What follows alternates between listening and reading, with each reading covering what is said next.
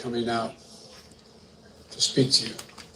I initially was going to talk about the economy, but all of you have been watching what I've been watching. All right, we're going to be talking about, we spoke earlier today, and I think the conversation took a turn in which I wanted to do a follow-up. We were discussing what January 6th meant, and I got a host of very interesting opinions. So this is it's an unusual late night live. I get it. I'm on the hours I don't normally I'm not on, but I wanted to follow up and see where you guys are, because I got a hell of a lot of very unusual answers on what January 6th was about. Doing of the people's business. And here's Biden that night. Let me be very clear. The scenes of chaos at the Capitol do not reflect a true America, do not represent who we are. What we're seeing are a small number of extremists dedicated to lawlessness. This is the This is evening not dissent. of January It's 6th. disorder. It's chaos. It borders on sedition. And it must end now. Was he right? I call on this mob to pull back and allow the work of democracy to go forward. This is the evening of Heard January me say 6th. before in different contexts. Why do so many folks The words have a different opinion of what took place that night? I'm really curious. I just wanted to come back on because this afternoon's talk really went off the rails in regards to what took place on January 6th. So I wanted to hear your opinion, because who's getting it wrong here? Was there any crime committed at all? I mean, if you listen to President Trump, it was a good day. A love fest. I believe Trump referred to it as a love fest. So I want to ask you folks, just to get clarity on this, what happened in your opinion on January 6th? What was that all about? Was it indeed a fight for democracy, a legitimate fight for democracy, or was it an effort to literally overturn an election, which is the exact opposite of democracy? That's what I'm trying to find out, because I don't know how the hell this afternoon's conversation went so far left. So, if you will, I just, as always, you know how the program is ran. We don't block, ban, or censor anyone. So, even at this hour, we do believe in letting folks speak. It is a MAGA-friendly program in its entirety. Always have been that way, always will be that way. But I want to find out, just because the folks on the left have such a different opinion of what happened on January 6th from folks on the right. How can that be? Look at it in the comments real quick. Hey, somehow I made it back here, says Brandon. Brandon, good to have you back. Could nobody else do that in this country other than the people who did it? I gotta say, there may be some validity to that comment, that only MAGA could have perpetrated what took place on January 6th and got away with it to some degree. Now, I understand there are folks who are in prison for what took place on January 6th. So they're not all, they didn't all get away with it, so to speak. Some of them were charged. Some folks believe they were overcharged. You've heard President Trump suggest that if he is reelected, he would pardon them, which is why I want to ask folks, why is there such a difference of opinion between the right and the left on what happened that evening? Is the Democrats getting it all wrong and the Republicans getting it all right? Or perhaps is it Trump and MAGA having a completely different opinion from everybody else? Tim always asking logical thinkers why, says Alter Ego. Well, not necessarily only targeting logical thinkers this time. I want to hear from the illogical as well. Maybe they have a point that other folks are missing out on. I'm trying to figure out why is there such a stark difference in describing what took place on January 6th. So, looking in the comments, because I want to ask you folks, what the hell do you think took place? And what was the goal of January 6th? We'll start it out with the one and only Takesha Bowie. If the box brings her up, by the way. Takesha, good afternoon. Hey Tim, how are you? Hey, I'm doing good. We talked earlier. I had the program earlier, and although we were talking about the Trump trial and why Biden is not normally mentioned in the news much, it took a left turn to January 6th, and the comments went awry. In your opinion, what the hell was going on January 6th? What do you think the goal of that was? A little boy lost with a big ego, and he summons the people who hang on his every word. He knew those people were going to that. When he said let's march peacefully to the Capitol, they had already been hyped up with comeback by with what Giuliani said and what the Let's have trial by combat. Yeah, and what the other one said, they had the doggone bulletproof vests on and stuff. They already knew. They had hyped those people up. Those people were already upset because Trump told them that the election was stolen from him. He had been saying it since the night of the election. Well, shit, so they were already upset. He's still saying it now. Right. They fed into those people and they hyped those people up. I don't care if he said, let's go like grandma's apple pie and just be just as sweet as we can be. Those people were already angry. He already knew that. So what you're saying is even though he may have said go to the Capitol building and go peacefully, they were so angry they were beyond being able to even do that. Absolutely. So what about Ray Epps? What about the claim that it was Ray Epps? Let me say this right quick, Hanson. If people really would research and read things before they changed the law in Washington, they would have known that the only person in Washington, D.C., before all this happened, that could call in the National Guard was the president. It was written in ink. All they had to do was pull up who can call the National Guard in Washington, D.C., and it would have said the President of the United States. You know how we can get Donald Trump to tell the truth about that?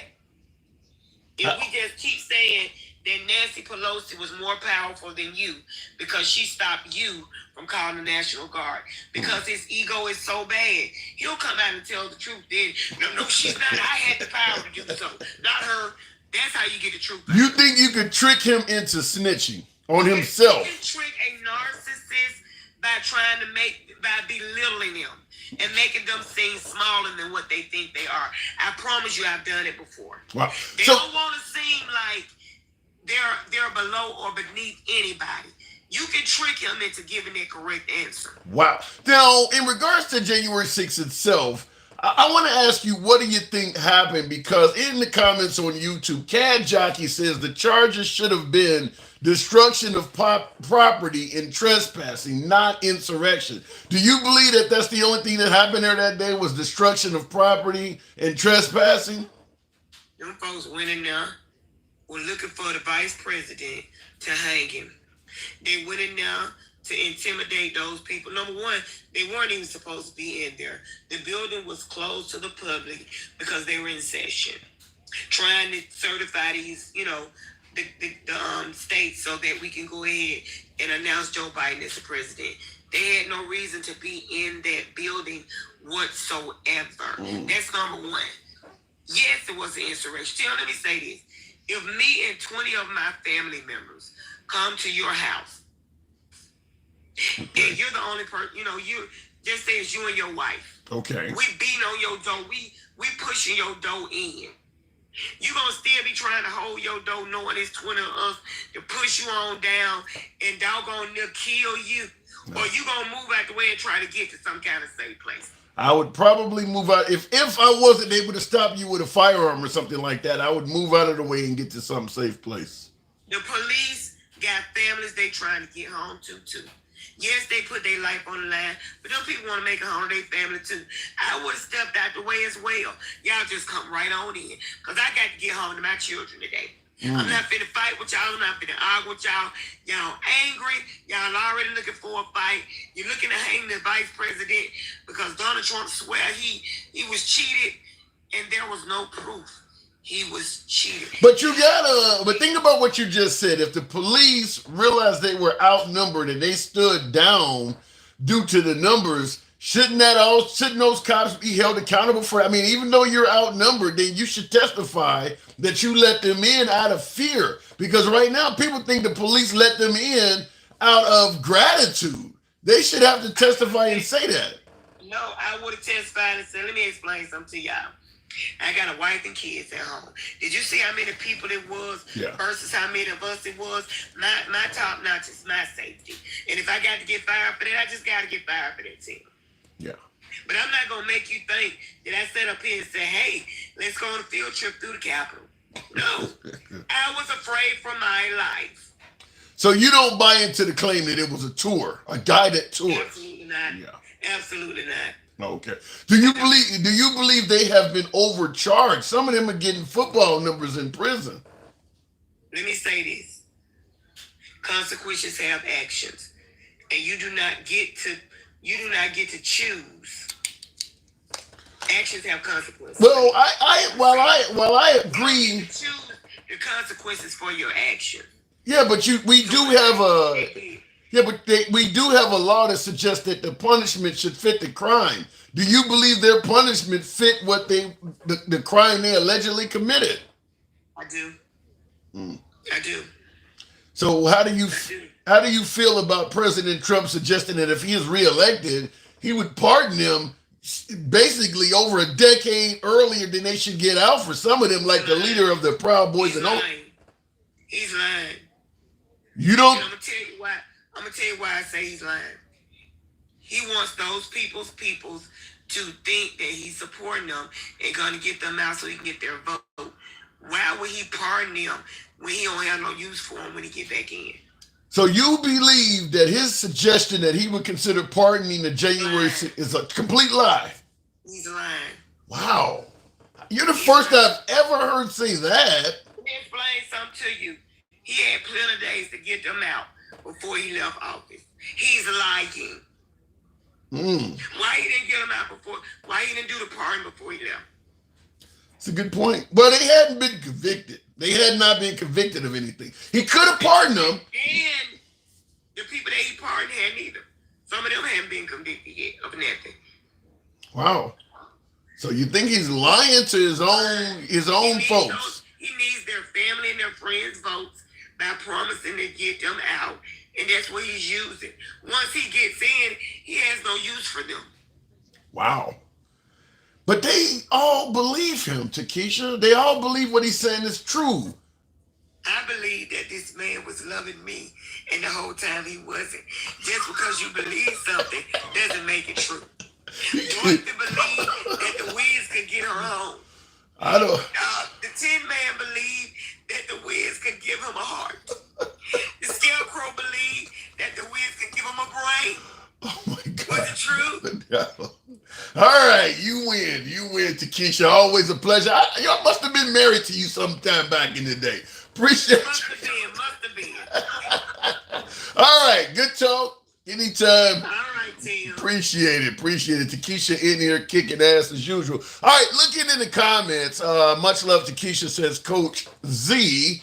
Real quick, that's what we're talking about. And I'm only rehashing this topic from earlier just simply because we were discussing Trump's trial and why Biden never seems to be in the damn news compared to Trump. And the whole live took a left turn when somehow, some way, January 6th came up and so many folks were suggesting that the entire issue with January 6th was Nancy Pelosi not providing the National Guard, and that Trump really did not do anything wrong on January 6th. So I wanted to do a follow-up this evening just to get this out and open from the folks, because tomorrow we'll obviously be back on the Trump trial, but some of the opinions were interesting to say the least. Benny with the jellyfish. Wow, Benny, that was nice. Thank you. Never seen it before. Certainly appreciate it. Thank you, Benny. This live triggers YT, meaning white. This live triggers white Republicans, and he spelled Republicans with 3 Ks. That is Tyra Angelita. Why do you say that? Tyra, why do you say this live is triggering white Republicans spelled with a triple K? Feel free to elaborate. Guys, you know how the program is run. I don't block, ban, or censor anyone. The program always will remain MAGA friendly in its entirety. I understand we get liberals on the program as well, but we go left of Bernie Sanders from having dinner with QAnon. Benny and the Jets, to quote Elton John. Thank you, Benny, for the confetti. So, and I see a lot of folks are suggesting that that comment resonated with them, that this live stream is triggering white Republicans with a triple K. Okay, tell me something I didn't know. I've talked to a lot of folks on the live. I don't know if I talked to anyone that I would consider to be a white Republican with a triple K. Wow. What she mean when she said those people, AJ on YouTube. We're in the simulcast on YouTube. The numbers are far less tonight. It is a Tuesday evening, not the time we're normally on. But I would implore you to tap the screen on TikTok, get the likes up to around 15,000 if you would. Helps out the algorithm, may wake up a few folks. And on YouTube, smash that like button. Certainly on YouTube. Not a lot of participation this evening on YouTube. Hey, did I see a comment earlier saying it was your birthday? No. As my birthday's in June. Going back to the box though, Birds fan, you see what's on the monitor behind me. What does January 6th mean to you? Because there is so many different opinions as in regards to what took place. I don't know what happened with my last caller, but let's go to Jonathan. I think it says Bulliard.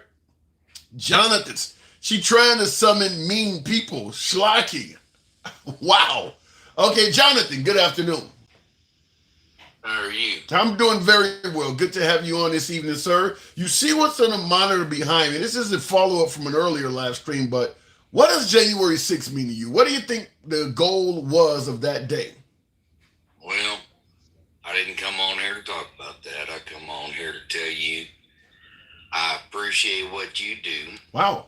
Thank you. I do not necessarily agree with your viewpoint on a regular basis. That but is I fine. do appreciate you as a gentleman, as a man who allows open commentary. I appreciate that. And there's no issue with disagreeing with me or anyone else. I'm fine because we all have a difference of opinion. We're all entitled to that. But thank you for coming on and giving me that accolade. I can't argue with that. Appreciate that. Well, I've tried to come on here several times, and you got a lot of people that want to bump their gums and run their mouth and argue and debate, which is good. That's because that's what your video program is about. Mm-hmm. And I just wanted to tell you, you and I are on different sides of the fence on the belief of who's the best for the country sometimes, but I respect your viewpoint and I respect your mentality as a man. Thank you. Thank you, sir. And that's all I can ask for, Jonathan. That is all I can ask for. So, certainly appreciate you coming on. You're always welcome on the program anytime. Thank you. And if you don't have anything else to add, I'll move it on. But thank you. You move on, my friend. You move on. Kick me out of here. Spot on, sir. Thank you. Thank you very much, Jonathan. Moving on to wow. I can't argue with something like that. No, me and that gentleman, according to him, we have a difference of political viewpoint. There's no problem there with that. If you believe Trump is the best thing since sliced bread or the worst thing since Satan, you're allowed to speak here. Even if you believe I don't know what the hell I'm talking about, we also will tackle that as well. So we're all about free speech here. Looking in the comments, January 6th means to me media setup. Plus, Trump did post on Twitter not to go and keep it peaceful, but the people took it down, deleted those in charge at the time. So he's stating that President Trump actually did state to come and be, protest peacefully. And the powers that be at Twitter before Elon Musk turned it into X removed his suggestion. Okay, fair enough. But I guess I would say this in regards to January 6th being a media setup. How did the media? I'd be curious to know in the comments what did the media do to set those folks up? Because obviously the media cannot actually control their hands or physical actions, and they are charged with what they did physically. So state in the comments, what did the media do to set them up? I'd be curious to hear your opinion. Going back into the box, we'll go to Tim Proctor. Good evening, Tim. You see what's on the monitor. We're going to be asking, what does January 6th mean to you? Or better yet, what happened that day? Tim, good evening. What's going on, handsome? How you been doing, man? Not much. I'm doing good. Just following up on this. We were talking earlier about what's actually going on in New York with Trump, but the entire stream took a left turn when January 6th came up. So it got wild. So I figured I'd follow up just to see where the opinions are before we go back into normal discussion tomorrow. What does January 6th mean to you? What was happening on that day? Well, January 6th, what that means to me is what's happening right now. When you want to talk about insurrection, why don't we start talking about what's happening on our colleges? What's happening in New York right now? What's happening up here in Columbia University? What's happening all along the East Coast? What's happening out in California? You talking about the protest, the Hamas, the pro-Hamas? Yes. Oh, is that not an insurrection? Well, what's happening at our southern border? What's your definition of an insurrection? What's happening at our southern border? Is that not an insurrection? Well, it could be neglect, but what is your definition of an insurrection? I don't think that would qualify as an insurrection. And what's going on in the colleges, the universities, I don't think that's an insurrection. What do you mean by that? Well, what I mean by when you have people who are actively supporting terrorism in this country, that is an insurrection. That's treason. Well, I'm going to ask you a few questions based on what you're saying. First of all, what is your definition of terrorism? If they're supporting terrorism, what is your definition of terrorism? Well, terrorism is somebody who's actively supporting it and wanting to do violence here in this country. Somebody who is actually wanting to do violence against another group or groups in this country. Those are terrorist acts. Okay. The reason I'm asking that is because we've had folks who support terrorism in this country since it was a country. By the way, I'm asking that too because I'm just, while talking to you, just to make sure I'm correct here, terrorism is defined online as the unlawful use of violence and intimidation, especially against civilians in the pursuit of political aims. Do you believe that's what they're doing at these colleges? Is supporting that? Okay. Exactly. When you sit there and you have students who are saying we are Hamas, and they're actively going after Jewish students, that's terrorism. Yeah, okay. We have to recognize that. Go ahead. We have to recognize it for what it is, and we're being slapped in the face every day with it and saying it's okay. Yeah. Now when Americans, go ahead. So as Americans, it's time for us to start standing up.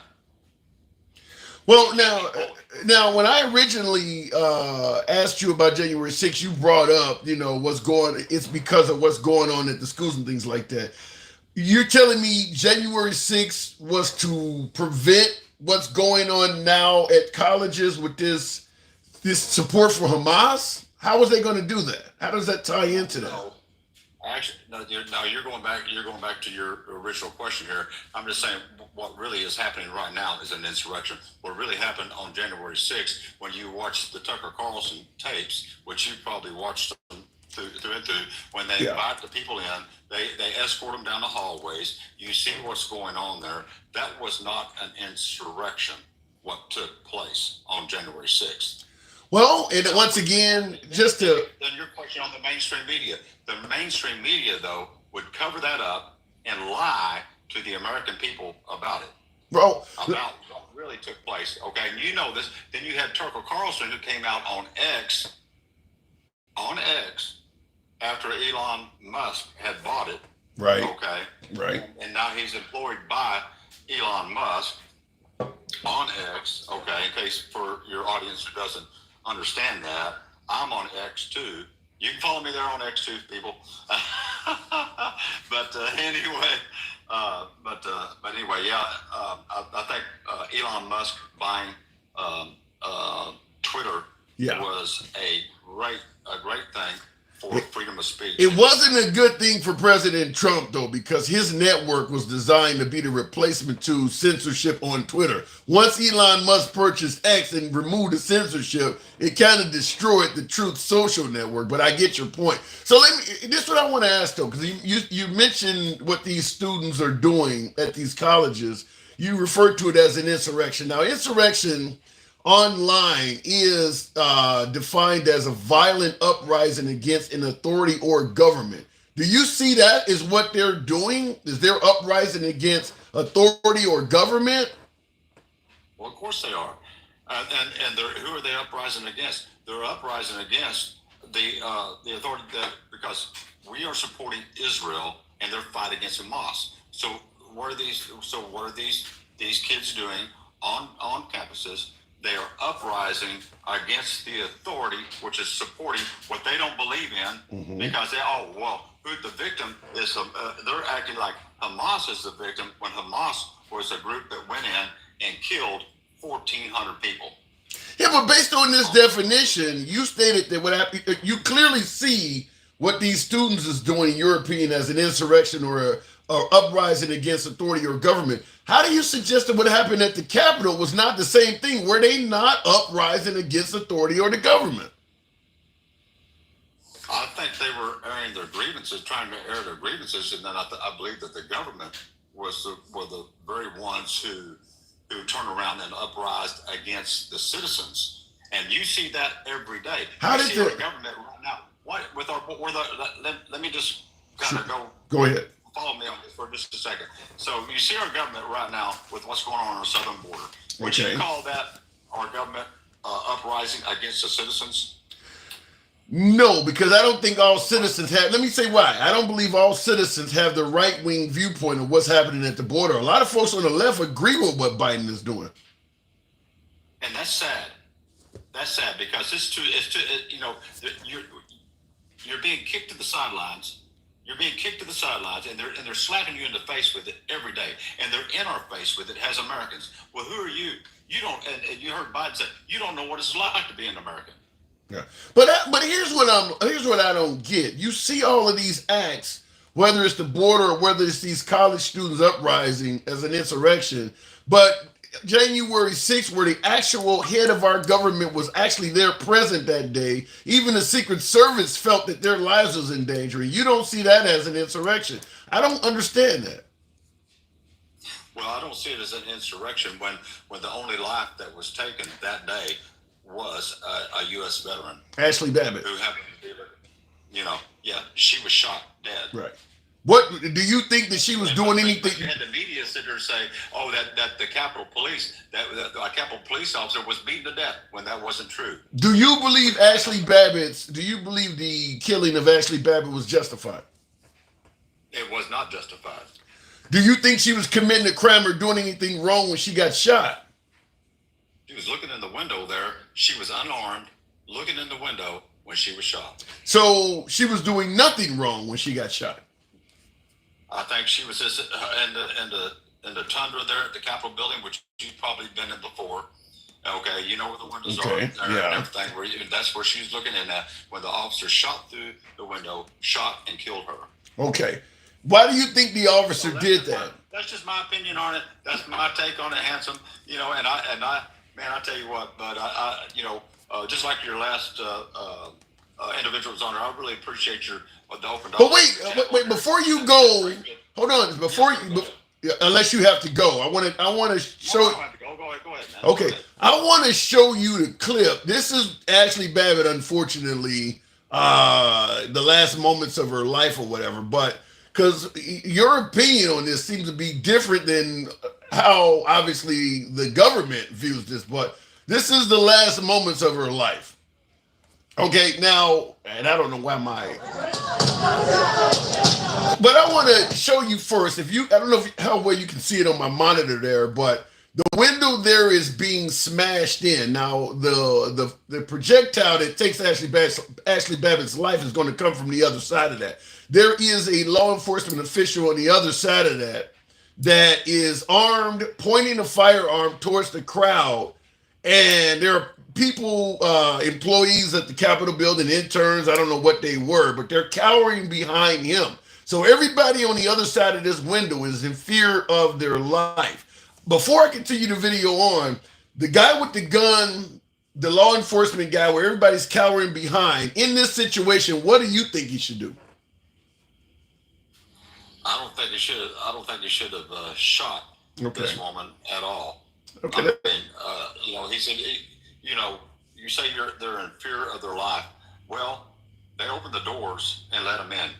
Okay. No, wait, hold on a second. I'm talking about right, because if you also notice, right in the middle, let me see if I can put my hand right here. There is, you see that is a chair that has been turned over. Not only did they lock these doors, but they literally push furniture up against the door. These people are truly frightened. Now, you're talking about people being let in at the front, but these folks where they are now are clearly not letting them in. And they clearly have furniture up against the door. So the guy behind this glass that they're about to break out is aiming a gun at them, and folks are behind him cowering. If they break this glass and climb over that furniture, I'm asking you, what should he do? What do you think would have happened if they would have went in there? I mean, that's an assumption.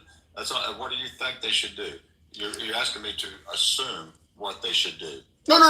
I'm asking you, just freezing the situation right there where you're that officer. People are cowering behind you because they're fearful for their lives, and you have your gun aimed at the crowd, and they are not following your instructions, and they're about to encroach and come forward. What would you do as a member of law enforcement? Well, there's several things you can do. You have a billy club. You don't have to eat rather than pull your gun. Wait a minute. You can deter people. You can deter people, right? You said a billy club. Wait a minute. Billy club.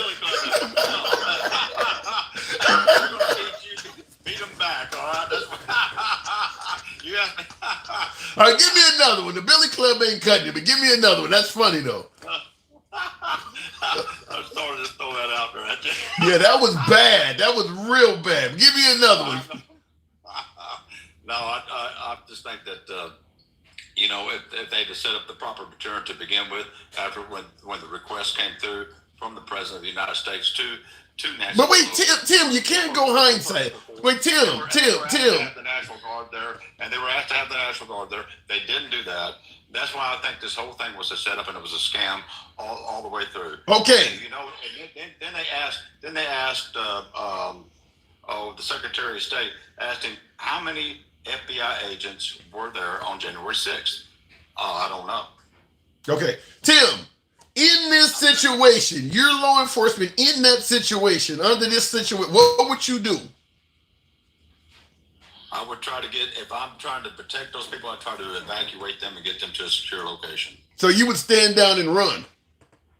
No, I would get the people that you're trying to get them to a secure location, and then say, okay, fine, if you want to overrun this thing, then we'll come in and then get you out of here. Okay. Now I want you to the video.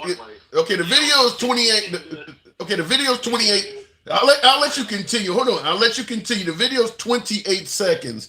I want you to hear what transpires.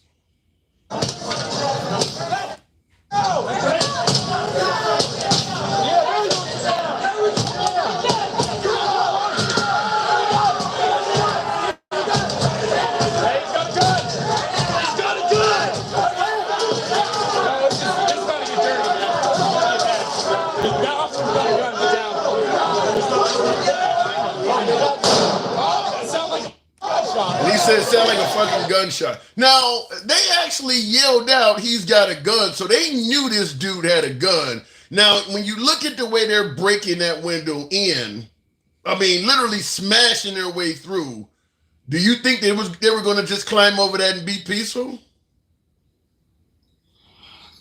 You know, I can't make an assumption on what they were going to do. If you had to guess. And what brought this group to this point?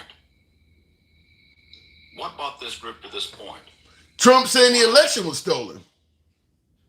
No, he said march down there, air your grievance, march down there peacefully and air your grievances. I know you want to go down to the Capitol, march down there and air your grievances peacefully.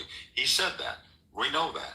They tried to impeach Trump twice, and now they're trying him on everything they couldn't impeach him on. Okay, I got to move it on, but I will say this though, Tim. I'm not necessarily disagreeing with your points, but your points are not in regards to what this guy was supposed to do. Well, he felt like he had to pull his weapon and shoot into this crowd. A lot of these people that were in this crowd, you know this as well as I do, were members of Antifa who had come into the crowd, and just like I said earlier, when they asked the Secretary of State how many FBI agents were there in the crowd, I don't know, but they were there. Okay, the Antifa angle. FBI agents.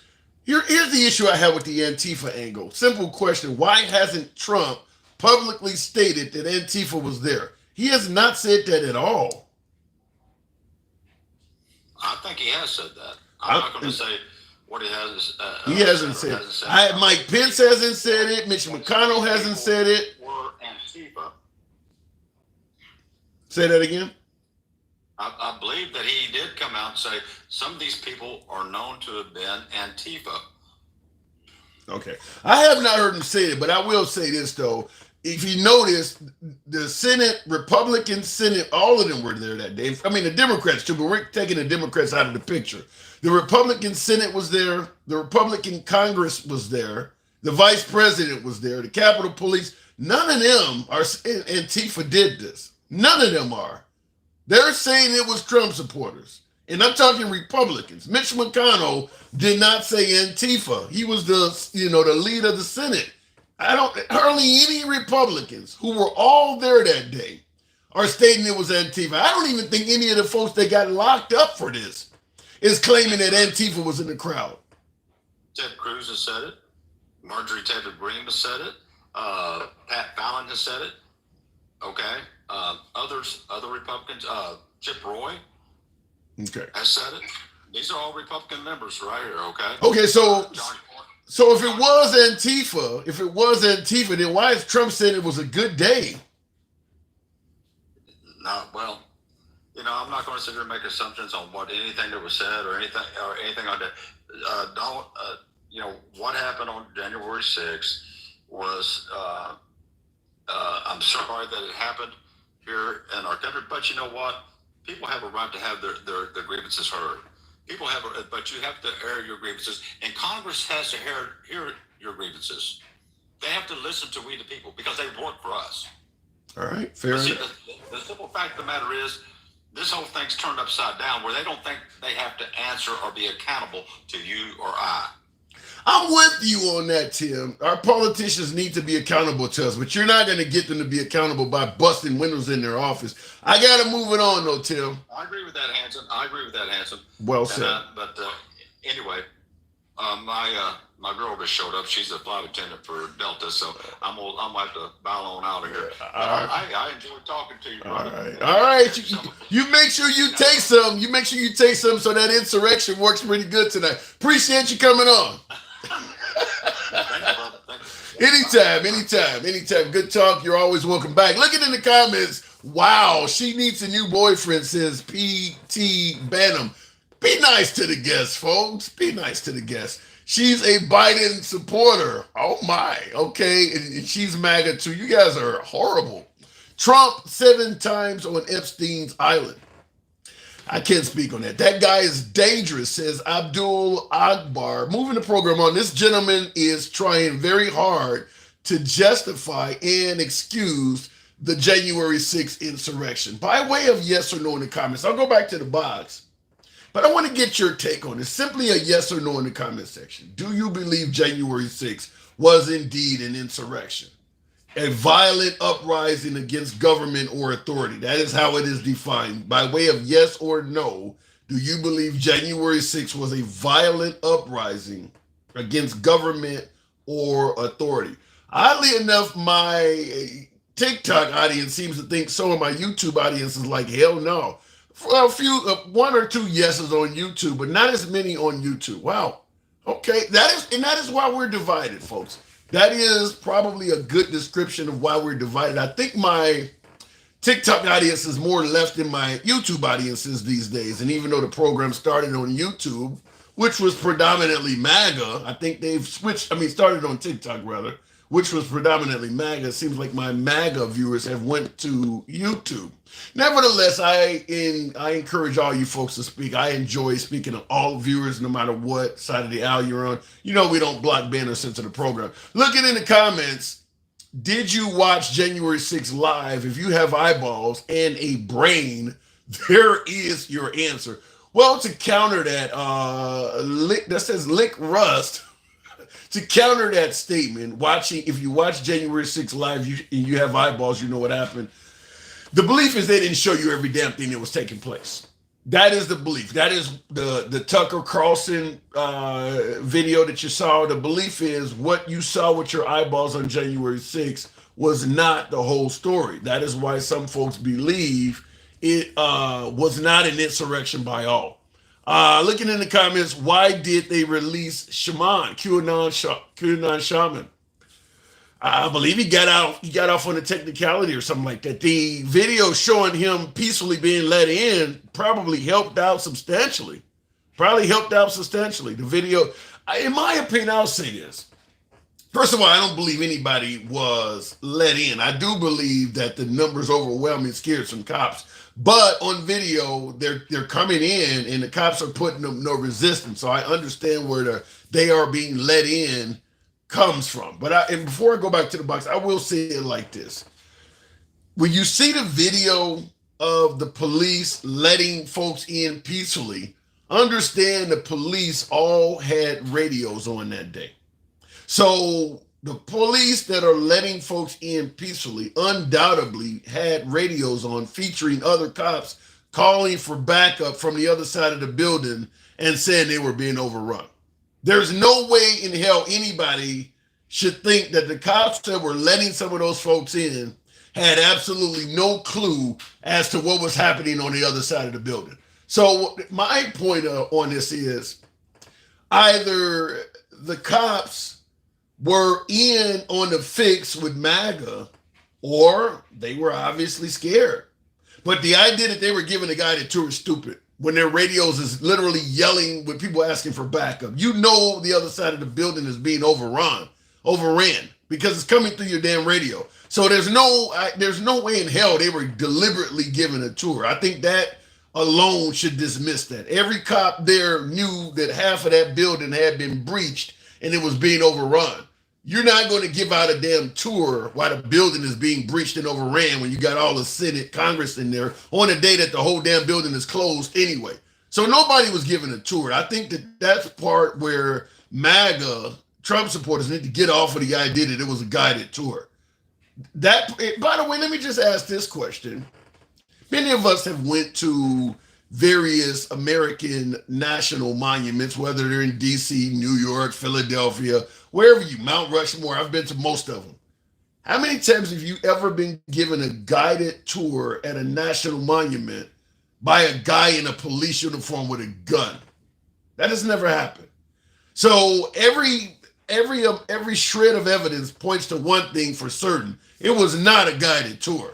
That part needs to be completely eliminated. There's no factual base for that. My guess is the police realizing that they had no chance of being able to handle those protesters, let them in out of fear of what would happen if they tried to resist. Just like the Capitol Police who testified, he thought he was going to die when they took his when they were disarming him, and he yelled out that he had a family at home. So that's likely what happened in regards to that. Gingers, thank you for the ears. Moving the program on, asking that question: what the hell took place on January 6th? What was the goal of all of that?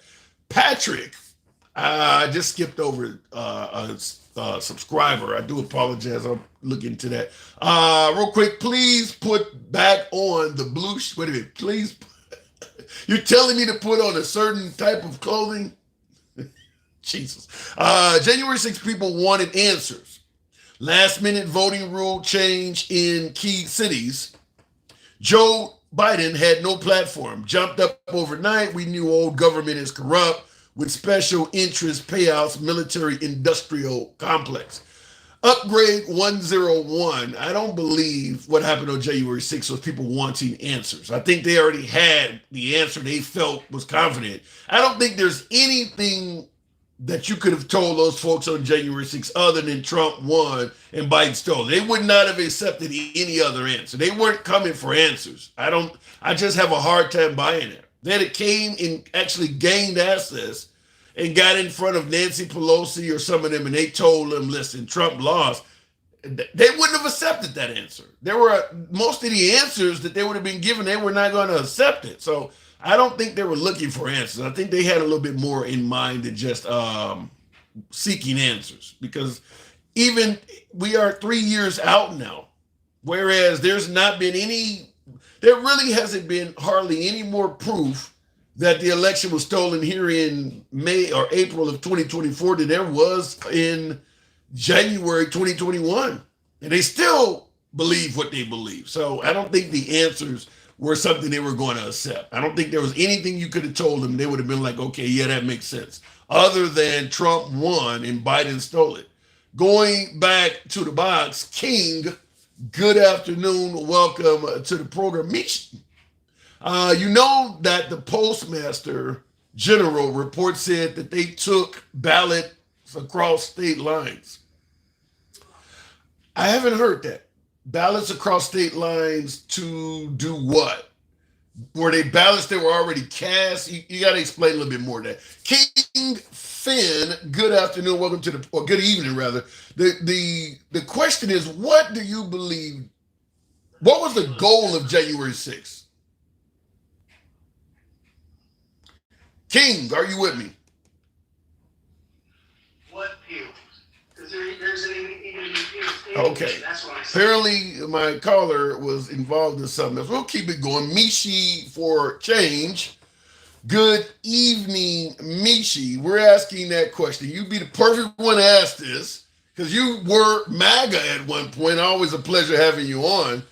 January 6th, what does it mean to you? Well, it was the day I stopped becoming a Republican. So you were leaning right. Were you with Trump all the way up to January 6th or just Republican? I was with Trump. I voted for him in 16 and 20.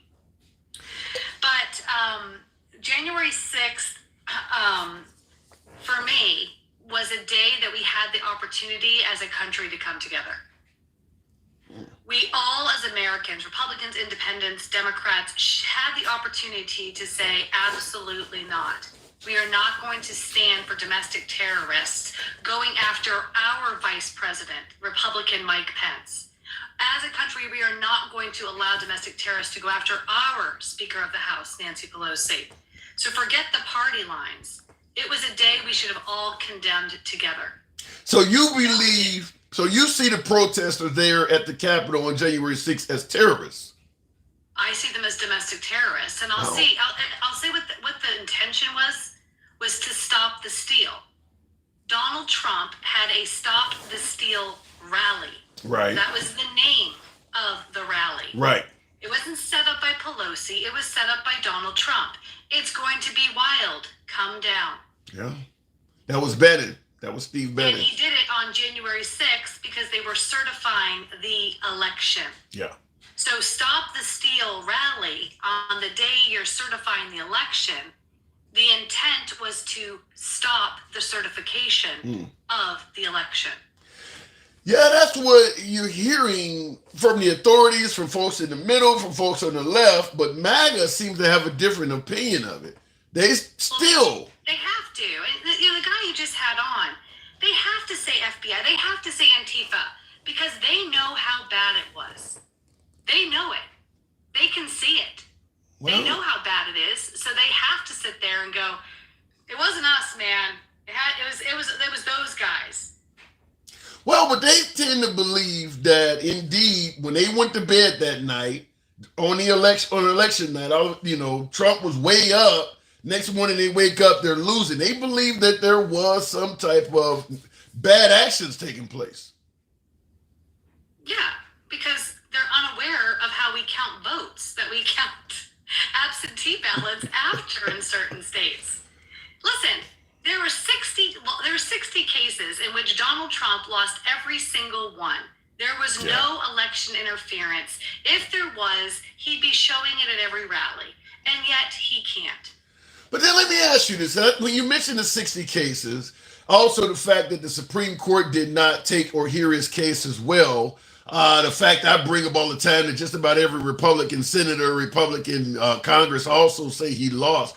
Why is it that MAGA still was so adamant he won? Why is it that with the evidence you're stating that exists, they still strongly believe that evidence is false and Trump won? Okay. Because they don't want to be losers themselves. Oh. Because they don't want their team to lose. So this is just like an ego battle or something? Because people have now self-identified as MAGA. It's not just a matter of I wanted to vote for Bush or I wanted Hillary to win they literally have identified themselves as Trump supporters. And so when Trump lost, they took it as a loss. Yeah. Well, it would be if they thought he had the best direction. Yeah. But personally, they took it personally. So I want to give you this. This is coming from the viewers on YouTube because we're simultaneously on YouTube. This comment, I'm gonna aim it at you. I'll let you have it. Bring it on. Brandon Hajek says, "Funny how all the election fraud goes in the Democrat direction. So only all of the fraud that we're finding out, it's only Democrats who are cheating." What say you, That's Misha? absolutely incorrect. There's been plenty of fraud found in Republican counties committed by Republicans. If you can just search that, you can Google it. They've gone to jail for it. Yeah. So that is ridiculous. And I don't agree with fraud in any direction. But let me ask you, if the Democrats were committing fraud, why not go ahead and win the House then? If you're doing it, let's just do it. Let's win all of it so we can actually get our agenda passed. But that's not what happened, right? Yeah. So they control the House, which really is where the action happens. So if we wanted control, then you would have had to go after them too. Yeah. Well, you would have rigged it for them. Yeah, and I've asked that same question before too. If the Democrats could cheat that well, why did the Republicans, in terms of the lower down balance, actually outperform expectations in 2020? You're right. The Democrats would have took every damn thing. They would have been able to codify abortion and everything. They would have took it all. So yeah, that doesn't make a lot of sense. I mean, but a lot of folks do believe that somehow the Democrats had this precision strike where they only went to Trump. Right. It makes absolutely no sense. And he didn't even win the popular vote in 2016. And then he botched COVID. So, I mean, there really wasn't a big surprise that he lost in 2020. And I'm not going to say that he's going to lose in 2024. I personally think he has a chance of winning. Can he get your vote? Can he get your vote? Is he going to get my vote? Yeah. Oh, come on. Have you watched my channel? Well, you were with the Trump train. Let me ask this question, because you said you obviously voted for him in 16 and 20. You mentioned January 6th.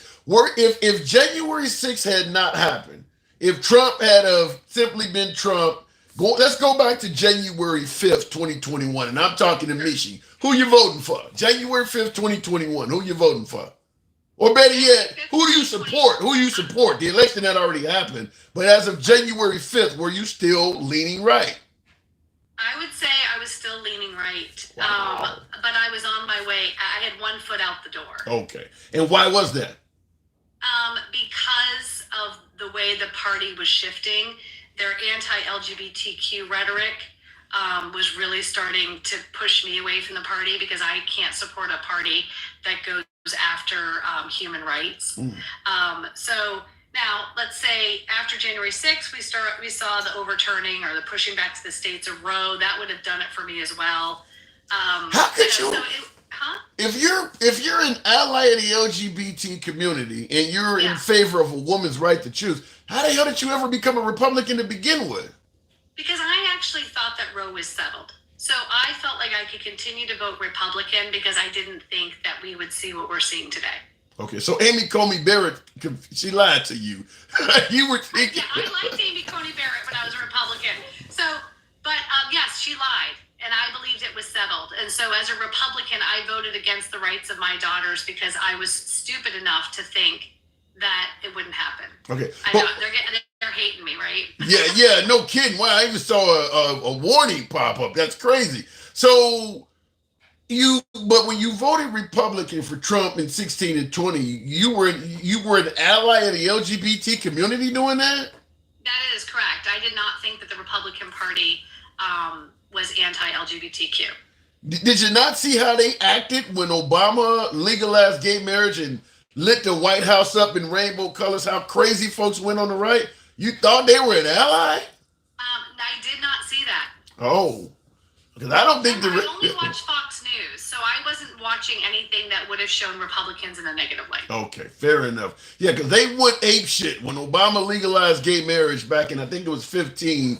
In honor of that, he lit up the White House in rainbow colors. And I remember seeing Fox News talking about it pretty damn bad. They didn't have anything good to say about that. I don't know. Listen, with 2015, I had 3 girls in high school. So I don't think I was paying as much attention as I probably should have been. Fair enough. So let me ask you this question. With the exception of what happened on the January 6th and a little bit about the party moving on average, do you think Trump was running the country better than Biden in terms of economy, global conflicts, inflation? Do you think he was a better president overall than Biden? How do I feel right now? No, I don't think that Trump was a better president at all. He inherited an economy that was going up. I don't think he handles foreign affairs well at all. If you look at the way that our world leaders viewed Trump, it's no confidence. They just need to look at Pew Research. Every country had no confidence in Donald Trump. And when Joe Biden took over, I mean, it literally went from like 20% to 80%.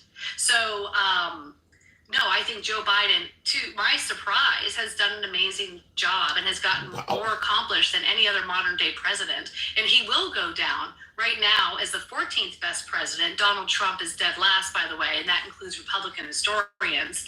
I believe Joe Biden will move up on that list and be higher than 14. You think Trump is dead last out of all 46 presidents? I don't think that. The historians, including Republican historians, have placed him as the worst president in the history of the United States. And they have Joe Biden as number 14 currently. Where's Obama on that list? Obama, I think, is like 8 or 11. Wow, he's better than Biden. That's interesting because I thought Biden's, with the exception of the inflation, I thought his job numbers and things like that were actually better than Obama's. Well, Biden hasn't finished his term. I do believe that Biden will actually go up on that list. But he's gotten a lot accomplished, including things that Donald Trump said he would accomplish, like infrastructure. And with the House as split as it is, and how contentious it is amongst the parties, it is amazing what Joe Biden has been able to pass with this Congress. Was Reagan or I loved Reagan, of course. Yeah, I was going to ask, was Reagan or Clinton higher up on the list than Obama? No. Reagan was not, huh? Now, do you need me to pull the list up? Send it to me. I'm dying to see it. Really am. I'll send you something on yeah, it. please. Yeah, it's all over the place, and it's been year after year, and that's why Trump on his True Social is constantly saying Biden is the worst president, Biden is the worst president in history, Biden is the worst president in history, because he's projecting the fact that he has been found to be the worst president in history. But the idea that Trump is dead last, really? That's, wow. Who was number one? Before it was, I think it's like George Washington or Lincoln. No, it's Lincoln. I think it's Lincoln. Okay. Well, he obviously, yeah. Buchanan's down at the bottom with him. For a while, Buchanan was last, but Buchanan, Andrew Johnson, they're all at the worst. Okay. All right. I gotta send me that. I'm dying to see it, Michi. Good to have you on this evening. Always a pleasure talking to you. Thank you. Thanks for having me, my All right. friend. And maybe in the future you will go back to the Republican side of things? Absolutely not. What if it was Vivek or Ron DeSantis or one of them? Vivek? Yeah. No, he's as bad as Donald Trump, and so is DeSantis. If there was anyone in the Republican Party I could have wrapped my head around, would have been closer to like Nikki Chris Haley. Christie or Nikki Haley. They're more normal Republicans, I would say, but absolutely not. The party has become way too radically right, and MAGA has completely taken over. The Republican Party really no longer exists the way that it was. So with Biden being in the sunset years of his life, you have no concerns of Kamala being our commander-in-chief? No. Okay, well said. All right. You answered every question I had. Send me that list. I really want to see that. Okay. It's a pleasure. Thank you. All right, thanks. Bye. Absolutely. Moving on with the program. Last place. Trump. Last place. Wow. I want to see that. And Grandma says she's great. Yes, I always enjoy talking to Michi. She runs a pretty good live herself. I quite often tune in and watch her lives as well. Looking in the comments, in order of the worst presidents from least to worst, Carter, Clinton, Obama, and FDR, and Biden ties for first. So in order of worst presidents from last, so in other words, at the very bottom of the list would be Carter, Clinton, Obama, and FDR and Biden, all left-leaning individuals, I take it. So I'd be curious to see who wrote that list. Looking in the comments, Christie in New Jersey, you needed to write an essay telling them why you deserve a gun. That must have been in reference to someone else. Moving the program on, though, the goal of January 6th, as you see on the monitor behind me, what does January 6th mean to you? When you saw on television or perhaps heard about it, maybe saw the January 6th hearings, what did it mean to you? What do you think the purpose of all of that was? We'll continue on with I think that says Christian. We'll make it happen. Thank you for the hat and stash, Grandma. Thank you. That says Christian or Christ. Good evening. Okay, my guest came and went. Perhaps they queued in by mistake. So we'll continue on with Sabrina King. Good evening, Sabrina. What did January 6th mean to you? Is it something we should be proud of, or is it something we should fear ever happening again? Sabrina, good evening. What say you? Hey, you. I love the way you run your lives. Very both-sided. I love it. Appreciate it. Yeah, my name is Sabrina. January 6th was an embarrassment for Republicans, big time. I lean right. I'm older. The older you get, the more conservative you tend to get. I've heard that before. It was very embarrassing. It was a horrible day, but there were also things that happened that maybe helped it along. And what do you mean by helped it along? They had some people out there that weren't, what do you call, MAGA or Trump supporters, that belonged to these three-letter you're talking about the feds? Uh-huh. Okay. Yes. So how do you believe they would have helped it along, though?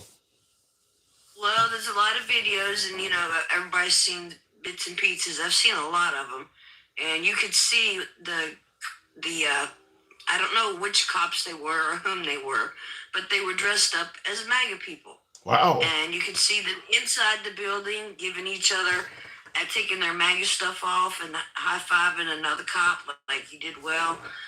But what happened in general was terrible. It's a terrible look. But it was not a takeover. It was not the end of the world. It was not 9/11. It was nothing like that. Okay. I'm 61 and you're younger than I am, but you've seen a lot too, I'm sure. Yeah, I've so seen that's a fair just bit. how I feel. So why do you think it happened to begin with? Why do you think this happened to begin with?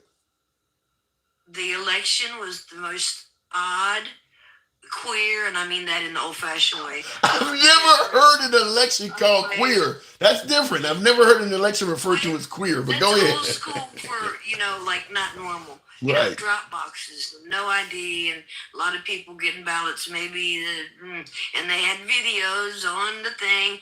People in the AOC's district, some guy was a taxi guy. He had thousands of fake ballots, and he was bragging about it. That's just one little tip. But I'll let you continue. Hold on, I'll let you continue, but let me tackle that. You said in AOC's district and things like that. Now, with all of these ballots, everything from dead people allegedly voting to illegal immigrants doing it, why is the assumption that all of this was done in favor of Democrats? I mean, do we have proof that all of these people were voting in favor of Biden? Because it seemed like that's just being assumed, that all of the cheating that folks believed they saw was automatically done by Democrats in favor of Democrats. Is there any evidence of that? Well, as you well know, I'm sure you're very well up to date with the news. Slightly, some. I think the Dems came out and voted their butts off, and that's great because they wanted to, and Right. they did what they were supposed to. But I think there might have been enough to sway the election. But like I said, no proof, can't prove it. So without any stuff. But So- it was just the weirdest election ever. Okay, and that's fair. That's a fair way of viewing it. But when you said there's no proof, but everything looked weird as hell, I have to ask you, then where is Trump coming from with the statement, I won by a landslide? I mean, we're 3 years out having this discussion, and we're admitting there's no proof now. He was telling them 2 months after the election he won by a landslide. Where's that coming from? That's what he thought would happen. He thought that it was just going to be all him. Thousands of people came to see him. Joe Biden had the little circles with chairs in the middle. It was during COVID, and it was a big difference. And people are like crazy at his place. If he walks into a NASCAR or whatever event, the people go crazy. He's mostly well liked, except by but that doesn't. Yeah, but Sabrina, that doesn't answer the. It's all good. Yeah, but Sabrina, that's not. Okay, hang on. That doesn't answer the question of why is he you said he thought. You're telling me he went before that crowd with something he didn't have any proof of and just simply told them what he thought? Because he said he actually had won by a landslide. He didn't say, I think I won. He said he did win. I didn't hear, I did win. I did not hear that from his face.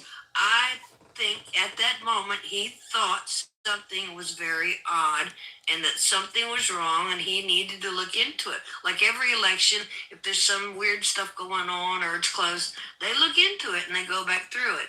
And it was just odd. And it's not the end of the world. Life goes on. We're dealing with Biden. It's not going well, in my opinion. Okay. But so I'm like, I lean right, but I also understand a lot of the other things too, the left leaning. Right. So I voted Democrat several times in my life, presidential. But this time, this country's in trouble. I've never seen it this way. It's sad. It's really sad. It's sad to put a flag in your yard and your people are out going to shoot your house. I mean, wow. It's crazy. You Wow. know. What So kind of that- flag would you put in your yard that somebody, you putting Black Lives Matter flags in your yard? What do you put in your yard that people want to shoot your house? A United States flag. Huh. A U.S. flag, and I live in the country, and we're old country folks. And I've had people come by here shooting guns, not at me or at the house, but shooting them up in there, pow, pow, pow, pow, pow, telling me they don't like my stuff. So it's just crazy. But if I see them in the store or out in public, there is no animosity. There's no. Everybody gets along until we get on here and start rah, rah, rah, rah. So Yeah. it's just sad to see that the country is sliding downhill. And a lot of people don't want America to be first because we can be bossy and the policemen of the world. I understand that. But if we're not first, who else will be? So it's just something to think about. That's all. And I wanted to tell you, I really love your lives a whole lot. Thank you. And they're probably banging me in the comments, I'm sure, but that's okay. Yeah, you're getting hammered, but listen, that's how it goes. They hammer me as well, Sabrina. Right. Is this our first time It's chatting? all right. Yes, sir. It sure is. It's a pleasure. Don't be It a was nice to stranger. meet you. I followed you and everything, and I like your stuff. And I'm just one of these people. I don't hate somebody who thinks differently than me, and I don't judge them. But as long as there's context, I get it. But yeah, that's just kind of where I'm. But let me before I let you go, let me ask you though. Now that you and I are admitting in 2024 that there's still little proof with that election, are you okay with Trump going around still suggesting that he stating that he won by a landslide? Are you okay with him doing that, even though you're admitting 3 years later there is still no proof that he won? There is no proof he won. That's for sure. There's no that anybody can find that I know of. I've heard this and that. Right. I'm not going to go down any conspiracy road. But if he's saying today, I won that election and that's the way it is, that would be wrong. Now, if he could say, hey, that election was messed up and it was really weird, I think I don't blame him. Okay. I'm just an American, and it was just the oddest, strangest election ever. That's fair. That's all. That's fair. So just to get clarity, you don't see, and I agree with you, any issue saying that, listen, I question a few things that took place, but you are stating that if he is going around saying he won by a landslide still, according to you, that is wrong for him to do that. Yeah, that's great. That's all right. All right. I agree with you on that. Fair enough. All right, handsome man. Yeah, all right. Well, it's nice meeting y'all, and y'all get off me in the comments and be nice. I'm a nice person. All right. All right, Sabrina. Anytime. Come on back. Anytime. God bless y'all. Bye-bye. You too. You too. Have a good night. Looking in the comments, let's see poll places covering up windows, late night ballots being dropped off by a delivery van, mules repeatedly dropping off mail-in ballots, P.O. boxes used as home addresses. A lot of that was covered in Dinesh D'Souza's 2000 Mules, and we covered that here, I believe 2 or 3 broadcasts. I personally have seen that documentary or film or whatever you want to call it 6 times. 6 times I've seen 2000 Mules. And my response to that footage is the same what I asked my last caller. Why are we assuming that the way the election, the issues we have with how people were voting, why are we automatically assuming that all of that was done on behalf of Democrats? Like he mentioned, P.O. boxes and all of that. We just assume everything we see that doesn't look right is being done by Democrats. There's no evidence of that. If Black Lives Matter or Antifa would go to a Trump rally on January 6th to stir up trouble, you telling me Republicans won't go to a Democratic neighborhood to cast phony votes? How do you know what you're seeing represents Democratic fraud? Even if everything Dinesh D'Souza said was true, and I don't believe that, but I'm just going to say, even if everything Dinesh D'Souza said was true, why automatically assume it's all Democrats? You don't know what's on those ballots that's being stuffed in a mailbox at 3 o'clock in the morning. It could be a Republican coming into that neighborhood and doing that to have folks think it was a Democrat. If Ray Epps and Antifa could do it at a Trump rally like you believe, why can't the Republicans go to a Democratic neighborhood and commit activity that looks suspicious? Just want to point it out that you got to view this from a fair perspective. Like I said, I watched 2000 Mules, put it on the screen here and debated it with folks. And Dinesh D'Souza did exactly what we're stating here, is that 100% of what he saw, he assumed was Democrat. That's the problem with 2000 Mules, is that none of what they can present stands on its own. Everything they show you has to also come with an assumption. Assumptions don't work in court. Assumptions don't. Listen, I see here is some illegal immigrants in the ballot office casting ballots. Okay, they shouldn't be able to vote. But who are they voting for? Well, I assume because they normally vote Democrat. You can't go into court with assumptions. All of this stuff was based on partial assumptions. None of it, if you don't see the actual ballot, what's actually on the ballot, you're assuming. You're assuming. And I've also brought up in regards to 2000 Mules. And thank you for the compliment, Keone. Keone, I think that says 8-1, thank you. Here's the other issue. not only did Dinesh D'Souza of 2000 Mules assume all cheating was Democrat, he only did his investigations in Democratic areas. He went to Arizona, he went to Phoenix. He went to Wisconsin, he went to Milwaukee. He went to Michigan, he went to Detroit. He went to Georgia, he went to Atlanta. What about the rest of the state? What's happening in Decatur, Georgia? What's happening in Republican areas of Arizona? I don't know. I didn't go there. If the police only police your neighborhood, at the end of the year, guess where all the criminals are? They're in your neighborhood. They didn't check nowhere else. So the point is being made that there could have been all sorts of fraud being committed that Dinesh D'Souza missed supporting Republicans because he didn't go to red areas. He only went to Democratic areas. Should it surprise you that he believes only Democrats cheat? But the whole Dinesh D'Souza 2000 Mules investigation would easily be shot down with a couple quick questions, such as what I've asked you here. There's no explanation for it, other than I assume Democrats cheat and Republicans are honest, so I only went to Democratic areas, and anything I saw that looked wrong, I assumed it was being done in favor of the Democratic Party. You can't go to court with something like that. I mean, that'll fall apart right and left. That certainly doesn't pass the standard of beyond a reasonable doubt. So once Dinesh D'Souza came up with the documentary, the powers that be saw it, and they instantly like, you can keep that shit. Looking in the comments though. Simple solution is voter identification then. What's your thoughts on this? Dude, bro, I agree with you 100%. I don't believe there's any legitimate excuse for a full-grown adult not to have ID. However, I will state this. I also don't believe there's any legitimate excuse for anybody to have to wait 8 hours to vote.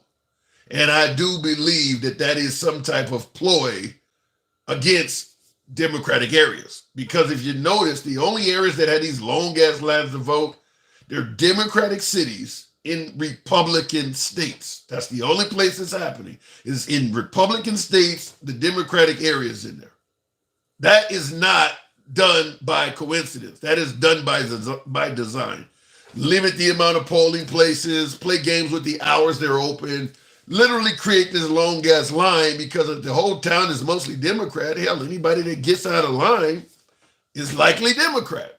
That's done by design. Going back to the bots though, real quick, we'll continue on. What was the goal of January 6th?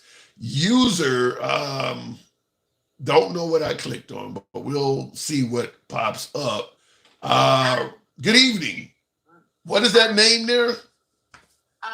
It's user Joe Urban. I don't know how a user got in there. I usually just go by Joe Urban, but I don't know how to get the user part off. No. Anyway, what do you think? Well, what are y'all talking about first? We're asking that question. January 6th, what does it mean to you? January 6th, okay. It means to me that I've seen videos. I don't know if you all have or not, but I've seen videos where Antifa and BLM people were driven in on buses, and they were getting out, changing into clothes, Trump shirts and all this stuff, getting their flags, and they were practicing what they were going to say. And this girl was videotaping them, and they tried to chase her down to get the video because she told them that's wrong. Wow. Okay. How do they know? But the people that Trump told to go peacefully and protest, those guys, you all ain't showing those videos. Well, they are out there though, where they're saying, no, don't you guys do that. Trump doesn't want us to do that. And he said he's telling us to leave and go home. What is wrong with you all? Get down from there. We're not like that. You know, you're acting. He even didn't know that they weren't real Trump supporters because he was saying, we don't act like this. Get down from there. You know what I mean? Okay, let me ask you this question. In regards to the video you said you saw of Black Lives Matter coming in and changing clothes, how do you know the people that got off the bus was Black Lives Matter? How did you know that's what they were? Because you know how they dress and all that, and why would they be rehearsing stuff? If they were automatically Trump supporters, Well, why would they have to rehearse anything? Okay, wait a minute. Question. How does Black Lives Matter dress? Usually in all black and stuff. Well, Antifa does. I know that. Antifa usually dresses in all black. But they were driven in. And just like, okay, can you guys not see what's going on again? I bet you the train wrecks are going to start happening again, too. It's all by design. Distraction, distraction, distraction. The planes, the trains, and automobiles, okay? Fires, wars. Have you not opened your eyes to see everything that's going on since Biden, I believe, was installed? You're telling me planes, trains, and automobiles have started crashing in a bigger frequency under Biden? Oh, yeah. You want to look it up? You want to look it up? I haven't heard this. I have not heard any of this. Oh, you also heard about the planes falling apart, and then that guy that was telling on them, for, was it American Airlines? The guy was going to tell on them. Well, he got some of it out. They went ahead and put bullets in the back of his head. Oh, I have heard about that. Because people are coming, forward, and telling the truth about what is going on, even with our own FBI. There is rogue in every alphabet agency, the FBI, the CIA, SSI. There's rogue people. You said the SSI. Real quick, hold on a second, folks. Tap the screen. Get me up to 50,000. I don't want the SSI to get up. But wait a minute. Okay, so you think Biden is deliberately leading the plane crashes and car crashes? You blaming this on Biden? Distraction any way you can. Plus, I'm telling you, you're going to start seeing more trains and the boats. Oh, I forgot about the boats. All of a sudden, what? They're trying to get it where we need the government for food and everything. If y'all can't see what's slowly creeping in, I don't know what to tell you. I'm 62, and if you guys cannot tell, it's going to sneak up on you and slap you upside the face. It's going to be too late. Wow. And you think Biden is in on this? Of course he is. And so are the Republicans. It ain't just Biden and the Democrats. There's Republicans, too. What about Trump? What about Trump? Is Trump in on it? When Trump come down and he said, I'm going to clean the swamp, because, see, he used to hang out with them all. But when he seen what they were doing underneath the White House and also letting drugs in, they were the biggest kingpins. Cheney and all them, and Bush Sr. and Jr., they're all in on it. Bill Clinton. It's all of them. Do you understand? So what you're basically saying is every president we've had in our lifetime is corrupt other than Trump? As far as that goes, trying to take our country down. Now, I know Trump don't do drugs. I know he don't sell drugs. I know he don't drink. I know he don't even smoke cigarettes. Now, as far as maybe, okay, he said something about square footage on his house. Okay, he's a criminal. He's corrupt. And he said the square footage on his house was bigger than it was. But again, that's not real criminal because the bank said they suffered no loss. So the point is that when Trump stepped down, he said, I'm getting you all, even my own party. What they do, they come after him with everything. They're like, okay, Russia, let's say he's in bed with Russia. Well, guess what? Look at all the millions they spent. And guess what? Not a daggone thing. He wasn't in bed with Russia. Hillary Clinton and them were. The Democrats. So let me go. Okay, you've covered a lot of ground, but let me go back to the original question. So what was happening on January 6th in your opinion? What was the whole purpose of that? Well, to try and keep Trump from getting his truth out there because he won the election. Election interference. Election was stolen. That's what it was all about. So, and they wanted to that's when they started really on him, and because he started coming up with his proof, and they're like, don't let him do that. And even also, look at the cops now. They're saying, hey, I told Nancy Pelosi what we heard, and we thought we needed, what is it, Why is Trump none of Trump's own cabinet saying he won the election in 2020? Why are they saying he what? Why are they all, everybody from Mike Pence to Attorney General Barr, his own administration, is saying he lost that election in 2020? Because let me tell you why. You want to know why? I do. Because they're in on it too. Trump found out stuff about them too, and now it's too late. So he could not let Trump stay in. Oh heck no, he could not let Trump stay in. That's why he started snuggling up with the Democrats real quick. He's like, oh heck. So you said Trump found out stuff about Mike Pence? Mike Pence, all of it, and it's sickening when it comes out. Where's your evidence that he found out about stuff? Trump said he's got it all, and I believe every bit of it. They've got it all, but what are they doing? Here they go. Well, we can't let him get that out. We can't let him get the truth out. Here, boom, distraction over here. So when I asked you where the evidence, your answer is Trump told me. That's all it is. No, Trump has it. Not only Trump, and he didn't know.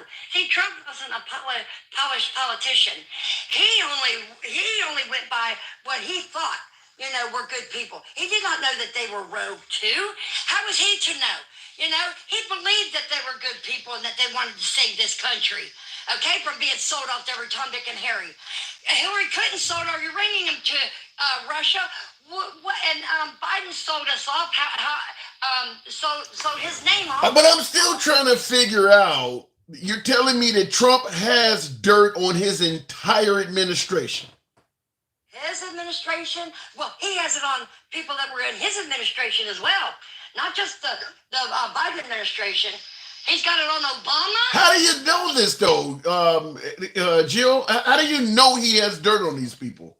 Well, we done seen proof on some of it. Give me some examples. Give me some examples. They block it. Block. As soon as it comes out, block. And guess who's in on blocking it? You want to see where Nancy Pelosi said, "Here's what we do: we smear our opponents. We call it the smear campaign. We make up lies, and then we feed it to our media, because who owns most of the media? The Democrats, the George Soros's family, and all them. We feed it to them, and then they feed it to the public, and people say, okay, wait. So why didn't the Supreme? Hold on, Jillian, you got to give me your time to get in here. You're covering a lot. Why, if Trump won the 2020 election, why didn't the Supreme Court hear his case? Or does he have secrets on them too? Yes, he does. Even some that he picked. Wow. Yep. He sure does. So what is this going to be? No one's going to be able to stop it. Because let me tell you something right now. God Almighty, I don't know if you know God, Jesus Christ, but he's going to make sure it gets out. And that's why they're starting to fall. Let me tell you something. You're going to start seeing people, we're going to retire. Or guess what? They're going to be retiring, all right, because they're going to military tribunals. It's been going on. Okay, I do got to move it on, but I want to ask you one last question. Do you believe God sent us Trump himself? I do, and it's in the Bible about Trump. And trumpet sounds, when the trumpet sounds. If you also now you might think this is far-fetched. Yeah, I do. God even uses sinners. If you think Trump's a sinner, so what? You know what? God even used sinners. What was Moses? He was a murderer. What was David? He was not a murderer, but he was an adulteress. So what did he make them? He made he led Moses to lead his people out of captivity, and then David, he made him a king, King David. So he will still, and he could change their hearts. Okay, so nobody's perfect. Number one, I am not perfect by far. I'll tell you that. And if someone says they're without sin, they are a sinner right there because they're a liar. All right. Okay, Jill, I do got to move it on. You certainly have a lot to say. You're always welcome back on the program. All right, honey. Thank you. I love you to death. Hey, honey. thank you for coming on. Wow. Folks, let me make it clear. What do we say on every broadcast? We are MAGA friendly. We've always been that way. When I say left of Bernie Sanders to we're having dinner with QAnon, I try to provide an example per broadcast. I may have just done that, but we do believe in letting people speak. Everyone has a different opinion. And I'm assuming you probably just heard some of that now, but a lot of folks actually, particularly on my YouTube side of the hour, were actually agreeing with her. There were folks that actually agree with her. So we'll keep it going though. I would like to speak since Fusion. Feel free to state your comment. We'll keep it going though. But yeah, a little bit out there for me, for my liking, but I do want you folks to hear uncensored speech because these folks are in line voting behind you. And they may have a different opinion than you. You're entitled to your opinion, and they are indeed entitled to theirs. So, looking in the comments, Hollywood, the judicial system by pharma, big pharma, and military industrial complex, the network is pretty big, as we can all see very clearly. You got this lady rifled up. You got this lady riled up? You should not have. I asked her questions. I can't help it if I ask some of the what I refer to as hard hitting. I want to know what's on the minds of the viewers. It doesn't matter what side of the aisle you're on. I make the solemn promise I'm going to let you speak in your entirety, but I am going to push on you a little bit about what you're saying. If you have the high ground, I don't mind conceding that. A lot of folks come on here all the time and I end up doing just that, but I am going to push you on your opinion. I'm assuming none of you want to be part of an echo chamber. Otherwise, you would not be here with yours truly. You come here because everyone is allowed to speak. So you're not in an echo chamber. Everybody's not going to agree with what you're saying or disagree. By the way, tap the screen on TikTok. Get me on up to 60. We should be able to get to about 70,000. We got almost 600 of you in here this Tuesday evening, which is a bit more impressive than I thought to get 600, almost 600 of you in here. But tap the screen. We may be to get the number up a bit more. Same on YouTube. Smash that like button. Helps out the algorithm. Brings in more MAGA. Please stop spamming comments. Who's doing it? Tim, I feel sorry for her. She's not well, says Jenny, but she also is a voter. I don't think they do a mental health screen to allow you to vote. So if you think she's not well, understand her vote counts just as much as yours. January 6th, show your work. January 6th, show you work for the government, not the government working for us. I don't quite get that. Tim, so you don't mind spreading misinformation. Cindy, every opinion you have, someone else thinks it's misinformation.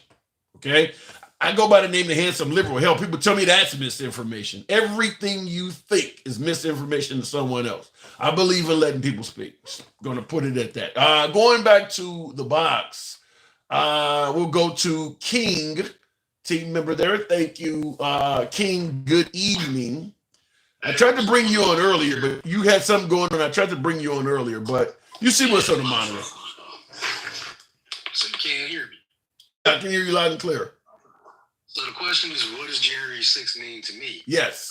Well, I would have to say that January 6th was a terrorist attack. Wow. For me, it lined up exactly with how 9/11 lined up. You didn't think this was going to happen.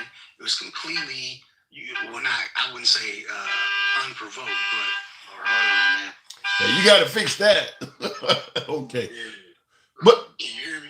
Yeah, I can hear you. But on September 11th, you mentioned we had 3,000 Americans die. You put January 6th in the same category as September 11th? Yes, as a terrorist attack. Understand what I'm saying? It's a terrorist attack. That was a terrorist attack. Name any other reason. The garbage of him saying and the MAGA saying, "Oh, it was a love fest." Well, the video you just showed earlier does not look like a love fest. The video I've seen all over all over TV and all over news and everywhere in the media, period, it doesn't sound like a love fest. Breaking into the Capitol doesn't sound like a love fest to me. Yeah, but they're going to bring up the fact that some folks were let in peacefully by Capitol Police. They can bring that up all they want to, but the clear and point fact about it is Congress is there to make the peaceful transfer of power. Right. That building should have been closed. Everybody, I don't care even if you are not of this country, you don't go in that building. That's a closed building. And the people that were let in, okay, I don't know what to say about that because I personally, and one of the people personally, it was some Capitol Police on the tape. So then let me present it to you this way. Even if what you're saying is true, were we looking at rogue adults acting on their own behalf, or were they acting because Trump? Do you blame Trump at all for what took place there that day? Yes, I do. Did Al Gore go off like that, do craziness like that when he lost? No, he Did any conceded. of the other presidents do anything like that when they lost? No.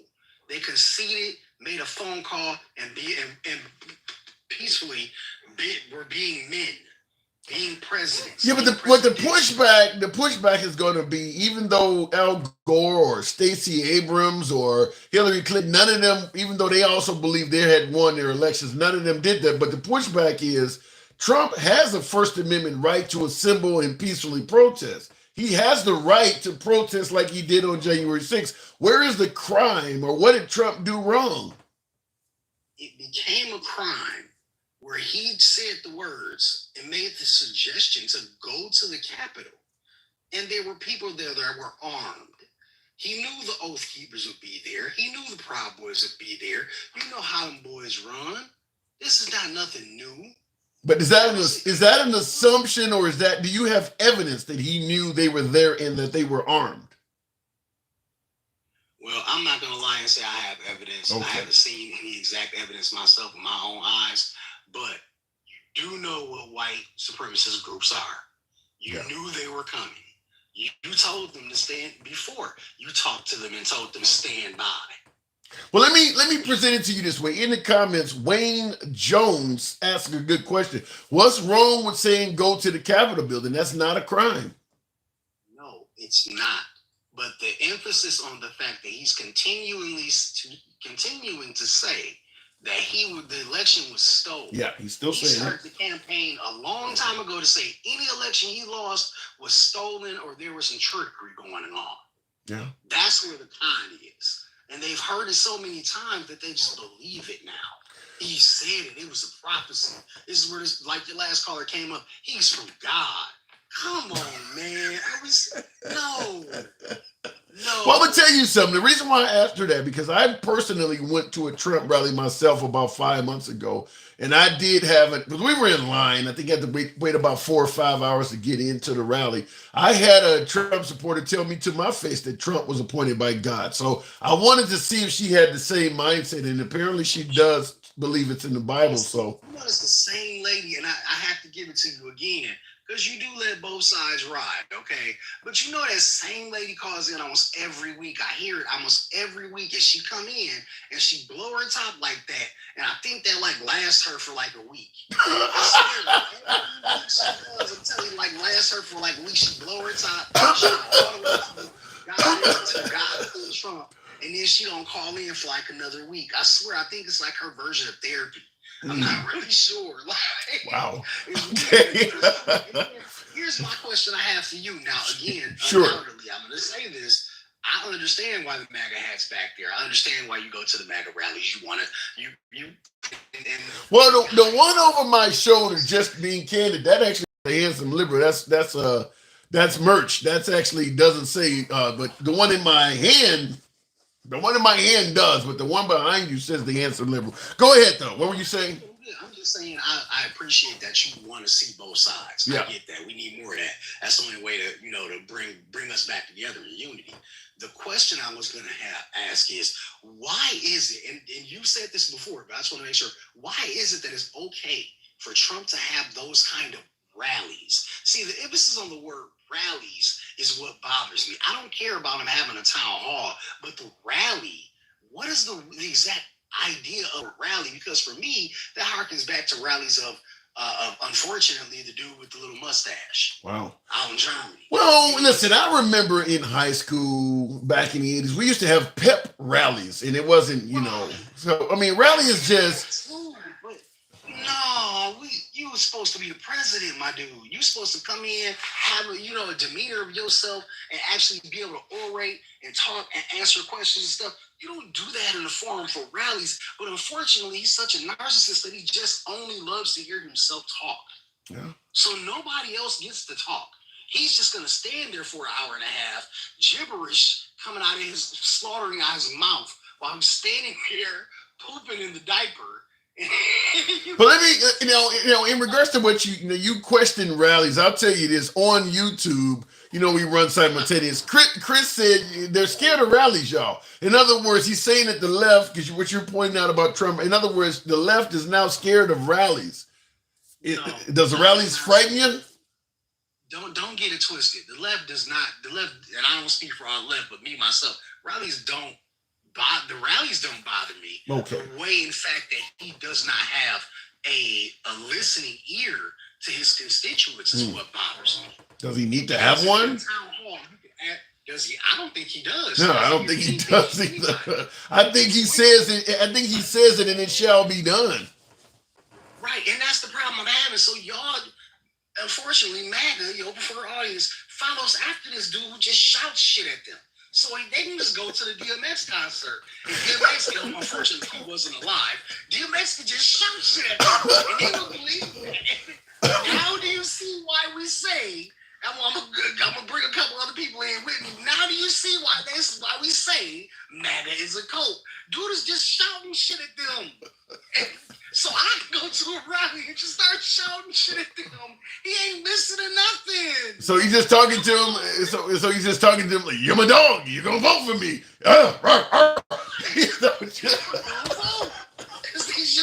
Because that's what Trump is doing. Shout out to the late DMX. Together with bad rhetoric at them, and they respond by taking his bullshit along with them in their everyday life, and that's how they live their lives. No.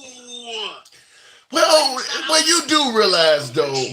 Yeah, but you do realize, King, that they believe that Biden is destroying the country and that Trump has a much better vision for this nation. There's a reason why the support is so strong. They believe Biden is trash. Okay. Well, again, all I'm gonna ask is and we're not gonna go into all because I can go all day long about this. Unfortunately, I'm one of those people who my grandmother was part of the Black Democratic Caucus in Michigan. You know what I'm saying? My wife's grandmother was part of the Black Democratic Caucus in Milwaukee. Mm-hmm. You know what I'm saying? Getting voted for 60-something years. So I've been around this all this time. So unfortunately, I can't be conned by a con man because I done seen too many of them already. Wow. So for me, it hurts because I'm like, I know y'all want to see this in him, but when it all falls down like it is right now, and he's sleeping in court and pooping in his diaper horribly every day when the chips are all down, all I want to know from MAGA is who is y'all going with now? Well, your boy Dice is doing time in the pen and it's over. So who are y'all gonna go with now, man? That remains to be seen. King, I do gotta move it on, but I don't know. They really believe Trump is significantly better for this nation than Biden. You know how it goes. Appreciate you coming on. All I'm gonna say is like Liam Neeson. Good luck. Yeah, the last guy that said that got killed. Thank you. Appreciate it. Wow, get at me, dog. Oh my good DMX fans. Oh, to bring up DMX. Anyway, looking at the comments, and don't call me Shirley. Okay, stop drop. Somebody is familiar with the track. We'll keep the program moving. Shay, friend of the program. I haven't seen Shay in a while. Good evening, Shay. How are you, Tim? I'm doing good. I'm listening to some DMX. So what do you think? What do you think was better yet? The goal of January 6th. What were they trying to accomplish? Stop the steal. Was it legitimate? Legitimate. Yeah. Absolutely, 100%. They named it that. They set it up. There were meetings way back, even in September, to understand what they might do. The election wasn't looking good for Trump. Just much like, what's being uncovered in the trial. But you said it was to stop the steal. So it was indeed an effort to stop the Democrats from stealing the election from Trump? He set it up to say they're stealing it. The only way, and he said this in February of 2020. Right. The only way I'm going to lose is if it's rigged. Right. Right. He started saying that well into the campaign, early in the campaign, right? And hey, everybody, that is what, I think so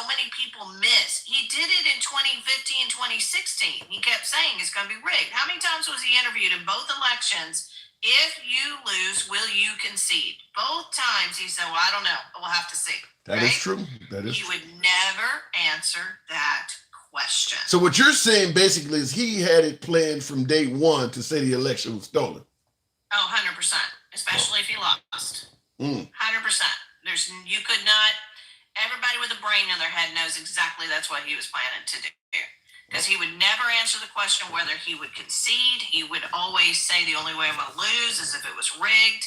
I mean, in September, in the debate with Biden, they're asking him to denounce white supremacy. Instead of doing that, he said, Proud Boys, stand back and stand by. They literally made T-shirts. I mean, you have to understand that, like, Enrique Tarrio and a lot of those guys that were the leaders of the Proud Boys got 20 years, right? Right. They weren't even there on January 6th. But then I have to ask, why, if you can see what you're saying in regards to Trump planning ahead of time to say the election, why do you think MAGA did not see that? Are you saying that you can see things that MAGA cannot? No, I mean, MAGA's not going to see it because they are already, listen, I was raised a conservative, right? Okay. They already do not believe in the government, right? They're already, that's why they tend to be conspiracy theorists, right? In a lot of ways, they believe that the system is rigged. They believe in the deep state, right? They believe Hollywood or, the Democrats are, three PDOs, all this stuff, blood drinkers, all this ridiculous stuff. They already think that this is an evil force. Your guest before you, right? This is not the first time I've ever heard that rhetoric of, God has chosen Trump and the evil and the darkness is going to take him down. He will be, just so sacrificed. That's why he plays that card all the time. Woe is me, I'm a victim. This is the Biden. Everybody's coming after me. Every time they talk about him, he's a victim. He's the most, hated guy. He's the most, They never gave him a chance from day one. Oh, from day one. And listen, I think he wanted to win it on his own merit, but he absolutely had a scheme and set it up that if he didn't, he was going to say it was going to be rigged. He did it in the Emmys. When The Apprentice didn't win the Emmys, he said it was rigged. Anytime, this man is the biggest narcissist on the planet. Anytime he does not take winning well at all. And Hillary Clinton was good friends with him. Yeah. And she said this. She knows him. He's so thin-skinned. This man is not qualified to handle the job of president. But let me take it to from this angle. Even though you're saying he's a narcissist, I think even MAGA admits he has some narcissism traits. But what about the notion that he simply was a better president than Biden? Economy, global conflicts, inflation. Just overall, they believe that the world is laughing at Biden. They respected Trump. Do you see any validity in that? Funny. Did they not see his UN speech when they started laughing at him? Yeah. Every time I bring that up, people say that. Trudeau and Macron and Boris Johnson laughing at him and talking about him behind his back. Come on, guys, please. Misha was right. 20% disapproval rate from the world. Notice I literally had a guy that was so backing him. Then I asked him a question. I said, have you ever heard Donald Trump say anything good about our allies ever? No, I will say to them, I don't. Right. He's never said a good thing about one of our allies ever. I'm like, yeah. But did he run That's a problem. Because in the comments, Chris has said he's the only president to actually, not take a salary. Did he do a good job as commander-in-chief, though? No, listen, I think there were certain things that I thought he had certain right answers about as far as the things that what China's doing and, those kind of things. There are certain things that I understood as a businessman he looked at, right? Mm-hmm. That I thought he could have brought to the table. But his biggest problem is, and yes, we were in Afghanistan. We were in wartime his entire presidency.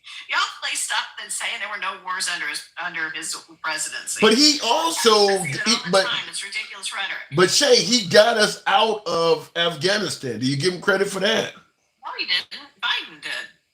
No, Biden got us out. no, He signed the deal. He signed the Doha agreement, yeah, but but he didn't actually get us out, right?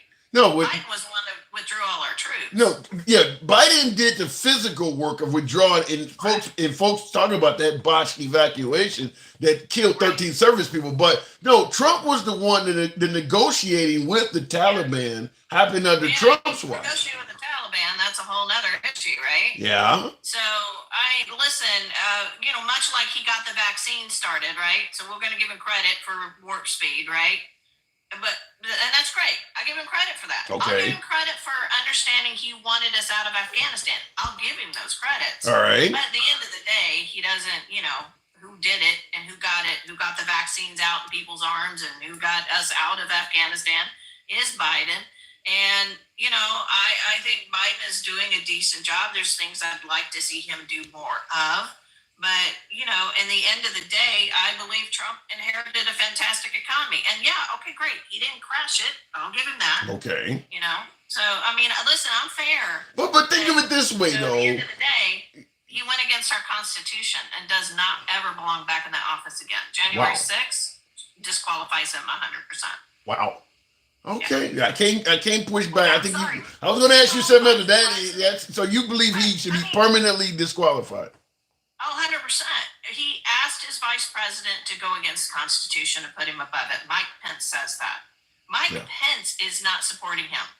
Tim, can you imagine if Barack Obama came out and said that Joe Biden is too old and I'm seeing signs of dementia, what that would do to Joe Biden's campaign? Yeah, and that is a natural current. You're right. That would really hurt Biden. But that would also be suggesting that what's happening to Biden is a natural occurrence. He's getting over. He has dementia. What Pence is saying about Trump is that he's unfit due to his own actions. So I agree with what you're saying. That's pretty rough. That's pretty rough. When have you ever seen a vice president not support, his guy he was under for 4 years? It's a problem, guys. You need to wake up and understand this. And don't call him Rhino. That seems so silly. That man is more conservative, more Christian, more everything that you ever want. That's why I picked him to be on his ballot, right? He needed that Christian conservative support that Pence was going to bring because he knew that his grab him by the you-know-what and all those things and his affairs were not attractive to many conservatives. All right. In the Christian base. So, I think you pissed off the right-wing portion of my audience. But in regards to your suggesting that folks suggesting that Mike Pence is a rhino. In my opinion, the term should be MINO, MAGA in name only, because that's really what they're targeting. Is these folks are not genuine MAGA. I think the Republican Party is kind of on the way out if Trump gets reelected. So it should be you're MAGA in name only. You're not true MAGA. Because that's what Trump was going to use on Vivek. When Vivek Ramaswamy started doing pretty well, he started saying, no, he's not MAGA. So that's what the term should be. No, I agree. He even did that with DeSantis. That's what he's doing.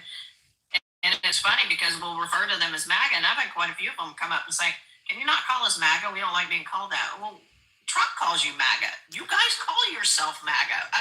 It's just, I don't know what else to call you. Because I don't feel like you're really a Republican anymore. Y'all are your own identity.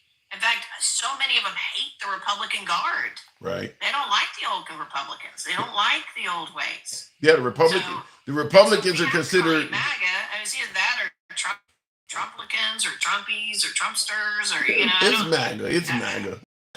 They refer to the Republican Party. The Republican Party is part of the swamp now, so it's MAGA. Yeah. I got to move it on, though, Shane. All right, Tim. That was wonderful. Thank you so much. It's been way too long, my friend. Don't be a stranger. Same. I have to check you out. I normally spot you out there sometimes. I'll certainly drop in and say hello. Thank you. I will, my friend. Take care. Thanks, everybody. Take care, everybody. Well stated. All right, looking in the comments, Democrats are now LGBTQ. They are allies of that community. Listen, I'm an ally of the LGBT community, but I do believe some of that has hurt the Democratic Party significantly. Certainly, folks walking around talking about we're here to take your kids, and I think I do believe the biological males playing for female teams has been used to greatly demonize the community. I'm not a fan of a biological male playing for a female sports team, but I don't think it's anywhere near as big of an issue as the right has been able to successfully make it. So it has hurt the Democratic Party.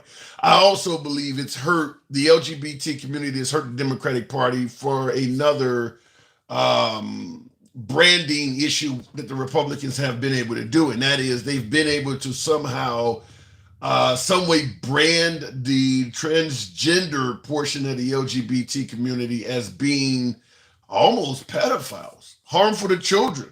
If you go in the bathroom, if you are a biological male and you dress as a female and you go in a woman's restroom, I have to fear you harming children.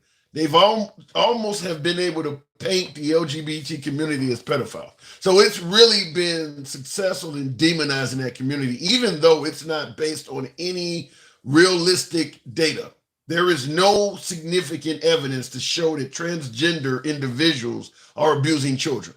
None.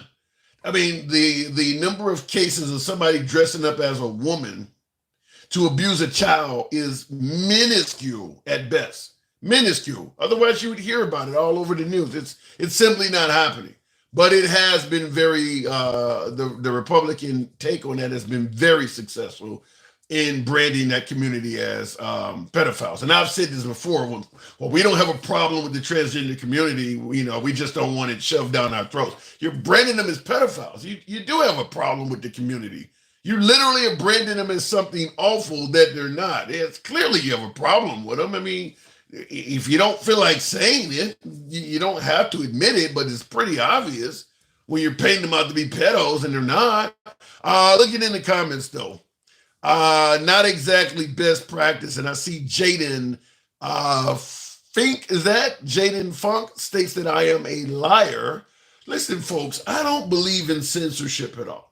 Particularly on YouTube, where you can type a whole damn paragraph, and I'm making it clear, I don't mind if you're critical of yours truly. I believe in free speech. Why not add something to your commentary? Just typing the word liar adds nothing to the program at all. I would have read all of the shit you typed, and then we could have had a dialogue. But just yelling out liar does nothing. That is completely useless. Feel free to retype your comment. Free speech reigns supreme here. Party does not matter. All Americans have a right to exist and make fam decisions as they wish. Co-op 7-9, I do agree with that. But if you can convince people that an individual existing in their own manner, their desirable manner, is harmful to everybody else's children, you're not going to have them. People are not going to want them around. And the demonization of communities from a standpoint that they are harmful as children works well because it's been tried, tested, and true. Before we were suggesting that the transgender community is harmful to children, they were suggesting that the gay community is harmful to children. Before we were suggesting that the gay community was harmful to children, we were suggesting that the interracial community was harmful to children. If you have a mixed couple, the child is not going to know what they are. They're going to have a problem with their own self-identity, and it's going to cause mental problems. It's always about the children. That's how. Listen. It appears as if the Democrats, the liberals, often throw around the word racism willy-nilly because it demonizes. Well, the Republican Party throws around pedophilia. Everything is always about abusing children. Hillary Clinton was drinking their blood. I mean, it's always about abusing children because it does work. People care about the safety of children. So if you can convince somebody your enemy is a harm to children, it does work. Just like if you can convince somebody that somebody is a racist, it has an effect. So you'll often hear the Republican Party suggesting that their enemies, their adversaries, are harmful to children. This person was on Epstein's flight list. Nancy Pelosi, all of the top liberals were on Epstein's flight list to suggest that they're harming children. It does work. Okay, looking in the comments, arguably the most armed sector of the United States population tried insurrection with elderly and flags. Arguably the most armed sector of the United States population tried insurrection with elderly flag. Before I go back to the box, I'll tackle that comment. Tap the screen. We might be to get to 100,000 on the likes, which would be unusually high for this time of night. So I do appreciate the participation for you folks on TikTok. Smash that screen, tap that screen, get the likes up. Might be to reach 100,000 if you will. Same on YouTube, smash that like button. I'd like to get to 20 on YouTube if that's possible. Elderly and basically saying that, you know, the most armed sector of the United States, assuming you're referring to the Republican Party, the most highly armed sector of the United States, MAGA, actually tried an insurrection with elderly and flags. In other words, on January 6th, it was nothing but a bunch of old people with flags. How the hell could that be an insurrection? Well, the instant response, first of all, the January 6th hearing suggested that there were weapons there that day. They played back radio conversations coming over the walkie-talkies, even telling them that there are folks with guns out here. We can see them. But also, even from a different aspect, in regards to who was armed and who was not, how do you know they weren't armed? Nobody was searched there that day. Nobody was patted down. Even the individuals that got access to the Capitol building, none of them were patted down. So the idea that there were no firearms there that day because you couldn't see them tells you nothing. I mean, if that's the case, well, Antifa didn't identify themselves either. How do you know they were there? I mean, the idea that you got that many people together and there was not a single weapon in that crowd makes absolutely no sense at all. I'm fairly confident there were some guns in that crowd. There were some knives. We saw the fact that there were bear spray in the crowd. I mean, there were weapons in that crowd. Not to mention when you suggested the elderly would flag, they were using the flags as weapons. There were plenty of weapons in that crowd. But you can't deny something that had no proof. No one in that crowd was patted down and checked for weapons. So that alone dispels the statement that there were no guns. You don't know. Going back to the box, this should get interesting. Always a pleasure. Handsome Harry, good evening. Welcome to the program. Long time no hear. Harry. Hi, how you doing? I'm doing good. So January 6th, what does it mean to you? Well, it's appalling that people don't see it for what it is. I mean, there's so much evidence. Trump said, take down the metal detectors. They're not here to harm me. If you watch the January 6 hearings, he wanted to go to the Capitol to lead them. And he actually choked his Secret Service guy to try to do it. And they tried to, they restrained him, and brought him in. And then he lies. He says, he stopped it, but we now know, we see on video that Nancy Pelosi called in, which she didn't have the right to do, and they didn't have to listen to her, but she begged the National Guard, I think it was the Maryland National Guard, she begged to come in, and they finally did, and only then did Trump say, go home, hours after. I mean, I just don't understand. You see the video, we see their own, the insurrectionists' own cell phone video of them beating cops. The one cop, the one female officer that slipped in her own blood from trying to fend off the insurrectionists, and they're saying it was just a day in the park, looking at just walking through the Capitol. Come on. Yeah. Trump is suggesting it was a love fest. Unbelievable. I mean, what is? I mean, I understand Charlie Manson. That people get taken over. David Koresh's followers. He was.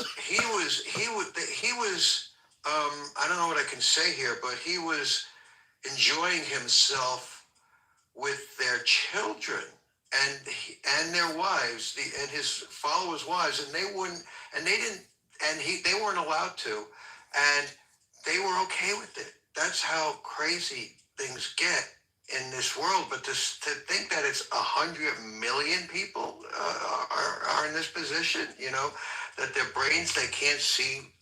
So you believe it's a case of people being brainwashed? I mean, you mentioned David Koresh. You mentioned brainwashed entities. Squeaky Fromm tried to shoot Ford what would possess somebody to do that? And then 20 years later, they're all like their brain clears and they realize what they've done wrong. But it's clearly the Stockholm syndrome. So maybe is it possible that the Democrats are just getting this wrong? This is what Kerry on YouTube is saying. This is all Democrats can do. They point their finger and accuse. They disgusting. You wonder what and who they trying to protect. Is it the Democrats trying to hold Trump accountable because maybe they're hiding some deep, dark secret? Folks are suggesting that Trump has dirt on everybody, and the Democrats and some of the Republicans who are rhinos, according to them, actually are trying to take Trump down because he has the goods on everybody. I'm glad you mentioned that, because if you remember, the first full day in office, Donald Trump went to the CIA's offices. I don't think I ever remember a president doing that. There's no reason for him to do that. I believe he went there and got dirt on a lot of people, and he held dirt on a lot of people. And like Lindsey Graham, he did a flip-flop. Ted Cruz did a flip-flop. Obviously, he's got major league dirt on these guys. I think he has dirt on Kevin O'Leary. I think he's got dirt on a lot of it. But if you notice, the people that didn't flip-flop are the Democrats, because he doesn't have dirt on them because they're clean. Wow. I think I kind of disagree for this aspect. I don't think it's that Trump has dirt on some of these well-known Republicans you're mentioning. I think the dirt Trump has on them is the fact that he can destroy their careers. Lindsey Graham goes away tomorrow if Trump starts attacking him. And I think that is the dirt, is that they don't want to turn into Mike Pence or somebody or Liz Cheney, where Trump went poof and they're gone. I don't think it's that he has dirt. I think he just has a lot of power, and they're willing to kiss the ring to prevent from being, canceled overnight. He called Ted Cruz's wife ugly. Really? Yeah. You're not going to stand up for your wife? And you're going to be able to look her in the face? There must be something deeper than that there. Much, much deeper than that. Well, he also, you see the trial that went on today, and it was some of the things they were saying, like they tried to say, not only you mentioned calling Ted Cruz's wife, but he was also saying his dad killed President Kennedy, was suggesting that Marco Rubio had a love child. Now, that's a family, man. That guy doesn't have a love child out there, but they was trying to, when Marco Rubio was giving Trump a lot of competition as a Republican candidate back in 2015, they started attacking Senator Marco Rubio, and said he had a love child out there. They really were throwing some dirt around. I mean, they really were making up stuff on these people. Did you see that it turns out Peckerhead is the one who that created that rumor about JFK and Ted Cruz's father? Yeah. There was some rumor that he was working, according to this trial, he was working with Trump to put out, because by the way, folks, this is exactly what the right is accusing Biden of doing, is squashing stories at Facebook and Twitter and these social media pages, so that bad things about Biden didn't get out, and it helped him get elected in 2020. That's what a lot of folks on the right believe Biden did. Well, this trial is showing that Trump did this. Trump did exactly that in 2016, using the Inquirer as a media source to put out bad stories about his competition. I think another story was Hillary Clinton was terminally ill and was going to be dead in 5 months. I mean, they were putting these stories out. If anybody anywhere in the world did anything like that, it would have been such a big, huge scandal. And besides, isn't that election interference? Don't you? Isn't that? Doesn't he have to? What do they call it? Isn't that an illegal donation, election donation? Well, it's got to be proven, though. It's got to be proven. That's kind of what we're dealing with now in the Alvin Bragg case. All of that has to be proven. But it does seem like they're accusing Biden of doing exactly what the right is saying accusing Trump of doing exactly what the right said Biden did in 2020, is that you use the media source to work on your behalf so that you could win. But in this case, it was the Inquirer. What source did Biden You mean where he asked Facebook to? Yeah, they're saying that by way of the FBI and some of our three-letter organizations working on behalf of Biden. By the way, when Trump would have still been president, but that the FBI wanting Trump out and wanting Biden in, started working with these organizations to quiet stories that would have hurt Biden's campaign in 2020. That if Facebook and Twitter had not been out there working on Biden's best interest, these stories would have came out and people would have not voted for Biden and Trump would have won. That's what they believe. Well, Cambridge Analytica, we now know, put out Robert Mercer, the billionaire, and Rebecca Mercer put out the funders of Breitbart put out incredible amounts of negative information on Facebook. It's now well known. It wasn't Biden. It was Cambridge Analytica. Their own people came out and said that. Yeah. But that doesn't mean they couldn't have squelched more. I mean, it could have been even more stuff. I mean, I think Zuckerberg, and we know Elon Musk, once he purchased Twitter, they've kind of admitted that there was some censorship in favor of the liberals going on. Zuckerberg kind of said it, and obviously Elon Musk, who leans right anyway, came out and admitted that there were stories and things being silenced that would have worked in Biden's best interest. Oh, if I owned Twitter, I would have shut Trump up like immediately. He was on there saying such crazy things on Twitter. There's no way Biden said anything like that. And Trump was I would have locked him off. I would have knocked him off. I don't disagree with you that Trump says some wild and controversial things, but if you purchase Twitter, you're really going to silence literally the most viewed individual on your entire web page. I mean, there's probably no one on Twitter during when Trump was on Twitter before he went to Truth Social. There probably was, I mean, he probably would have getting more views than Taylor Swift. Like, you would have taken him off? So I came up, I'm 70 years old, and I worked construction all across the country. And an old Italian tile installer said to me, I'd rather lose $5 than rob somebody of $5. I was out west. I worked for the guy who built the Space Needle, and he said to me, you will make more money honestly than you ever will dishonestly. You mean, yes, I would rather lose money than have some guy threaten and demean people. Yes, listen, money comes and money goes, but integrity you lose once. Wow. Well said. All right, Handsome Harry. Appreciate you coming in. Strong opinion. I don't know if we had more people like you, I don't know, but in the world of capitalism, people are going to go for that money. And Trump is ratings gold. So I don't know, but I appreciate you coming through. Thank you. All right, fair enough. And listen, folks, because I get it all the time. You know, why the hell do you always talk about Trump? Why don't you have more stories about Biden? Trump is ratings gold. He really is. Even the liberals don't talk about Biden very much. In fact, I've said before that if Trump was not Biden's adversary, Biden's chances would be less. I do personally believe Biden has a much better chance against Trump than he would have had against, say, Nikki Haley. I do believe it's working in him. That's not to say that Trump may not win, but there's not a big fan base for President Biden. There just isn't. Biden's biggest supporters are the never Trumpers.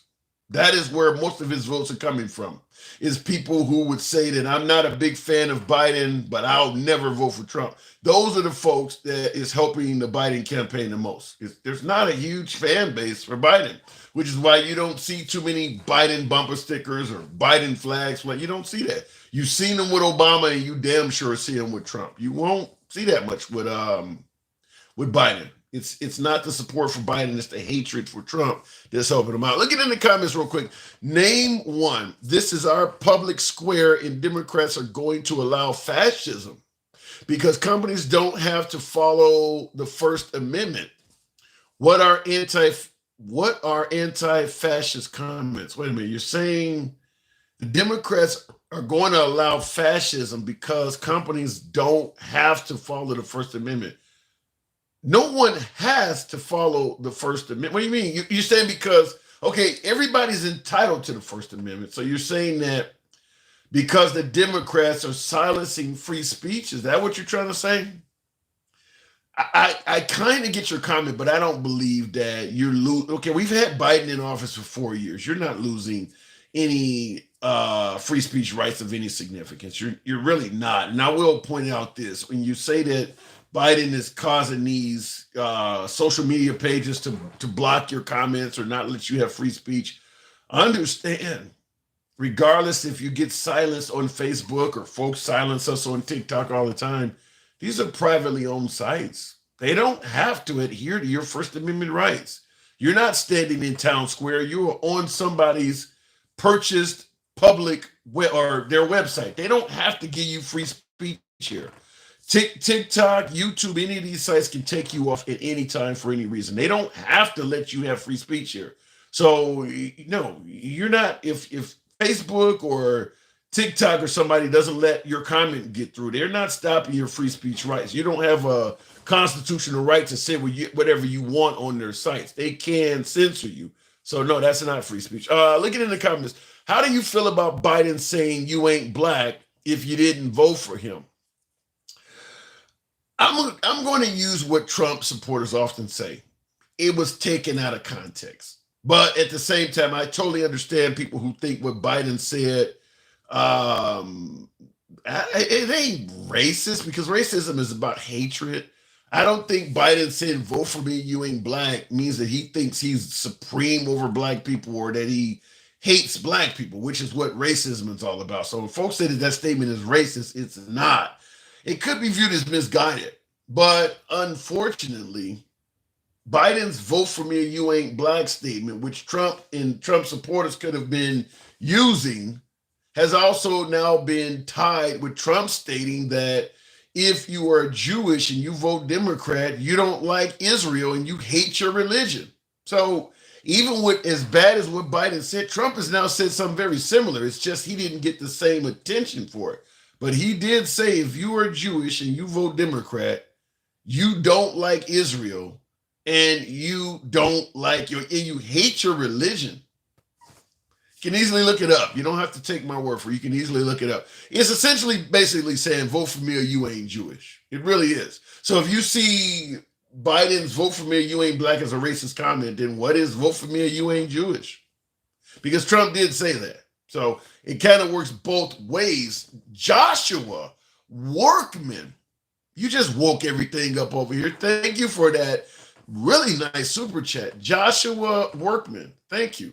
That is very much appreciated. Thank you. Made my evening with that. Trump says too many things to keep up with. True, Ryan, John. And that's why when folks ask, well, why are you never talking about Biden? I think Trump wants to be in the media. It is very difficult to focus on Biden just simply talking boring ass politics when Trump steps up and says something crazy. Which is also why I stated before, folks say, well, Biden would never debate Trump. My opinion is, why would you do it? You can't win. You can't win. I mean, if Biden is getting up there, well, I'm going to get the economy on par, and I'm going to do this about the Ukraine-Russian conflict, and Trump just goes, well, your mama's ugly. I mean, he's not going to follow the typical rules. I mean, he's going to be interesting, but it's going to be because he's going to do whatever the hell he wants. Biden is up there trying to have a debate, following the typical professional rules of debating. Trump's going to say whatever the hell he wants, and MAGA is going to applaud that. So how can you win going against Trump if he doesn't follow the rules and his supporters don't hold him accountable for it? So I don't see what sense it would make for Biden to debate Trump. Not to mention, Biden does have a stuttering issue. Biden is an old guy. He looks older and more frail than Trump. There's no path to victory in a debate, in my opinion, Biden versus Trump. Not to mention, let's be clear, nobody's going to change their mind watching a Trump versus Biden debate. I mean, I don't think there's anything Biden can say to sway MAGA, and there's nothing Trump can say to sway a never Trumper. It's over with. We got like 6-7 months left. It is over with. There's no need to have a debate. Biden did very well in terms of orating at the State of the Union address. Because folks say, well, if Trump debated Biden, Biden would be up there stuttering, looking like a bumbling idiot. Biden had nearly a 90-minute State of the Union address where he spoke perfectly clear. Did he get any credit from MAGA? No, they said he was on speed, methamphetamines, taking cocaine. So even if he gets out there and does the right thing, you're going to come up with a reason why it looked wrong. So there's no need for Biden to debate Trump. It's kind of like the phrase, they never gave him a chance from day one. Okay, that also applies to Biden. So looking in the comments, Lisa in Code Jam, Biden rocked the address. The State of the Union address for Biden was a resounding success. And it's simple. It's not that he did, better than Reagan or better than Obama. It's that the Trump side of the aisle, particularly my beloved MAGA, lowered the bar so much that we expected Joe Biden to come on stage looking like Bruce Willis and acting like Michael J. Fox. That's what they made Biden sound like. He's going to go on stage talking about as much as Bruce Willis and having about as much motion as Michael J. Fox. So when he went out there and he was actually well within his faculties and spoke very well, it was a home run because MAGA had painted him out to be so damn increpid. He didn't come even close. If you had been listening to MAGA for the last 6 months, and then you watch the State of the Union address, you'd have been like, what the hell are they talking about? This is not that guy they've been talking about. So thanks to MAGA, Biden hit a home run because they lowered the bar for him so much that it damn near was T-ball by the time he got out there. Thank you, Lisa. Real quick in the comments here, same speech for the past 3 years. Look it up. Like I said, the guy wasn't even supposed to be able to talk. According to Trump, he can't even string together a sentence. He surely went well beyond that during that night. There was a reason for that. Timing is everything in the current missions. I don't quite get that, MJ. Seemed like supposedly everybody was forbidden, and then they don't like, what does that say? What's going on? They should have had known. I don't, Southern Green, you got to retype that. I don't know what it's, the way it's typed, I don't get your message at all. Then Biden faked mental issues, talking about his records charges. How can a person with dementia that doesn't know even where the hell they are fake mental illness? Either he has mental illness or he doesn't. This is the issue we often have with the claims that Biden doesn't know where he's at. One day he is a slobbering old man that doesn't know where the hell he's at on his deathbed. The next day he is a diabolical genius hell-bent on world domination. You can't be both. Pick a side. Folks pick and choose when they want this guy to be. Either he is out of it and he needs to step down because he's too damn old, or he is a diabolical genius like you see at the end of any evil cartoon character. But you can't keep picking and choosing like this man just has the ability to go in and out of dementia. It doesn't work like that. If he has it, he has it. So pick one of them and go with it. All of this diabolical genius that is controlling all of these entities and sending the DOJ after Trump. And God, dementia can't do all that shit. He's controlling the DOJ. He's controlling social media. He's working with all these entities to make it so that Trump never gets a fair shake, all while in late stage dementia. And that actually makes sense to some people. How many other folks would advanced dementia that is running all of these entities, running all these that is able to do all of that? That doesn't make sense. You're kind of making the case that he don't have dementia when you say stuff like that. People say he's being controlled, which is the diabolical part. Well, then you got to present evidence of that. You got to present evidence that he's being controlled. In my opinion, you got to present evidence that he even has dementia. Because fact is, the overwhelming majority of folks that say Biden has dementia has never been in the room alone with Biden. It's all being done through the television set. The folks who actually spend time with Biden, who actually can pick up the phone and call him, and I'm talking right and left, even the Republicans, They don't say he has dementia. I've never heard Mike Pence say Biden has dementia. I mean, even the folks on the right, I don't hear them saying that he has dementia. It's people that are speaking in regards to what they're seeing on television and making the statements from there. But the folks who actually can have access to them, they don't say that. They don't say that. And that's an issue. Seems like they would bring that up. They would. Right now, the Republicans are somewhat in control of Congress. Why not try to, what is it, Article 25 or whatever the hell it's called, the 25th Amendment or whatever amendment it is, when you suggest that the president is incapable. Okay, if he has dementia, do it. And then you can find out once he has to prove himself if he has it or not. They're not doing that. You don't see Congress doing that. So that should tell you everything you need to know. They can actually talk to the guy. And they're not claiming he has dementia. It's the people on TV, people who are watching him on TV saying that. World leaders don't want to meet with Biden. That says volumes. Really? Didn't he just meet with Netanyahu? How many times has he met with Vladimir Zelensky of Ukraine? What do you mean they don't want to meet with him? That doesn't make sense. He's on TV with these people. They don't want to meet with him. I have not show some evidence of that. Now, I'll tell you this. When President Trump was in office and he went to London, they had this big ass blimp of him in a diaper. That's what it looks like. That's what it looks like when people don't want to meet with you. Or when Vicente Fox, the former president of Mexico, says Mexico's not going to pay for that fucking wall. That's what it sounds like when people don't want to meet with you. I don't know about the notion that people don't want to meet with Biden. I have not seen that. I mean, if that was the case, I would point it out. I'm not so much in either candidate's camp that I won't concede a point, but I don't see the evidence that world leaders don't want to meet with Biden. Now, I'm going to assume, Vladimir Putin don't want to meet with him. Maybe Kim Jong-un has no desire to see President Biden. Okay. But there are plenty of world leaders that have met with Biden. I don't know where you got that from.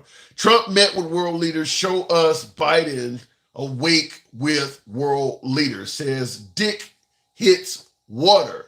Shout out to your being so well endowed that the dick is in the water. I understand the joke. But in regards to the comment that Trump meets world leaders and you need to be shown Biden awake with world leaders, Biden literally went to the Ukraine and is walking down the streets of a war zone. And that's, if you haven't seen that, then you're not paying attention. By the way, this is what I always talk about too, about the importance of watching media from both sides. Because if you only watch one type of media, they don't show you certain stories. If you watch the liberal media networks, they're only going to show you stories that are generally favorable to Biden. If you watch Fox, OAN, Newsmax, they're going to do just the opposite. Fact is, Biden went to the Ukraine while they were actively at war, was put on a train. It was kept under wraps. No U.S. soldiers were there. Understand that. So he went to a war, a United States president went to a war zone where we did not have U.S. troops on the ground. That is pretty damn heroic for those who want to get Trump credit for shaking Kim Jong-un's hand in North Korea. That was on video. Didn't get covered much on right-wing media, because it does make Biden look a lot more heroic than they've been letting on. But there's your example of Biden meeting with a world leader. He went to the Ukraine while they were actively at war and walked down the streets of that country.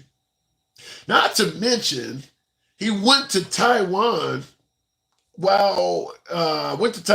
and told the world, predominantly China, that if they did anything to Taiwan, the United States were going to stand with Taiwan. He also did that. Did you not see any of this stuff? Biden has definitely been on television with world. Have you not seen any of this stuff? I'm just coming off the dome with it. You must haven't been watching the media, or you must have been watching some very far right-wing media that wants Biden to stay in the state of having dementia and not knowing where the hell he's at, because they won't show the stuff I'm talking about. But you should be able to real quickly go on YouTube and type in Biden in Ukraine, Biden in Taiwan, Biden meets Netanyahu. This shit pops up all over the place. How did you miss all of this? Going back to the box. Never seen Biden with a world leader. Reb, appreciate you guys that are holding on. Good evening, Reb. What's going on again, brother? Not much. I appreciate you holding on that time. You see what's on the monitor behind me. What say you? What January 6th means to me? Yes. I just seen the crybaby sick his dog on the bully. What do you mean? He said, I'm sorry, your guy that lost was crying about it, and he sicked his people on. Oh, thought it would make a difference. Okay, you're using the metaphor that Trump not wanting Biden to win and sending MAGA to the Capitol building is akin to a loser sicking their dog on somebody else. Yes, sir. Wow, that's powerful. So you do believe it was Trump simply being a sore loser and trying to commit an act of violence then? Well, if you sit back and look at it without any opinion and just watch, you tell me what it would look like. He didn't do anything for 3 hours. He sat and watched because he was mad. They even showed the video of him in the office, face red, besides that orange shit on his face. Face red, upset because he lost, and he knew he lost. Then why do you believe there's so many millions who believe that Biden stole that election? Because they want to believe Trump's lies.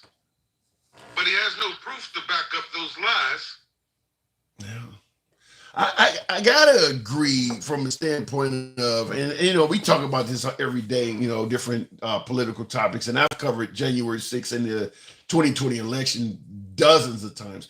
I gotta side with you on the fact that right now in April of 2024, there is not any solid concrete proof of what Trump is saying that he won by a landslide. There is no solid concrete proof of that. He talked about he had the most votes in history in the 2020 election. Yet Biden had more. Lie right there. Yeah. So what about in regards to what you said about January 6th? On YouTube, John Call says again, Trump requested the National Guard. Nancy Pelosi denied it. Do you fault Nancy Pelosi at all for what happened there that day? Another Trump lie. Explain. Another Trump lie. Elaborate. Because if he was not lying about that, why wouldn't he just send them in himself? And again, why did he sit for 3 hours and not do nothing? Yeah. And there's not a lot of explanation for that part. The 3 hour gap of him doing nothing. You don't hear, and I'd be curious for some of you folks on YouTube, like John with that question. Yeah, why the 3 hour gap? That is very rarely explained. You don't hear anybody say anything about that. No explanation for why that happened. He could have called the National Guard himself when it started. But he didn't. He sat for 3 hours with his arms crossed, mad because he knew he lost. Yeah. No possibility at all that the Democrats, illegal immigrants voting, dead people voting, No, they did the check. They did all the checks. What they say, maybe four dead people may have voted. And who's to say that they didn't mail in their vote and die before it got counted? You can't use that. I mean, it could happen. Yes, it could have happened, but that's kind of funny. Now, that would be Trump's logic. Now, if the shoe was on a whole completely other foot, I guarantee you Biden wouldn't have said nothing. Oh, it's rigged for 4.5 years or however many years. He would have accepted it just like Hillary did, who I think won that election too. I think that's the biggest reason why I think he's crying about it losing this election, because how he cheated in the first one. So you believe Hillary Clinton won in 2016? I do. Based on what? Just the same belief that he has that he won in 2020. So it's the same way MAGA. It's just based on the belief, not necessarily evidence. Yes, sir. Huh? Plus, I don't think this country was ready for a woman president after a black president. And I think your man Trump played to that and decided to run for president and prove that he could be president. I got a counterpoint, and I disagree with you. I believe the reason Hillary Clinton lost is not that Trump cheated. I blame Bernie Sanders. I do believe without Bernie Sanders in that race, the folks who were angry, the Bernie bros who either sat it out or voted for Trump out of anger of Hillary Clinton, most of them would have voted for her. I believe I put that on Bernie Sanders. I believe he's the reason she lost. And the last time we talked, I told you that I agreed with you because I actually voted for Bernie before we got to the actual presidential vote, right? He lost before we got there. So did you vote for Clinton after she was a nominee? Did you support Clinton? Yes. Okay. I did. All right. And my biggest reason, and a lot of people disagree, and he proves it every day, Trump knows nothing really about politics. He was never into politics before he got into that. Yeah, but that's a good thing to a lot of voters. They want somebody that is not a part of the system. They like that. I agree, but he wasn't even willing to listen to the experts. That's he a bad always thing. knew better. He says it out of his mouth every time. Yeah. I know everything. Yeah, sure you do. Yeah. When you really know nothing. Yeah. Well, the guy is a very successful businessman, so I disagree that he doesn't know anything. I'm not even giving him a successful businessman. His father gave him $400 million. Anybody can run something for a while for $400 million. I'm a black man that lives in the ghetto. I'm not going to lie to you. You give me $10 million and I can go buy a hotel that you help me with too. I guarantee you, I'm making some money too. All right, I can't argue with that, but you don't think he's a good businessman at all? I mean, I don't. Look at the majority of the businesses that he has to the majority of businesses that failed. Think about it.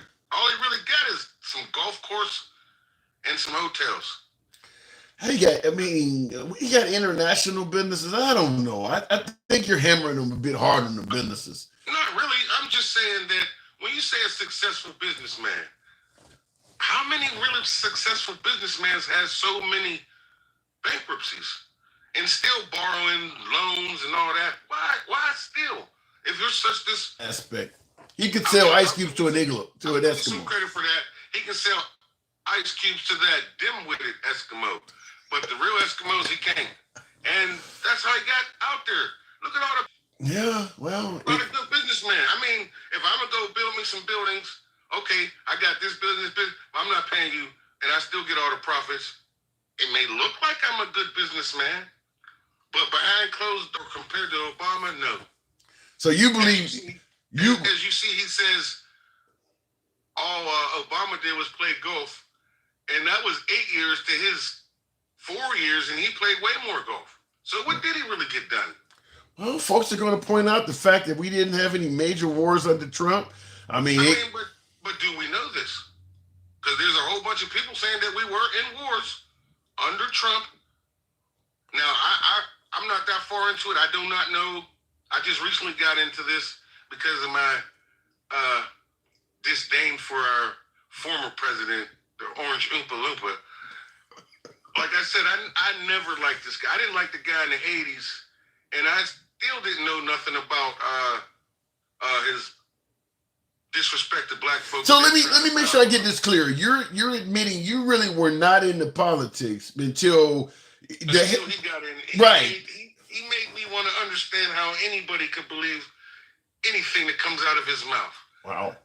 That's about the only good part about him being a businessman is that he can talk nonsense and make you believe it.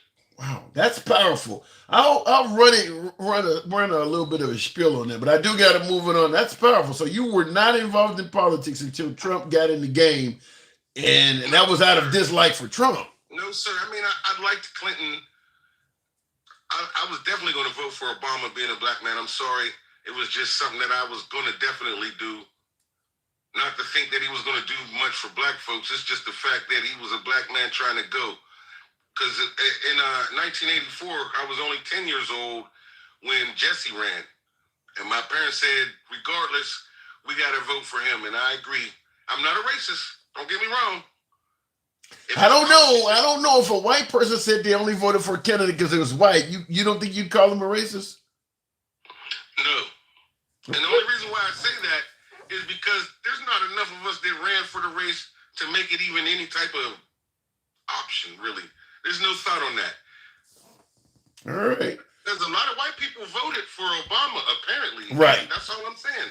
It's not about your race to me as far as that goes.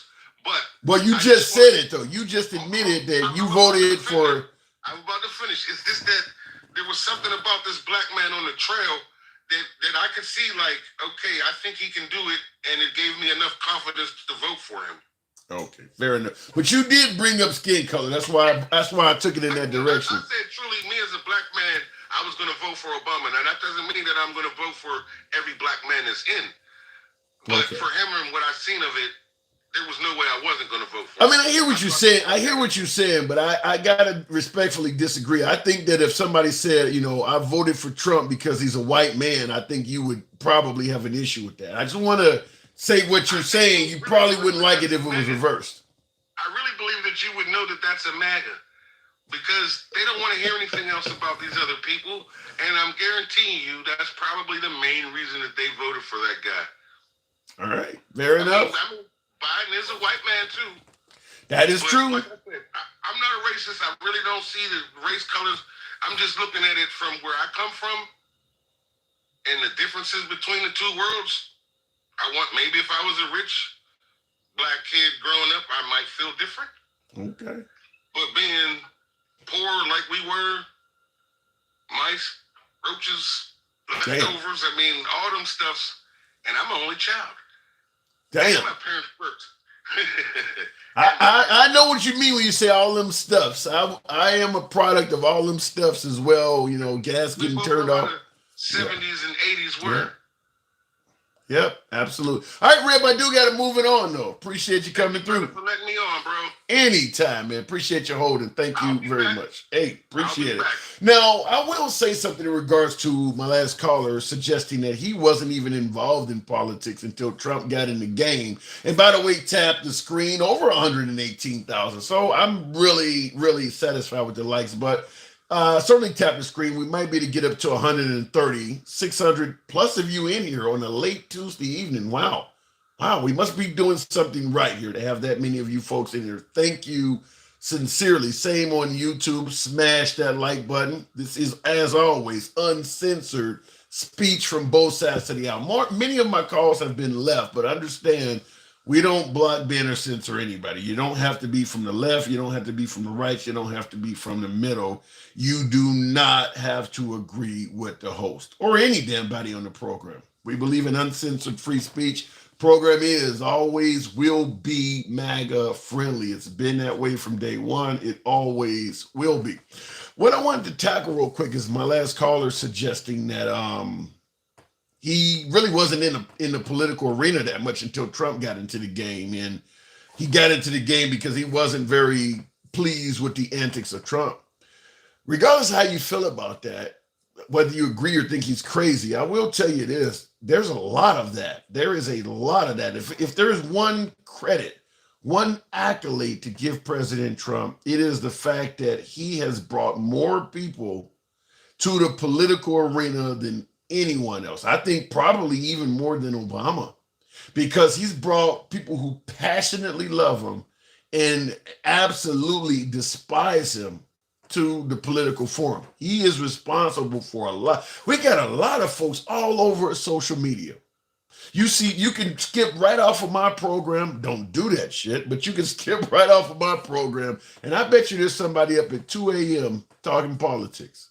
Young people, folks that are under 30, talking politics. So I got to give Trump credit for the fact that he has really brought a lot of people into the political arena. Now, anybody under 30 probably don't like Trump, but regardless if you like Trump or not, I'm always happy to hear folks involved in politics, particularly the young crowd. Kim, thank you for that subscription. First one I've seen in a while. Thank you, Kim. That is absolutely appreciated on TikTok. But yeah, he has brought a lot of people into the political arena. I don't think Joe Biden has done that at all. There's not a big fan base for Joe Biden.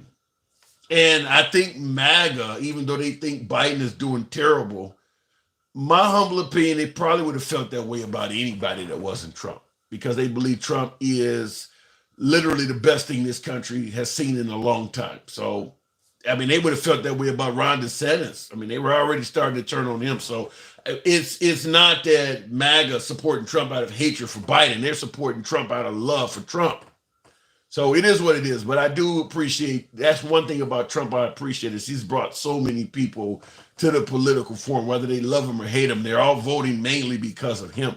And I'll tell you, Biden is kind of like the cast of Law and Order minus SVU. I'll say any other Law and Order, because you can replace the cast and the program still remains successful. SVU, Mariska Haggerty, or whatever, you can't replace, but you can replace anybody else on the Law and Order script. You can do that with Joe Biden.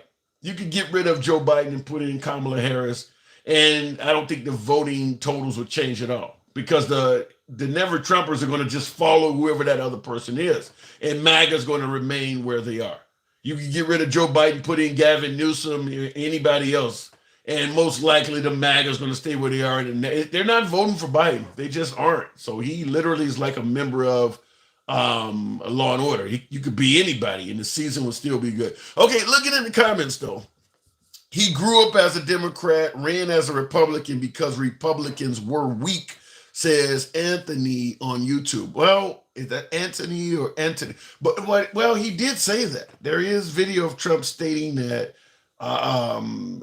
he viewed the Republicans as lesser educated. I mean, not to mention him getting on stage and saying, I love the, what is it, the uneducated or something like that. Not to mention there's video of him suggesting that the economy is better under Democrats, and even him once identified as a Democrat. There's a lot of, because when we hold Biden accountable for the crime bill of the 90s, a lot of MAGA, why would you vote for Biden? Look at the crime bill back in the 90s. He hung around, Senator Byrd comes up.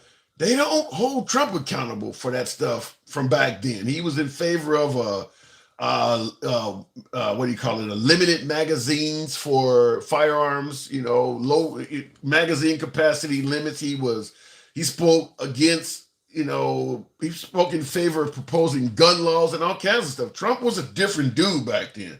And they hold Biden accountable for what he was doing in the 80s and 90s, but they don't hold Trump accountable for the fact that if that same dude was brought to the forum nowadays, he wouldn't even be allowed in the MAGA rally. If another guy saying what Trump was saying in the 80s and 90s was dropped off at a MAGA rally, he would be booed out of the place, because he is completely a different dude. And that also applies to folks who go, well, rappers love Trump and black community hung around Trump back then. Why don't they like him now? Well, he is a totally different person than he was back in the 80s and 90s. His politics, statements coming out of his mouth is completely different than he was back then. If he can change, so can people choosing to support or not support him. They can change too. Looking in the comments, though, they are voting against Obama and the next Obama. Jesus, don't you understand? Leslie, they are voting against Obama. Obama's not running for office. What are you talking about? They're voting against Obama and the next Obama. What is this, conspiracy hour? What are you talking about? Obama's not running for anything. Obama's barely even campaigning for Biden. I want to communicate with them through sounds. Randy Miller, going back to the box. Biden's record sucked his whole life. Made and voted against blacks every bill. John Call, let's say you're correct. And before I go back to the box in a second, let's say you're correct, John, on YouTube. Biden's record sucked his whole life. And your claim is that he made and voted against blacks with every bill.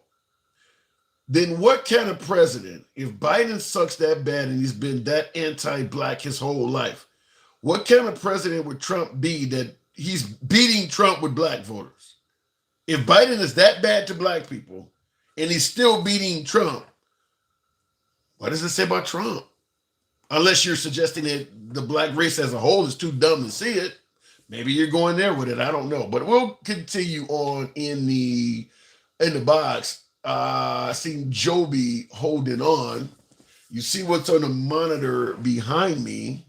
They want any other race, even if they are white. Joby, good afternoon, or good evening. Good evening, sir. How are you? I'm doing good. You see what's on the monitor behind me. What say you?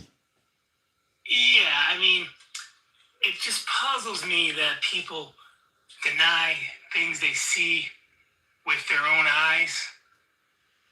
I mean, sure, some people were let in, but a lot of that was just fear from officers who didn't want to get their ass kicked. You mean that the officers letting them in was doing that out of fear? I'm I got 50 people facing me.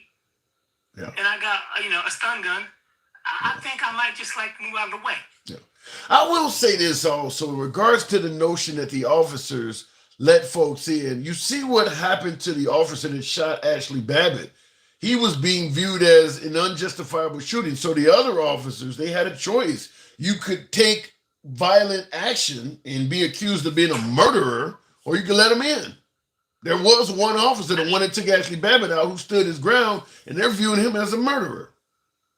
How do you think that would have went if that was a BLM protesting the election? St. Valentine's Day Massacre comes to mind. You land them up against a gate and take them out. That's to put it mildly. Yeah, it wouldn't have been good. And, it wouldn't have been good. He's calling for all these rallies, in support of his trial, and they literally have 4 or 5 people showing up outside. Ain't nobody there. Wait, say that again? Wait, say that again? Well, he's calling for people to show up at his New York trial to protest the trial, blah, blah, blah. And ain't nobody there. Yeah. 4 or 5 people. That is interesting. There is not a lot of now when he goes down with the Jack Smith trial down in Miami, there'll be people there. But in New York, no, there is not a lot of folks protesting on Trump's behalf out there. And I don't know if you saw his latest Truth Social post about his stock. Oh, you mean in that particular website where it's been constantly falling? Yeah, I mean, I can show you something. I think it's bad. It's lost well over a third of its value in a few short days. It's bad because I can show you on the screen if you want. Can you guys see me? Can you put me on a bigger box, or is that it? I don't know how to do it though. I would love to do that. I don't know how to do that on this site. All right, so I'll show you though. But there it says Trump media technology.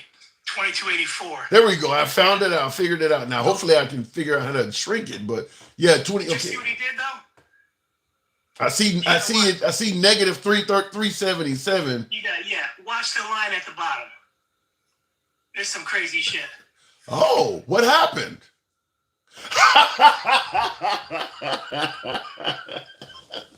I get it. You're telling me Trump did it. Oh my God.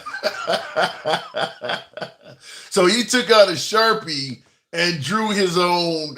Okay, I get it. All right. Okay, fair enough. We'll move it back to normal. You're talking about like with the hurricane where he drew the path of the hurricane? Yes. Well, thank you. You also gave me a chance to learn how to expand. I've never knew how to do that before.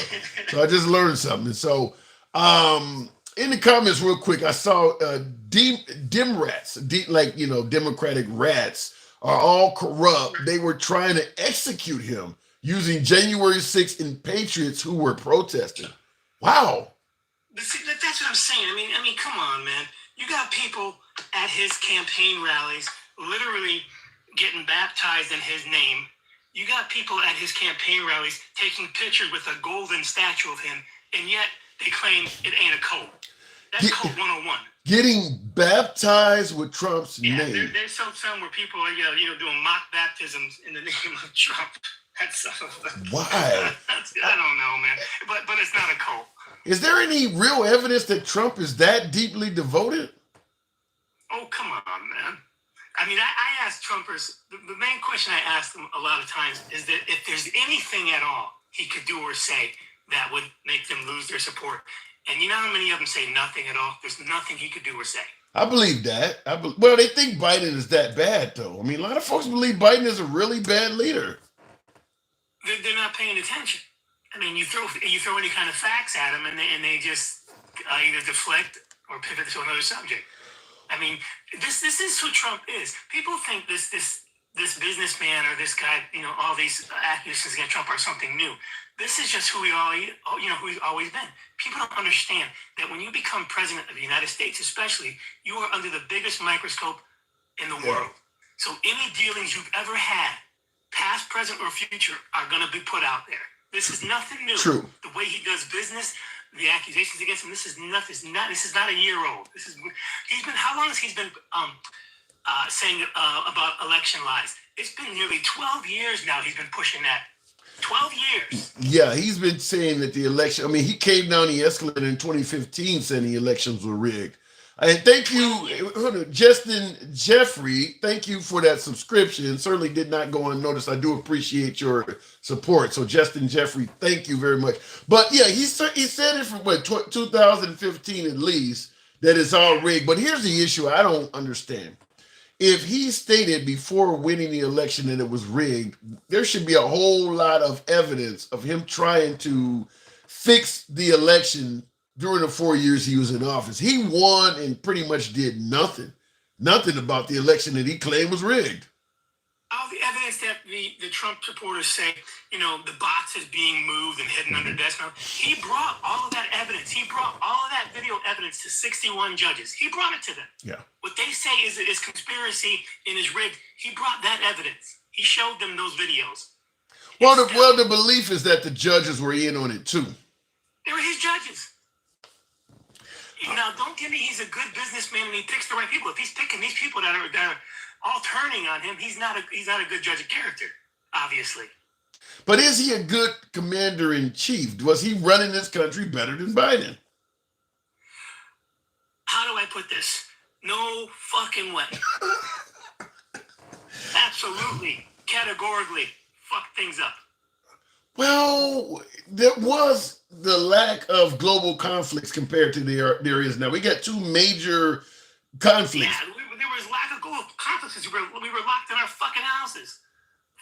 Couldn't go out and fight. Yeah, but that didn't happen to the end of his term. I mean, Trump got inaugurated in January 2017. COVID didn't really kick in until 2020. The first 3 years of his term, we didn't have Israel versus Iran versus Palestine versus Gaza or Ukraine and Russia. I mean, that wasn't happening under his term. The world felt safer to some people. 300 conflicts in the continent of Africa that nobody gave a flying fuck about. Yeah, I don't doubt that. I mean, have they ever gave a flying fuck about Africa? Nope. Yeah, so I don't think that's going to. I think even George Clooney was bringing that up decades ago. So, yeah, I don't think they're ever going to care about Africa. But under Trump, other than Africa, most of the free world would suggest that under Trump, the planet felt safer. Minus Africa, of course, in the Middle East. But the planet felt safer. I don't know if it felt safer for everybody. And I do, like you were saying before, I do believe just as Barack Obama was a direct result of George Bush, I believe that Donald Trump was a direct result of Obama. Yeah. I think he scared a lot of people. Do you give him credit for Operation Warp Speed? Responsible, if you ask the CDC, for saving millions of lives. I mean, that's all Trump. I give him credit for getting that vaccine out there quick, but on the other side, he was denying that it was even an issue. Yeah, and that's what's crazy is that his rolling out of the way he talked about the vaccine, he should be bragging about that because if he could take genuine credit for that, he would be the president. I think if he would have went about that the right way, because he did get it out there in record-breaking time and it did save a lot of lives. Yeah. I think if he would have went about that the right way, he would have been reelected. Yeah, because he would be able to say, "I saved more lives than virtually any president in history." If he had I mean, Operation Warp Speed. If you talk to the CDC or the World Health Organization, it saved. But he's out there telling you the vaccine may not even have been that effective. But yeah. So he really put himself in the foot. Put his foot in his mouth with that one. But I do got to move it on, Joby. All right, thank you. So is it possible we can maybe put you on the Trump train for November? Oh, no fucking way. No Trump train, no Trump taxi, no Trump skateboard, no fucking way. Oh my God. All right. Appreciate you holding, man. Good talk. All right. Looking in the comment section. No chance at all. Not even a Trump skateboard. Wow. That's different. You really can tell who watches CNN, says Melissa Ray. I will say, shout out to all of the female MAGA, because remember, the folks on the left would suggest with the rolling back of Roe v. Wade, the women are going to vote liberal in mass. I get a lot of female MAGA on the program, a lot of female Republicans on the program. So I don't know. I don't know. In the comments though, Trump doesn't say that. Where the hell do liberals get their information? What was said? What does that say? To Queer 88 or something? What was said? I'd like to, maybe I could correct it for you or elaborate on it. We're not going to mention the FBI and CIA suppressing campaign ads, sending letters to Facebook and Twitter to remove campaign ads. Everything just swept under the rug. Come on, man. Me Entertainment, you're a bit late to the program because I have said that several times tonight that President Trump, or better yet, President Biden was accused of trying to squelch negative stories which helped him win the 2020 election. That has definitely been brought up. And it was brought up in conjunction with the trial that Trump is going through right now, where they're accusing him of doing the same thing before Biden did it. Trump was using the National Enquirer to put out horrible stories about his adversaries to help better his time. When Trump was running for the Republican nomination against the likes of Ted Cruz and Marco Rubio, there were stories that Ted Cruz's dad killed President Kennedy. Marco Rubio, proud father, wife, he's a married man. There were stories that he had a love child out there. These are stories that would have hurt Marco Rubio in favor of Trump. And now during the trial, it's coming out that these people were directly working in cahoots. Pecker, the owner of the Enquirer, was working directly with Cohen and Trump. So that's exactly what Biden has been accused of, is using the media to help his chances. Now Trump is on trial for doing exactly that. So we can point out Biden, as you rightfully stated, which I have pointed out, but it looks like Trump was actually doing it before Biden did it. I think it was, like I said, Marco Rubio, the story about Ted Cruz's dad. There was an Enquirer story that Hillary Clinton was on her deathbed and would be dead in 5 months when it was Trump versus Hillary. So they went after Hillary as well. The Enquirer was putting these stories out. They also knew that the Stormy Daniels and Carrie McDougal story would hurt Trump likely. So they purchased the story from Carrie McDougal and silenced it. The Enquirer was doing all of this stuff. The owner of the Enquirer is at trial right now testifying and admitting he did it. He's admitting he did it. So you want to point out Biden, quieting stories on Facebook and Twitter, which Elon Musk did admit some of that, but it looks like Trump was doing it first.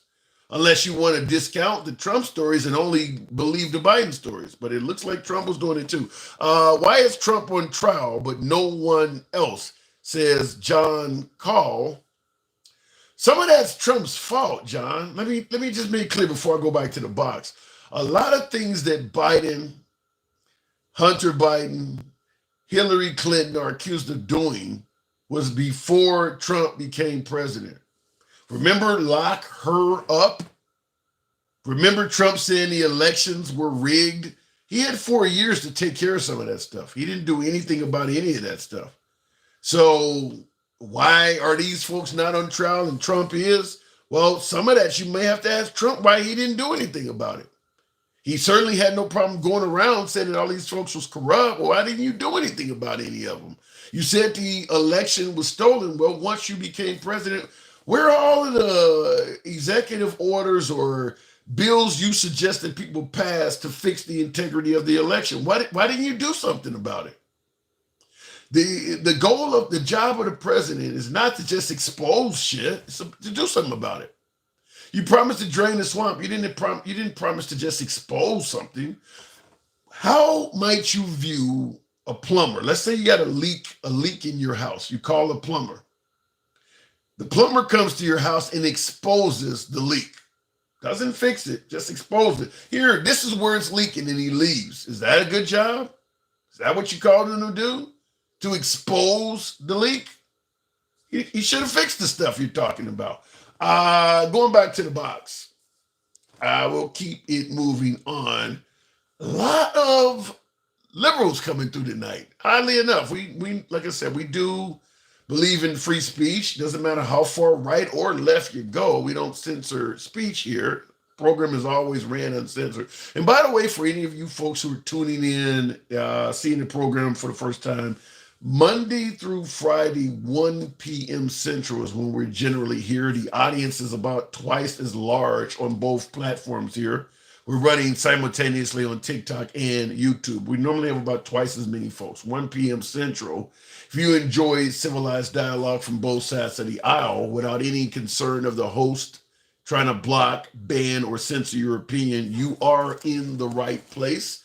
I implore you to follow the program on TikTok. Feel free to add a subscription in on YouTube. This is what we do here. Program is, always will be MAGA friendly. Understand it. It's been that way since the very beginning. Tonight we got a lot of liberals coming through, but that is okay. Moving the program on with Etney 36. That's why Trump lost. There are more people who are with him. Wait a minute. That's why Trump lost. There are more people who are with him. Well, if there's people with him, he should have won. I don't quite get that comment there, Rev. Etney 36. Good evening. What do you think about we're looking at the billboard behind me? What say you? What does January 6th mean to me? Yes. Well, what I said about this is people have the right to protest and to protest anything. That is a constitutional right. Mm-hmm. But what I didn't agree with them is breaking into the Capitol, destroying property. And that was wrong. And so they should have paid for that, what they needed to be. Now, for us, it's called an insurrection. I think that's a big stretch for me. Okay. So you don't see it as an insurrection. Let me ask you this question. Do you see Trump as being responsible for anything that took place? I think that he's had some responsibility. He's not totally responsible. Okay. He did say go peaceably. I think that he could have, he could have said something like this. Look, I don't condone violence. I'm like Martin Luther King. He could have invoked Martin Luther King. And he could have said, look, because even Martin Luther King said nonviolence. And when violence got around and got into it, he said, I want no part of it. And you said you have the right to go, and some of those people listen. So they don't listen. I listened to it several times, what he said and what he did. And some of those people, you can't control what everybody do. You can have a party. And you have this party, you're going, and you always got somebody to act the fool. Do you think what happened there that day, do you think those folks are wrong for what they did do? Even if you don't think Trump's responsible, but do you think they were wrong for what they did there that day? Absolutely. The ones that infiltrated the Capitol, broke those rules and did that, of course. It's just like in front of my house right here. If somebody wanted to come protest me out on the street, that's fine. They have the right. But once they step onto my property and intrude into my home, now we got a major problem. Fair enough. So how do you feel now, with you admitting that you think they did wrong, how do you feel about President Trump essentially treating them like they did everything right? I mean, offering a pardon, doing a song with them, saluting them before his rallies. He's very favorable to them, and you're saying they did wrong. Why does he have a different opinion? Not all of them done wrong, okay? Not all, because there were a lot of people there, and not everyone entered the Capitol. So the ones that entered into the Capitol, that broke that barrier of doing that. The ones that are in jail. Say that again? The ones that are in jail. Well, see, the thing about it is this. That was a real big thing that the government did. They went around and looked on for credit cards, trying to find out what people were there. This is a fact. What people were there, giving this information to people so that they can go after some of these people. And they, in fact, did go after some people that never went inside of the Capitol. Okay. But you're saying not everybody did wrong, but you're admitting some people did. The question I'm asking you is, why is it that when Trump speaks of what happened there that day, he doesn't talk about anybody doing wrong? He said it's a love fest. It was a good day. Those are actual quotes. It was a good day. He hasn't said anything negative about anybody there that day. Why is that so different? Why is he pointing to January 6th as if everything was well? It wasn't all well. And so, and he knows that. I think he's trying to play the base to the crowd. his base of people itself. It wasn't ever. Just tell the good, bad, and the ugly. That's the way that I am.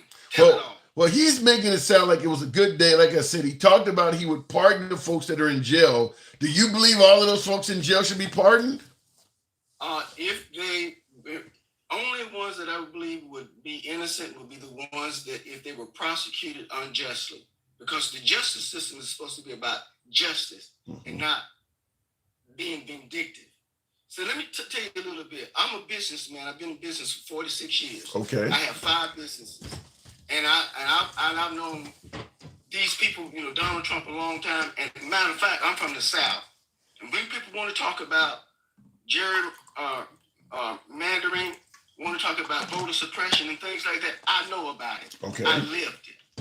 Okay, and so when it came to counting the jars, beans in the jars, that wasn't the Republicans. That was the Democrats. So what I'm saying is most people don't know history. They don't know the true history to know everything. I look at policy. I'm not a Democrat. I'm not a Republican. Let me ask you something. You mentioned gerrymandering votes and counting beans in jars, which is something they were doing a lot of times to African Americans. Am I correct? Yeah, absolutely, and also literacy. So why do you think, considering how bad you're pointing out, and you're correct that the Democrats used to treat blacks in the South, why do you think modern day blacks overwhelmingly vote Democrat? Well, number one is beginning they didn't. It wasn't until 1936. So why now? Why now are they voting overwhelmingly Democrat? And by the way, the bean counting stuff happened after 1936 as well. Well, exactly. But see, what happened is a little bit more to it than it, because we've got to look at policies that were going on and what happened. And I'll give you an example. Nixon tried to get King out of jail. Okay? And he made some calls. People don't know these histories. And so it's really, really something. And matter of fact, let me back up. Kennedy did not want to go for civil rights because his brother told him not to get into it because he wanted to get the Southern votes. But what happened is... I heard just the opposite of that. I heard that Kennedy did not want to give civil rights, but his brother was in favor of doing it. No. The president himself, his brother, he did, but his brother didn't, which was the Attorney General. Okay. So well, let me get to the meat of the discussion. Why do you think that blacks now in 2024 overwhelmingly vote Democrat, even though Democrats were the party of slavery? Why do you think they vote Democrat now?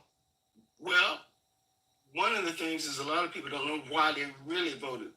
They vote because they come in a household that overwhelmingly vote that way. They've been that way. They don't look at the total policies all across the board. But why did they go from running away from a party that favored slavery to now voting for them? There has to be some reason why they went Democrat, because they didn't used to go that way. Democrats used to vote Republican, or better yet, blacks used to vote Republican. Why do they now vote Democrat? Because they don't know the history. They don't know the total history and don't look at the same history as themselves. Did you know that the first black senator in 1870 was a black man from Mississippi, was a Republican? Yeah. Did you know the first governor in 1872 was a black man, was a Republican? It was 123 years before there was ever a Democrat in those time frames. Okay. So both sides have good things. Okay, yes, the first black Supreme Court justice, yes, that was good. That was so there's good things on both sides. But the problem with the Republicans, they're bad at messaging. The Democrats are very good at their messaging. They let people know about the civil rights and where they were. But the Republicans were right in there too as well. The 13th, the 14th, 15th Amendment, the Democrats fought against that. And you can go back and look at the voting histories and all those things. So I know both histories. So I look at policies. There's some good things on both sides. And Trump did do some good things. He really did. People don't think about it. The First Step Act. You tell me the number of black people and minorities that were able to get out of that. So that's a good thing. He gave more money to the HBCUs prior to Biden. Biden now has just given more money than anybody. He's committed to $7 billion. But prior to that time, he didn't. They didn't do it. Even Obama didn't do it. I work for an HBCU school, so I know what I'm talking about. Okay. And when Trump said, y'all coming up here, didn't y'all just come back down? Just see y'all, I'm going to make it permanent. I'm going to give you the money, because the HBCUs had to go big and hat in hand to get money. And also, he said, HBCU schools are a pillar of our country. We need it. It's part of what we need, and we need to protect it. But people miss all those things. Everybody want to get the bad on both sides. So you got folks in the better, you got African Americans, for instance, that believe Trump is a racist. Why do you think that is? Because you know what? Everybody has some part of racism in them, Including Trump. Let me tell you why. Racism is a taught. It is not born. Nobody is born a racist. People are taught racism. It's a heart issue, and we're racist against our own. We're also prejudiced against our own as well within people. Different sects in different countries are. It's almost said like black folk can't be racist either. Yes, they can be racist. So does he have some racism in him? Yes. But if he was a total racist, why would he be done the First Step Act? Why would he have given the money to the HBCU schools? Why would he have done that? Why would he pardon some of these other people? So you go tell those people that were pardoned, those black folks that were pardoned, go tell them, is he a racist? So everybody has their opinion about it. No, fair enough. I think that some of the things you're saying, I think it skips over the party switch, the civil rights. I think the civil rights era is the reason why blacks vote Democrat. I was trying to see where you were going on that, but for the most part, during the era where you mentioned Kennedy and you mentioned his brother Robert, or whatever the case may be, when they were starting to give black civil rights, the Democrats that did not like this happening began switching parties. They became the Dixiecrats and ultimately became the Republicans. That is what happened. Go ahead. You're right. Now, the Dixiecrats, let's go back and Yeah. to that, because a lot of people look at that news that, no, there were Democrats that came in that were racist, and they went over to the Republican side, except there was two different parties. Now, the same Republican Party and the ones that were the Dixiecrats party are not the same. No, but let me just say it like this. We know, because you're down in the South, we know for a fact the South has always been less tolerant of minorities than most of the country. The South as a whole has been far more harder on minorities. I mean, there are racist places everywhere. There's racism in Chicago, Detroit, you name it. But the South as a whole has a far darker history to minorities. And the idea, when you look at the South under the Democratic Party during slavery, and you look at it now, the way they treat blacks for the most part has always been worse than the rest of the country. So clearly something happened. I mean, because the South is overwhelmingly Republican now. So clearly something happened. We're not in the state that I'm in. I mean, in the state that is a Republican, for blacks it is. I'm sorry. You're right. You're right. And in my particular state where I am, which I'm in Alabama. Okay. So you can't get really more a little southern than that. Right. And of course, I'm right close to the Georgia line, Florida line. Look, I'm 2 hours from Florida. A river difference between Georgia itself. Okay. Look, I still deal with racism today. Look, I'm a paralegal in real estate. I'm also a paralegal in litigation. I'm an auctioneer, and I'm a real estate appraiser. And I'm an investor. So like I told you, I own a lot of business and I've been successful, but there are opportunities for us to do. And so I have never let racism stop me. But let me ask you this question. In terms of, from a racial aspect, which party do you think is better for the African American race? The Republican Party or the Democratic Party? The Republican Party lines up more with my beliefs. Okay? What are those beliefs? Those beliefs is less government. Okay, less government about those things. On the abortion side, the state, let it be the states, because I don't think states' rights. Right, because there's nowhere in the Constitution that it says that abortion is a constitutional right. Right. What other one? So those are the things with that, and also just because of picking, just because of color, you pick because of qualities, qualifications. All right. Let me just respond a couple things you said. You said the Republican Party lines up more with your views, and you pointed to less government and states' rights. Here's the issue I have: as yourself being a Southern African American, you would be if we had less government intervention. How would African Americans have fared if we remained a states' rights country with less government? That means Alabama would have remained in power to do what they wanted, because the Civil Rights Act is federal. That's big government. You want it, based on what you're saying, you want Alabama to be able to have their own states' rights to treat you how they will without any big government interference. It's really weird to have, I'm just going to say, in my opinion, it's really weird to have hold on, I'll let you continue, but it's really weird to have an African American from the South favor less government and states' rights, considering the history of your state. You're in Alabama. Floor is yours. No, that's not what I meant. That's what it sounded like. Well, but that's where it's a miscommunication. Okay, clear it up. One of the things is there's certain things that we need governments in. There are overreach in governments is what I'm talking about. Government doesn't need to be in everything that it needs to be in. And I'm going to give you an example.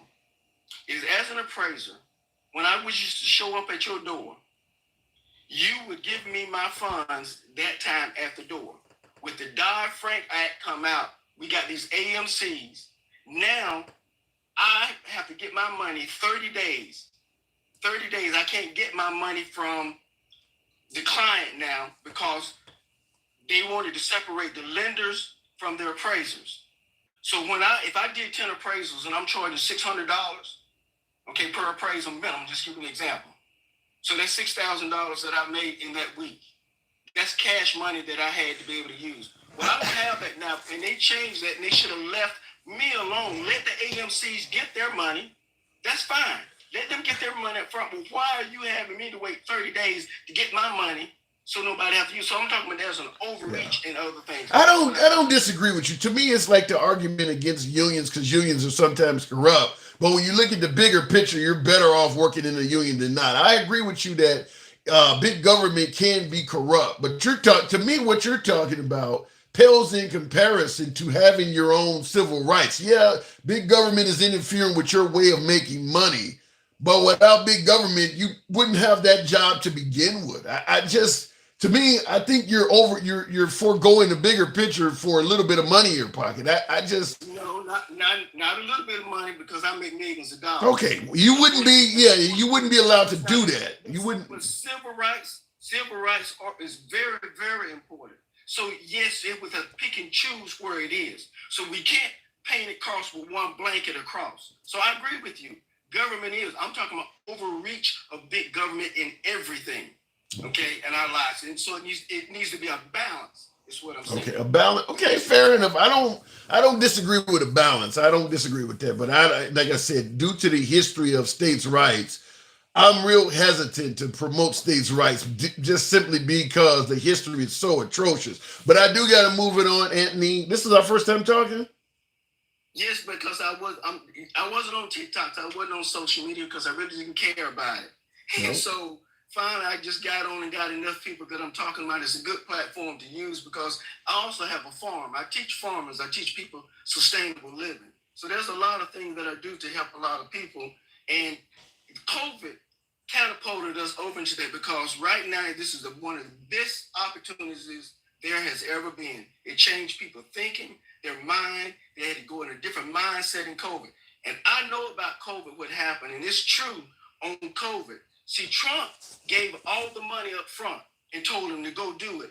They didn't go the whole way. If we had the Democrats doing COVID during that time, we'd probably still be in COVID now, because Trump changed the situation. See, you think Trump handled the pandemic well? You think he did a good job? Okay, let me explain to you.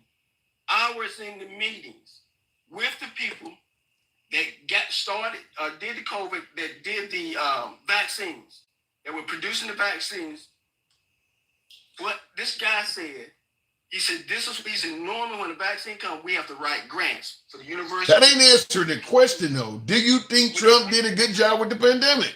Well, let me get to that point. Okay, moving on. Okay, go ahead. And so what I'm saying is, they would have to wait in the normal process of things, the normal process. But Trump was able to get them the money so that they can get started immediately working on the vaccine. That's how we got it quickly. Okay. The CDC would say. Yeah, but then, okay, Trump, wait a minute. Trump, you're right, Operation Warp Speed, Trump got the money for the vaccine quickly, but then started passing around a rumor that the vaccine wasn't even safe to take. I would agree with you on that part. Okay. He's not a scientist. He's not a scientist on that part. I'm saying getting it there and getting it done. You got the bitter. So do you think Trump handled the pandemic well? Totally no. Totally no. Some things, yes. But was it a total failure during the pandemic? Of course not. Okay. Because do you think America would, because you do realize when you're crediting Trump for Operation Warp Speed, that is big government. Do you think this country would have done better with states' rights during the pandemic, where you let every state do whatever they want? Well, let me tell you something. Florida did pretty darn good. So you think America would have been better off if we had states' rights during the pandemic? Depending on who is in power. Under Trump, would America have been better off with states' rights during the pandemic? Well, define states' rights totally. You can answer yes or no. Well, let me ask you, define what you're talking about, because that is a blanket statement that you're saying. What state rights? Under Trump, if the states had the right to do whatever they wanted in regards to the pandemic without any federal interference, would the country have been better off? No, because you need to have some federal intervention with the CDC and the other organizations. It has to be a corporation together. State and federal government have to cooperate together. They can't just be separate by themselves. So we needed big government, some big government interference. And some things, absolutely. All right, fair enough. I got to move it on, Anthony. Always welcome back. Thank you. Anytime. I appreciate what you're doing. Thank you. I appreciate you coming in. Sentiments, exactly. Now, in the comments, real quick, someone stated, because I was bringing up the notion that I'm no fan of states' rights just because of the atrocious nature of the way it was abused, in particular in regards to civil rights. And some folks would even say with women now, but certainly in regards to civil rights. And DJ Holiday on YouTube said, listen, this isn't the 19th century. Move what it says, more government screws us up. Folks were pointing out you need to move on. That happened a long time ago. You know, like he said, this isn't the 19th century. I wanted to push back from this notion. Why is it that when we bring up the antics that this country perpetrated on minorities, that's the time to move on? But listen, when the Second Amendment suggests that I carry a firearm to prevent tyranny, I don't want a nation, our nation could become tyrannical. That's why one of the reasons why we have the Second Amendment. We haven't had tyranny in this country for hundreds of years. Why isn't the phrase, well, you need to move on from that? This is not the 1700s anymore. Or we tell African Americans, for instance, slavery happened hundreds of years ago. You need to get over that. Nobody is currently a slave. But it's okay to fly the Confederate flag, which happened at the same damn time. Nobody is currently a Confederate. I don't understand why when African Americans speak about their history, it's suddenly something they need to get over. Keep in mind, if you're flying the Confederate flag and honoring the pride and heritage, which is what they say, the Confederate flag is all about pride and heritage of your ancestry. Don't you think that might remind me of mine? They were around at the same damn time. You're going to fly the Confederate flag to honor your heritage, and I'm supposed to be getting over mine that existed at the very same time that flag was out. How does that make sense? Wouldn't it be just simpler to say black people need to shut the hell up? Wouldn't it be easier to say that? I just don't think blacks should have an opinion, because these things happen at the same time. You get a statue to commemorate your ancestry, whether we're talking about the Confederate soldiers or whatever. And while that guy was existing, we should get over all of the black people that existed at the very same time. Those people should just shut the hell up because they're not around anymore.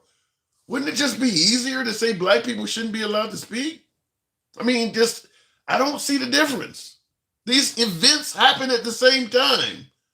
Why can you honor one and the other one we need to get over? Tell me how that makes sense. In the comments, Mike Hunt says it best, silence the blacks. Just come out and say, I don't believe black people should have an opinion. I think that would at least be being a bit honest about it. I'm going to honor everything else about this country's history, but when blacks start speaking, I'm going to tell them you need to get over your part of it. Tell me how that makes sense. Tell me what I'm getting wrong. I don't get it right all the time. I'm always here to tackle dissenting opinion. I don't block, ban, or censor anyone. So if you have a difference of opinion, feel free to state it. Let me know where I'm getting it wrong. But it does seem like if you're waving around a Confederate flag, you have to understand that black people existed at the same time that damn flag was up. And they were enslaved at that point. They were literally enslaved. So you're literally reminding them of slavery when you're waving around the flag, unless it's okay for these people to honor their heritage and black people should shut the hell up about theirs. That's what I'm hearing. Maybe some of you have a difference of opinion. Anyhow, looking in the comments, while I'm not okay with the Confederate flag, tell me why you are okay with it. Well, they're okay with the Confederate flag because they believe it is honoring their pride and heritage. To me, when you look at the few years the Civil War existed and how long we've had a South in this nation, there's so many other symbols you could pick. The Confederate flag represents one of, probably not one of, but probably the most violent era in American history, when everybody was fighting against each other in this country. Out of every symbol you could pick from the South, the most violent era in American history, not to mention the oppression and slavery and all of that other shit too, but we're just talking about the most violent era when everybody was getting killed on both sides. That's the symbol we're going to pick. I mean, it's like literally NASA, the National Aeronautic Space Association, NASA, having a flag that features the Challenger blowing up. Just take a picture of the Challenger shuttle blowing up and put it on the flag. The most violent, depressing time in U.S. history. That's the flag. How long was that war? Just a few years. We're going to pick that symbol from history and make that and go with that. There's a lot of great things about the South, from the fruit to the birds to the weather to the tree. I mean, there's so many other symbols you could pick. The most violent part of history, we're going to make that a representation of heritage. Okay, all right. They support the flag to say the quiet part out loud.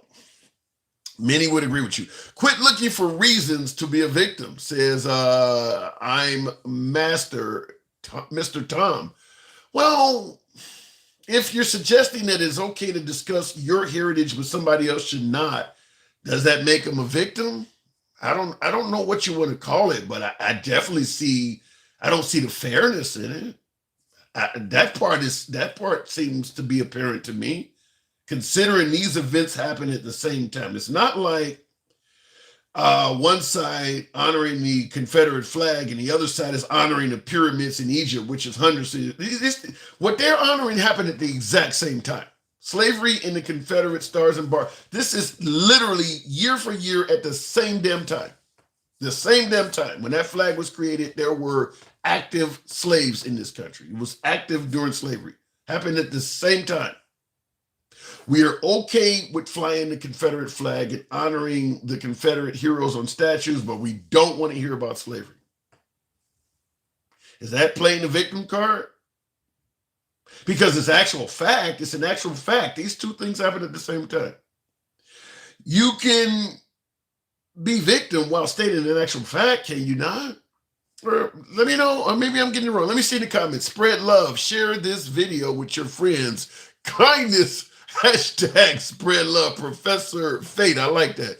You cannot erase our history, but that is why it is history. Well, what's the difference between telling somebody they need to get over what happened? Isn't that erasing history as well? I mean, racism, even if you don't talk about it, how is that not erasing history? If you tell blacks, slavery in the hundreds of years, quit talking about it, how is that not erasing history? I certainly think it's about as relevant as taking down a statue. By the way, removing a statue does not erase history. I always use the example of Joe Paterno, the coach at Penn State, the pedophile, the very successful Penn State coach. Many of you have probably heard about the story. He was caught up in a pedophilia ring or protecting a pedophile or whatever. He had a statue out in front of the stadium. He won a lot of games as the coach of Penn State. Once it came out that he was working in cahoots with a pedophile, they took his statue down. Does that erase the history of Joe Paterno? No, it does not. I mean, all of the students that went there and played for the team and what, it doesn't erase the. Saddam Hussein is another perfect example. When we invaded Iraq, there were statues of Saddam Hussein all over that damn country.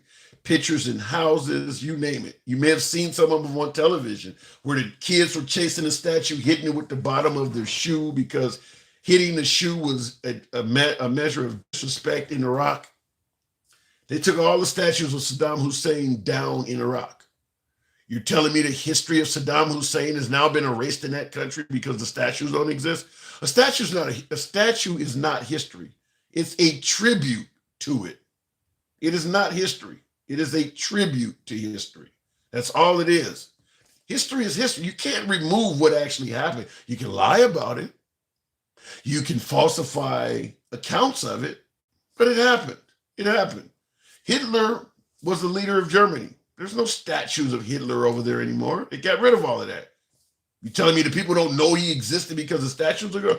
Taking down the statue doesn't remove history. That's insane. I mean, there's very few statues to slaves. It still happened, particularly the Irish slaves that you guys talk about all the time. I've never seen a statue of an Irish slave. Comes up all the time when I'm talking to right-wingers. You clearly know about it. There's no Irish slave statues anywhere. I had a guy on the other day swearing up and down about the Irish slaves and said he was even Irish. I asked him to name one well-known Irish slave, and he couldn't name a single one. And he was Irish. He was Irish. Anyhow, looking in the comments. Who do you support and why?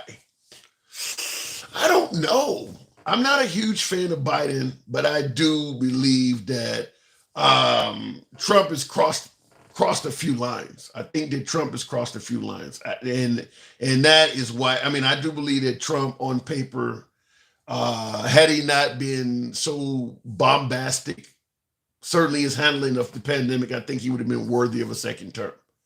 Not a big fan of Biden, though. So I'm in the middle. I'm in the middle, folks. I do lean left politically, though. Just want to say that I do lean left socially. Certainly, I'm pro-choice. I'm an ally to the community, the LGBT community. I don't believe they should be, erased from history, so to speak. So we'll leave it at that. Looking in the comments, can you name what race of people owned just as many slaves as whites did? In America, there is none. Now you're talking about in Egypt, Saudi Arabia, somewhere. In America, there is no other race of people that owned as many slaves as whites did. Maybe you have a difference of opinion, state it in the comments. I'll certainly read it. Going back to the box. You guys know I don't block, ban, or censor anybody. Z-Pack. Wow, did not see you in there. Z-Pack. Good morning or good evening. Still a little bit of Z-Pack. What's up? I haven't seen you since I got a chance to speak to Michael Cohen. Yeah, I know. trying to get in your lives, but I haven't really been lucky enough. You got a big arsenal here, you know. Well, I'm going to tell you, regardless of who watches me, I am so honored you gave me the chance to question Michael Cohen. I don't know, did he have an issue with what I was asking him? I don't think he had an issue. Okay. It was more I was nervous because if I'm his co-host and I'm bringing you up thinking you're friendly and then you're going hard on him, I mean, appreciate it, but you know, at the same time, but he said multiple times that he liked the question, so I would guess that that's okay.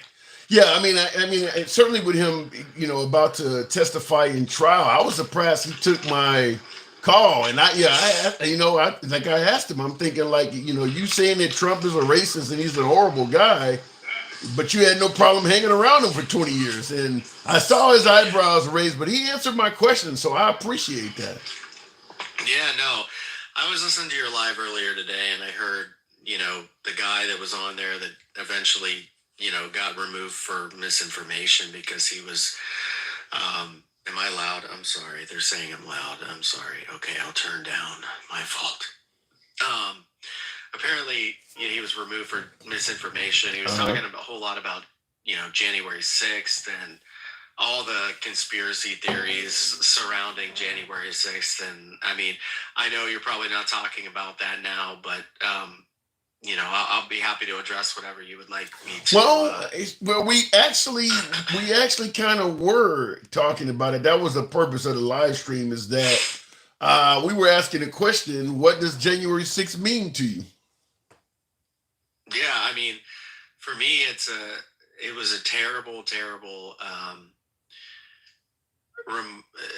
Now it's a terrible reminder of a day that I thought Trump was going to remain in power. Because if we had, you know, gone back in those last 4 years and we looked at what Donald Trump was doing, and he was constantly wiggling his way out of everything, and so basically at this point I thought, well, here he goes again, right? What's going to happen here? You know, he was talking about the National Guard and, you know. Well, he states that Nancy Pelosi's job was Nancy Pelosi's job to provide the National Guard there that day. You can literally Google search it. It was not her job. It is the president and the mayor of DC. I forget, DC. Yeah, that's it. And the thing about it is, yes, on one hand, it would look very bad if Donald Trump called in the National Guard, because it would look almost like he was staging some sort of a coup. Because if he had a ton of people there, you could make an argument that, yes, you know, I'm going to stage a coup and these are my people. But at the same time, you know, he had a lot of National Guard folk there in May 29th or something like that, 2020, when we had Black Lives Matter protests, right? Okay. There was National Guard everywhere. That was the day that he went to his bunker and he hid and all that stuff because, you know, he felt threatened by a bunch of people protesting. Interestingly enough, though, when he spent 3 hours watching television and not doing anything, it was Mike Pence that ultimately had to make the call to get them in there. Because he couldn't do it himself. He just didn't have the ability to. And that night when he called those people out, he called them criminals, right? So, or I think it was that night, he called them out. He says, you've defiled the building or whatever he had to say. And then the outtake said, right. I can't say that. I can't say that. I seen that on. I can't say that one. I already said this. But like, the thing is, like, he absolutely knew what was going on. He absolutely wanted his people to keep him in power. If you watch any of the January 6th hearings, which were under oath, by the way, not just things that are being said on television or Truth Social. You know, we can talk about what Donald Trump says, but he never went under oath. None of the people that said anything went under oath. The Secret Service agents never went under oath. True. Right. So why are we taking his word for it when we have people who went under oath who said the total opposite? And the answer is because, you will support Donald Trump no matter what he does or says. It does not matter. That sounds like a sheep pack. Are you saying people are sheep? It is a sheep mentality. It's what they do. Have you listened to the lives? Have you been on your For You page scrolling and seeing what they're doing? Talking about how, today they were having a live about the trial and what's going on in New York and all that stuff. And they're twisting themselves into pretzels. They're essentially making it sound like, Donald Trump did no wrong. It was all Michael Cohen. It was all this. It was all that. And it's like, no, it wasn't, dude. If you knew anything about this case, you knew that Bill Barr shut it down in 2018 or 2019 or whatever that was. It wasn't Cy Vance deciding to shut it down. It was Bill Barr going in there and saying, you know what, guys, we got to shut this down. That's all it was, because they weren't going to indict a sitting president. So then I have to ask the obvious question. If Trump is such a bad guy, if he committed an act of insurrection, why hasn't he been charged? Well, the reason he hasn't been charged with insurrection is because we had people that were charged with seditious conspiracy, which is technically a higher charge than insurrection. Right. Now, I agree. Charged and convicted. Charged and, you're the leader of Proud Boys and Oath Keepers. Charged and convicted. Yeah, I agree that, like, Jack Smith probably should have charged him with insurrection, because then it would make it a better case. It would make the argument better, I guess you could argue, right? Mm-hmm. So you could say he maybe dropped the ball there, but maybe, we don't know all the evidence that's being compiled against him, and nobody that says they know anything about the case knows anything about the case. Anybody on TikTok telling you that they've looked at evidence or seen anything is full of shit. They do not know what they're talking about. They have not seen the prosecution's witnesses. All they're seeing is some discovery items that are being showcased, but they have no information as to what is going to be argued, what is going to be presented. And I really hate that people sit on this app and do that. No, to the person that just says, as you are, I'm not sitting here and saying that. I'm not speculating. Well, the thing is the social media platforms has kind of all made us political talking heads. But in regards to this Alvin Bragg case, for instance, in New York, do you think Trump is likely to fly on? I mean, he's not likely to get incarcerated no matter what. Well, but you think he'll even be convicted? This is the funny part. So all the Trump people, I'll say this first, all the Trump people talk about Joe Biden being sleepy and, being this, geriatric old man who could barely do anything. Yeah. Meanwhile, Donald Trump is falling asleep in court, so much so that he had to be nudged by his own attorney to wake up because he was falling asleep. Also, he's farting in court. Is that really happening? It is happening, yes. He has been farting in court because he's taking Ozempic, apparently. And it's a side effect of Ozempic. And so his farts are just absolutely terribly smelly, right? Like, they're so bad. And the attorneys are saying that it smells so bad in there that it's actually embarrassing. So this is quite literally your dude. Like, you sit on this app all day talking about Joe Biden being Sleepy Joe and all this stuff. Meanwhile, your guy can't stop farting. He's been farting for the past 3 days. He's probably nervous. I don't know. But listen, let me say this, because the show is being I'm on YouTube and TikTok. My YouTube audience does not like that. Melissa says childish. What is it? A flock of morons. Wow, that's a tribute to the 1980 song by the Seagulls. A flock of morons says at least he wasn't found incompetent to stand risk like Biden. That's not even what he was found of. These people are misinterpreting again what was being said. Quite literally, they said there was no evidence to bring a case. So, you could say that, so if somebody's bringing a prosecutionatory case and they said, okay, we don't have any evidence, right? We don't have any real evidence here. They said that it would not be believable to a jury. And again, that's a personal opinion from a man who's not a doctor, right?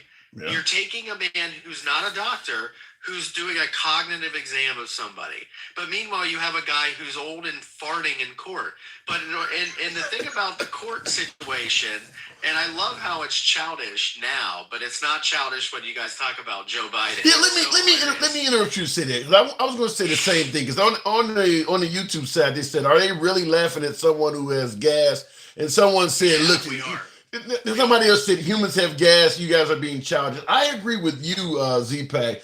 When it comes to making fun of an old man with dementia, they had no problem with that. They believe he's an elderly guy with dementia. So you're clearly making fun of a elderly person you believe have a mental illness, but you can't make fun of Trump with farts. I mean, I agree with you 100%.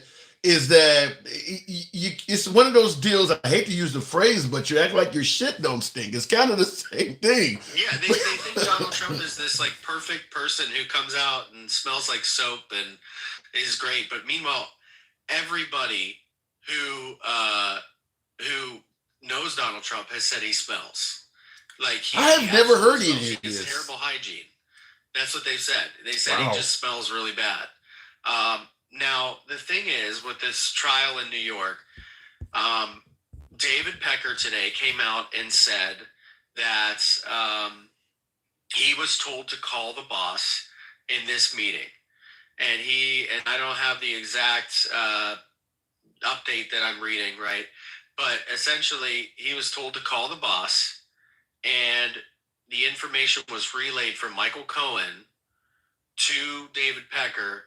And David Pecker said, we will move forward and we will not, we will get rid of the stories that put Trump in a bad light. So there you go. There's your case. It's open and shut. It's over with. Well, let me ask you this. What I mean? I'm going to ask you the same question I asked Michael Cohen himself when I talked to him that other night. Do you believe Michael Cohen is credible with the perjury, him serving time in prison? Do you find it, well, I'm assuming you do because you talked to him, but how do you view the jury looking at him, considering that he went to prison for lying?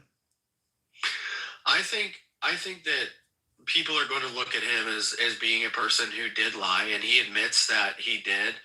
However, I think his argument is going to be that he lied at the direction of Donald Trump, and his job was to be Donald Trump's fixer. Everything that Michael Cohen did was to protect Donald Trump, whether it was doing the HELOC, whether it was not even telling his wife about it because he didn't. Yeah, you seem not question him on that. I'm like, you claiming the reason was. Go ahead. Yeah, and you got your answer from him. Yeah. He said that he would do anything for Donald Trump. So now you have a guy who's saying, I was acting at the will of Donald Trump. So then, okay. So where's Donald Trump in all this? Is he going to go under oath and actually say that he's lying? Because if he doesn't, again, he's full of it. I hate that Donald Trump gets to go out there and say they're taking away my free speech. It's quite frankly, it's terrible. I can't believe it. Can you believe these people are doing this to me? It's absolutely ridiculous.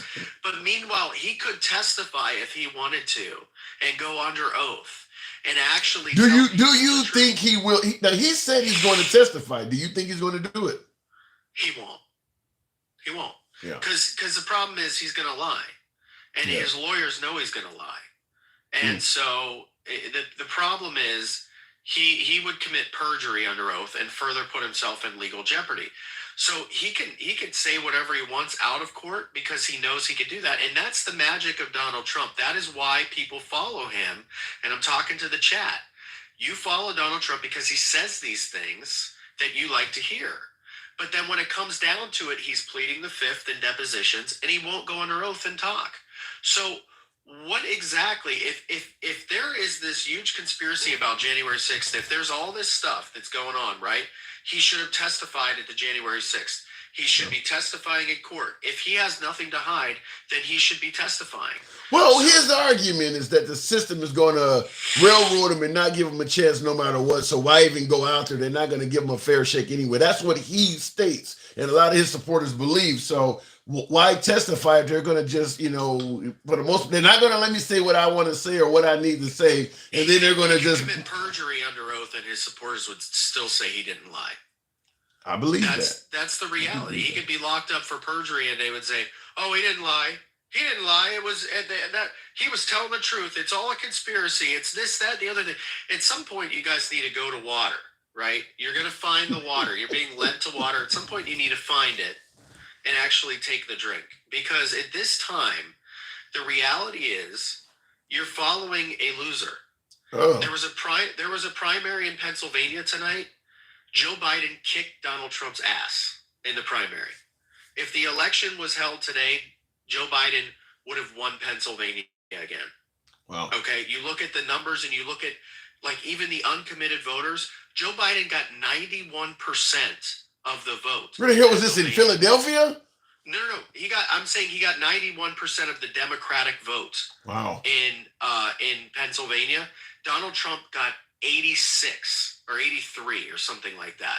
Nikki Haley got a good chunk because she was still on the ballot, but she's not even in the race. Right. So if Nikki Haley's not even in the race, yes, there was early voting. This is not good. Like, you guys need to understand that Donald Trump is not a candidate that is going to win anything. And you saw it tonight again in the primaries. I don't care if it's swing a primary or not.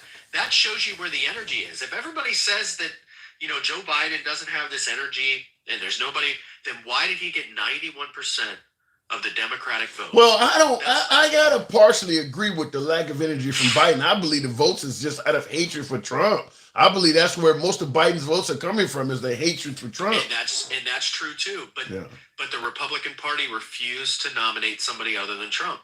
Yeah. So this is their problem now. That could, I do believe that. I do, if Trump does not win, I mean, there's a chance he can win, but if he does not win, I do believe that's what's going to, a lot of Republicans are going, there's two things they're going to be saying. One of them is that we should have elected someone else that didn't have all the baggage. But I think the other issue, because Trump's legal fees are I think is it what, 76 million or something? They're siphoning off so much of the RNC's funds. You're going to have a lot of lower ballot Republicans coming up saying, I could have won if we could have got access for some of that money and ran commercials and ads that was going to Trump. I mean, they literally giving all their money to Trump. So I do believe those two things would happen if Trump loses, but he could win. I mean, there's always a chance that he could win, but if you looked at this movement that was happening, this uncommitted movement that was supposed to be like Joe Biden's Achilles heel, right, on Palestine and all this stuff, guess what the percentage in Pennsylvania tonight of the uncommitted Palestine supporters protest vote? Guess how much? What? 1.1%. So that's not even, that don't even matter. Right. Wow. So this whole notion that like Palestine is going to be a driving factor and all this stuff in this election, it's not going to happen. You know what I want to know? What was the women's vote like? That's what I'm curious about. The breakdowns on the women. I just saw the Biden, Dean Phillips, and then uncommitted. Out of the state of Pennsylvania or the Commonwealth, right? Mm-hmm. Joe Biden got 710,000 votes tonight in the primary. Donald Trump got I think it was 586,000 or something like that. It was a lot less. Okay, but he's still obviously a factor. That's still a significant amount of votes. But I'm not saying it isn't. But I'm saying if you're looking at this and you're thinking that things are going well, they're not. Yeah. Again, they're not.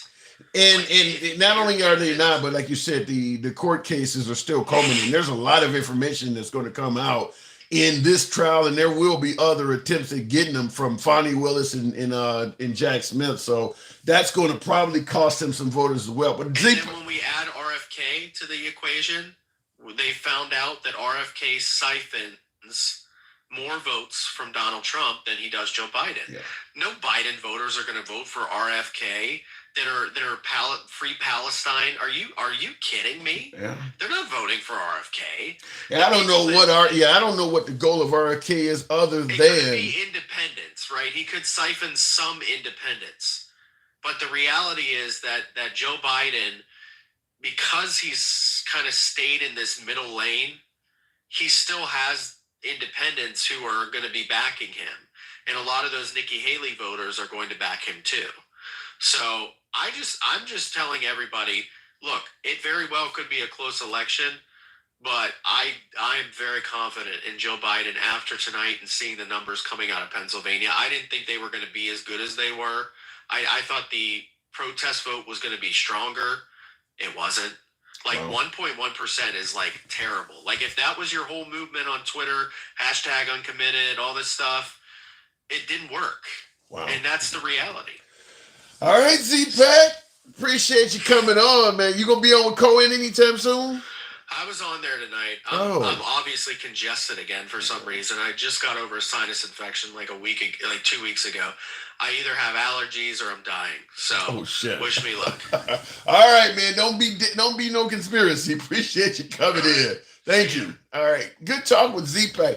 He was the individual that gave me. I meant to ask him how did he know Cohen? He's the one that got me the invite with Trump's former attorney, Michael Cohen. And I asked Michael Cohen some tough questions, as he pointed out. Whereas, Michael Cohen has his own stream as well.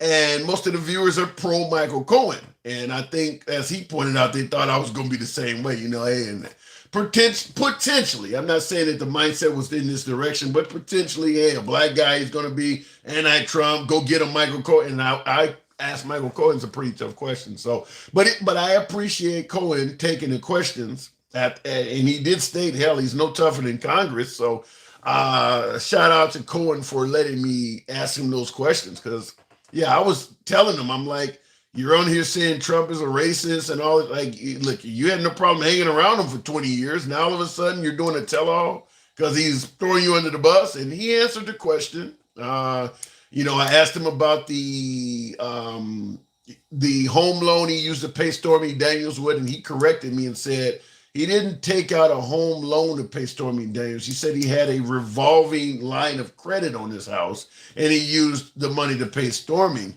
And that's when I asked him, I'm like, you're on the internet bragging about how much money you got. Why did you have to use a home loan to pay her? And he told me he wanted to hide the payments from his own wife that he was helping Trump out. So that opened the door to me asking him then, if you used money from your home equity line, you helped Trump hide a mistress from his wife using money that you were also hiding from your wife. How are you any better than him? He answered all my questions. I asked him, like I said, I didn't ask him anything friendly. I wanted to ask him how people felt. So it is what it is. But it made for a good conversation, and I do appreciate both Z-Pack and Cohen for letting me do that. I was like, damn. And I didn't have any of this stuff written down. I was honored to be able to talk to the guy. Now, if I had time to actually write down, a few minutes, or an hour or so to think about what I was going to ask him, those questions would have been tougher. That all came out of the, top of my head while I was laying in bed.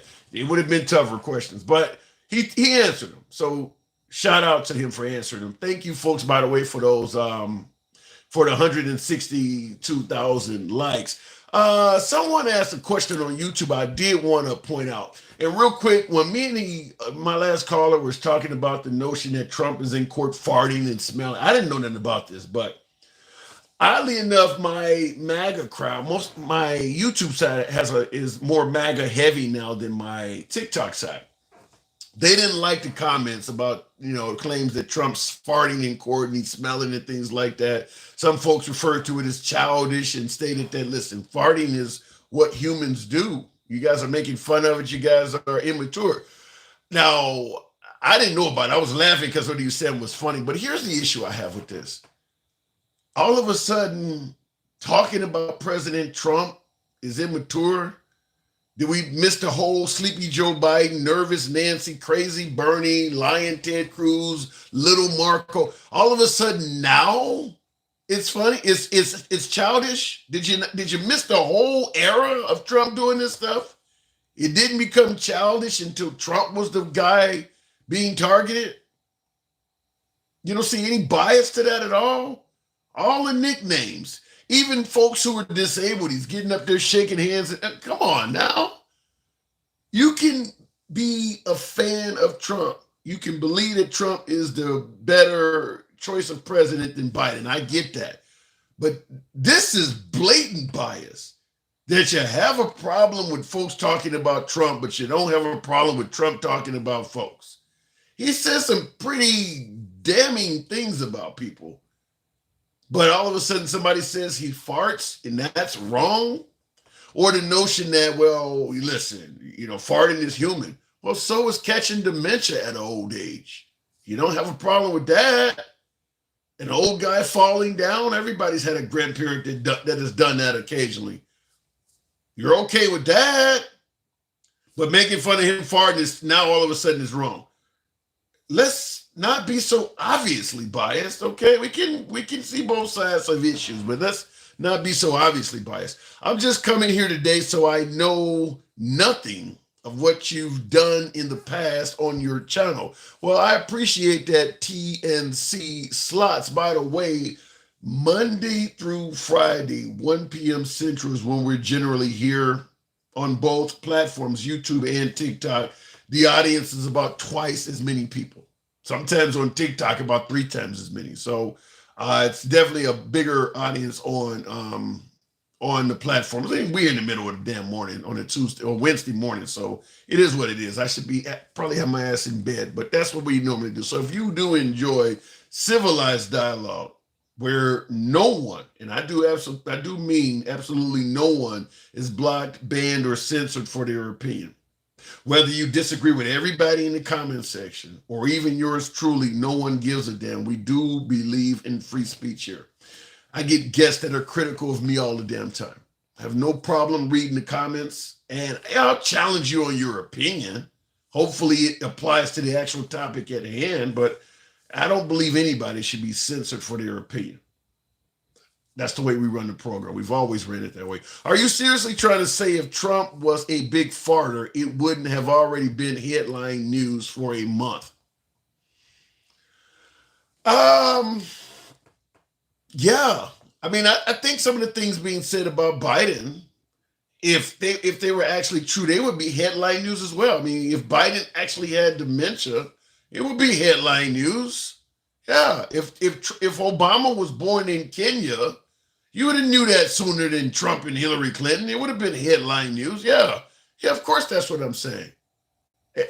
Why does Trump get special privilege? Trump has said a lot of things that if Ted Cruz's dad killed John F. Kennedy, don't you think you would have heard about that before Trump said it? Like I said, we can play games with the biases. Come on now. Trump farts and why didn't nobody else know that? Ted Cruz's dad killed President Kennedy, according to Trump. Nobody else knew that either, did they? So it goes both ways. We need a strong president like Donald Trump, not Joe Biden, the puppet. Folks agree with you. A lot of folks believe that Trump is a stronger president. We can work with that. What is said about Trump is all lies and allegations. But with Biden, we can see with our own 2 eyes. I don't buy into the notion that everything that's said about Trump is lies and allegations. I think the idea that they accuse Trump of having affairs on his wife, you think those are lies and allegations. You're suggesting that Trump has been a faithful husband the whole time. Or perhaps the allegations on Trump you don't really care about anyway, whether they're true or not. Maybe you don't care about them. Maybe you believe that Trump is a good leader for this country and I really don't care what he's done.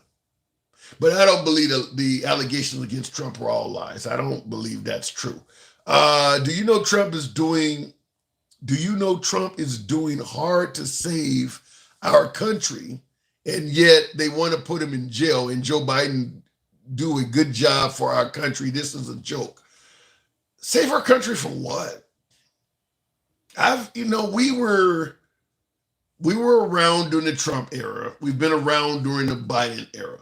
Some folks believe the economy under Biden is worse. Others are like, I'm doing just fine. I don't think the country is in a position where it needs to be saved. Saved from who? Another 4 years of how we're living right now. Are you going to be homeless? If you continue living the way you are living right now after 3.5 years of Biden, are you going to be homeless? Are you going to starve to death? Are you doing that bad after Trump? Has things gotten that bad in your household? I'll tell you, I watched the Super Bowl. I watched people enjoy Thanksgiving dinner. I don't see where people are starving to death or not being able to attend sporting events because they're running out of money. I don't see Americans struggling to the point where we're on the cusp of a Great Depression. I'll admit inflation under Biden is worse than it was under the Trump era, but salaries are more. The economic analysts all suggest the economy is doing far better than Trump supporters are saying it is. I'm not an economic major. I'm not here to criticize or champion their statement. It's above my intellectual knowledge. But I'm telling you, even on the right, the likes of Neil Cavuto on Fox, Charles Payne on Fox, even they're saying the economy is not as bad as folks are saying. Remember the recession we were guaranteed to have? That didn't happen under Biden. The only issue is we don't like what we're paying at the pump. We don't like groceries, the price of groceries. We do not like the inflation in this country. But everybody's employed and the salaries have went up. It's not as dire as folks are suggesting it is. It's just not. Now, if I went to Burger King and the meal cost $50 for a burger, I get your point. If I went on the streets and everybody was 80, 90 pounds smaller because they were starving to death like they are in Gaza, I would get your point. But that's not happening. That is absolutely not happening. People are spending and living life fairly well. The idea that if we have 4 more years of Biden, the country is just going to collapse, I don't see it. I just don't see that path today. Looking in the comments, I travel for work. Biden and his local demo rat counterparts have nearly turned America into a third world country in less than 4 years. Have you ever been to a real third world country? You look at America in 2024 compared to the heyday of President Trump in, let's say, 2018. America looks like a third world country to you, which would lead me to ask the obvious question. Have you ever been to a third world country? We're all on smartphones talking right now. Each one of us is either on a computer, tablet, or a smartphone.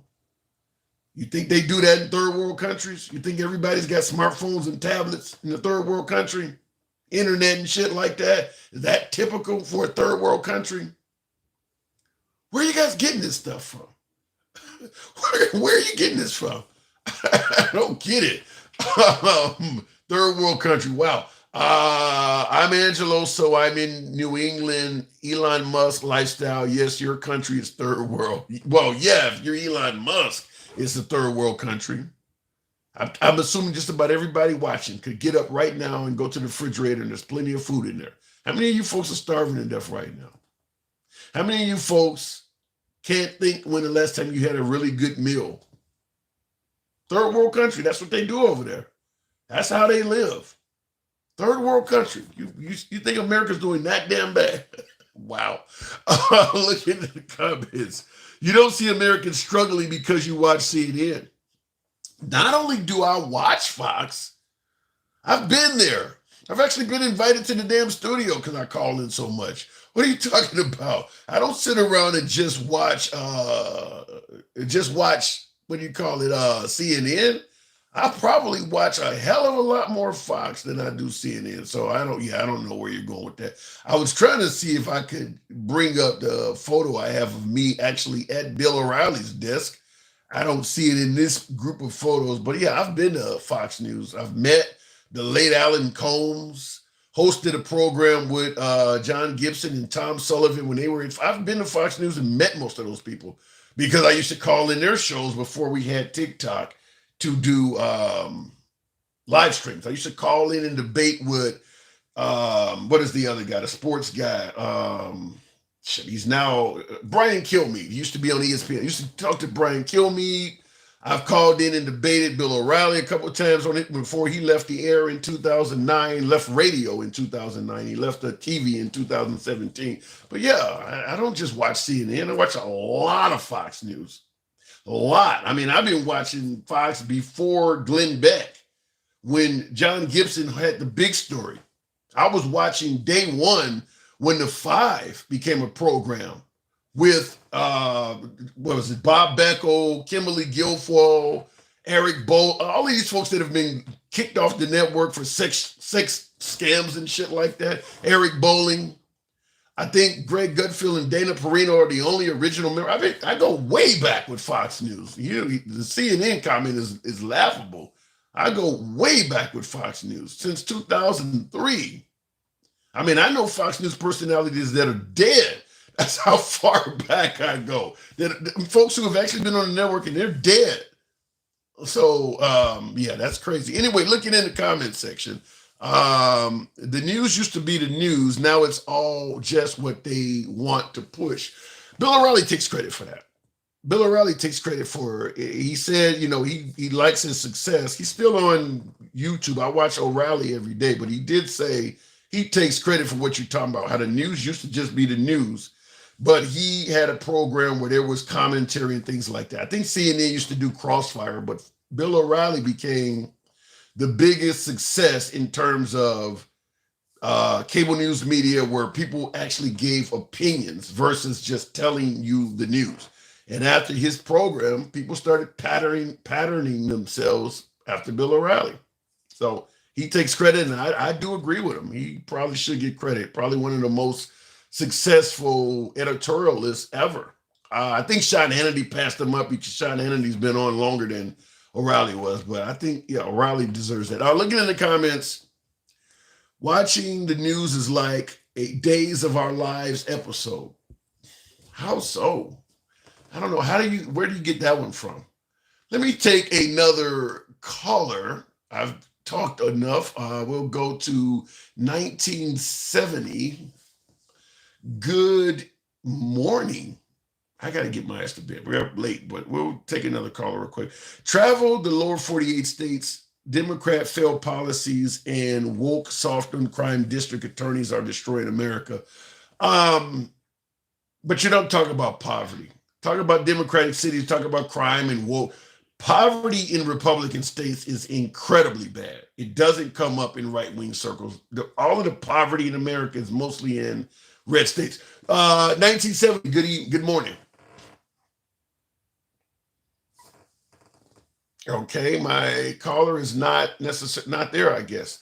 Wine is just anti-black. What the hell does that mean?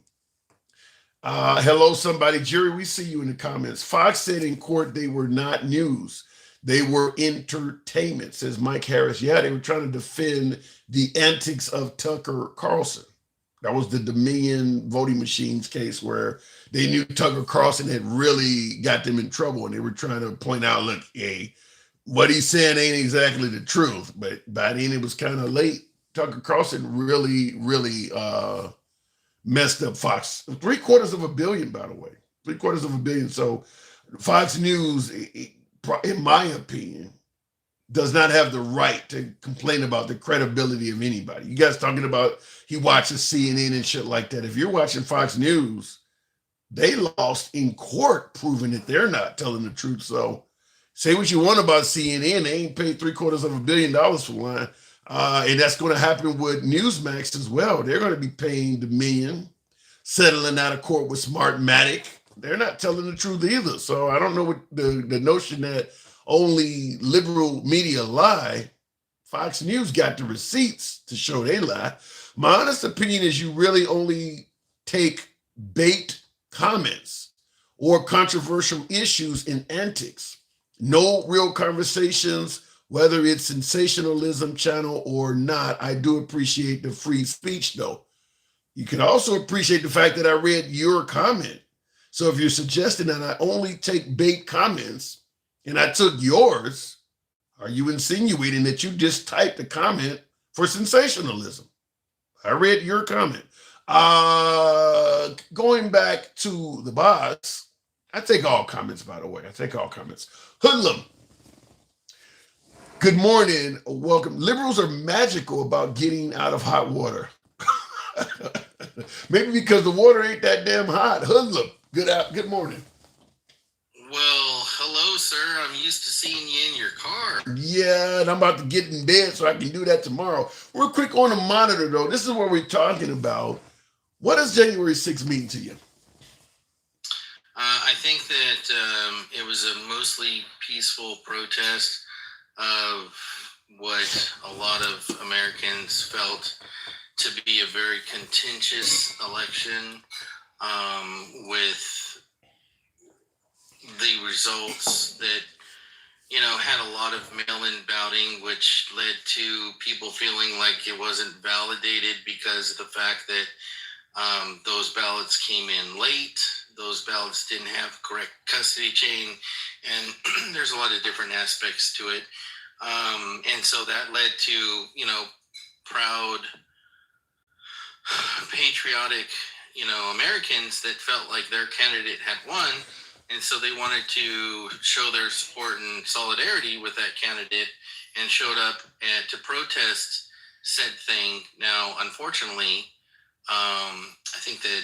Wait a minute, hold on. I will let you continue, but based on what you're saying, where they believe there was improprieties in the election and they wanted to protest peacefully and patriotic to state their case, where does the notion that we should hang the vice president fall in that? Well, I think that when you have political parties, you have left, extreme, you have right extreme, and then you have people moderately go to the center, right? So the fact that people showed up in the first place would say that they were pretty, they were in one direction or the other, in this particular case, right? And so I think that what you had is more of the extremist leaning positions of the Republican Party.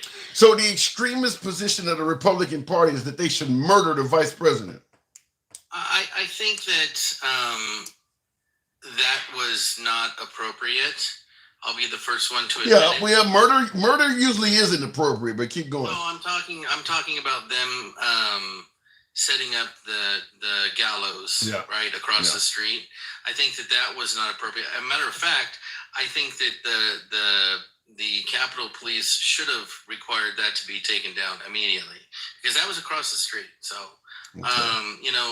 that kind of shit. Was that peaceful? Was that a peaceful demonstration of how to murder? Do you see that as peaceful? Murdering a? Yeah, I mean, that's just a prop. That's just a visual prop. That's no different than somebody wearing a sign that says, I want to unalive babies, right? So, you would consider that as peaceful too.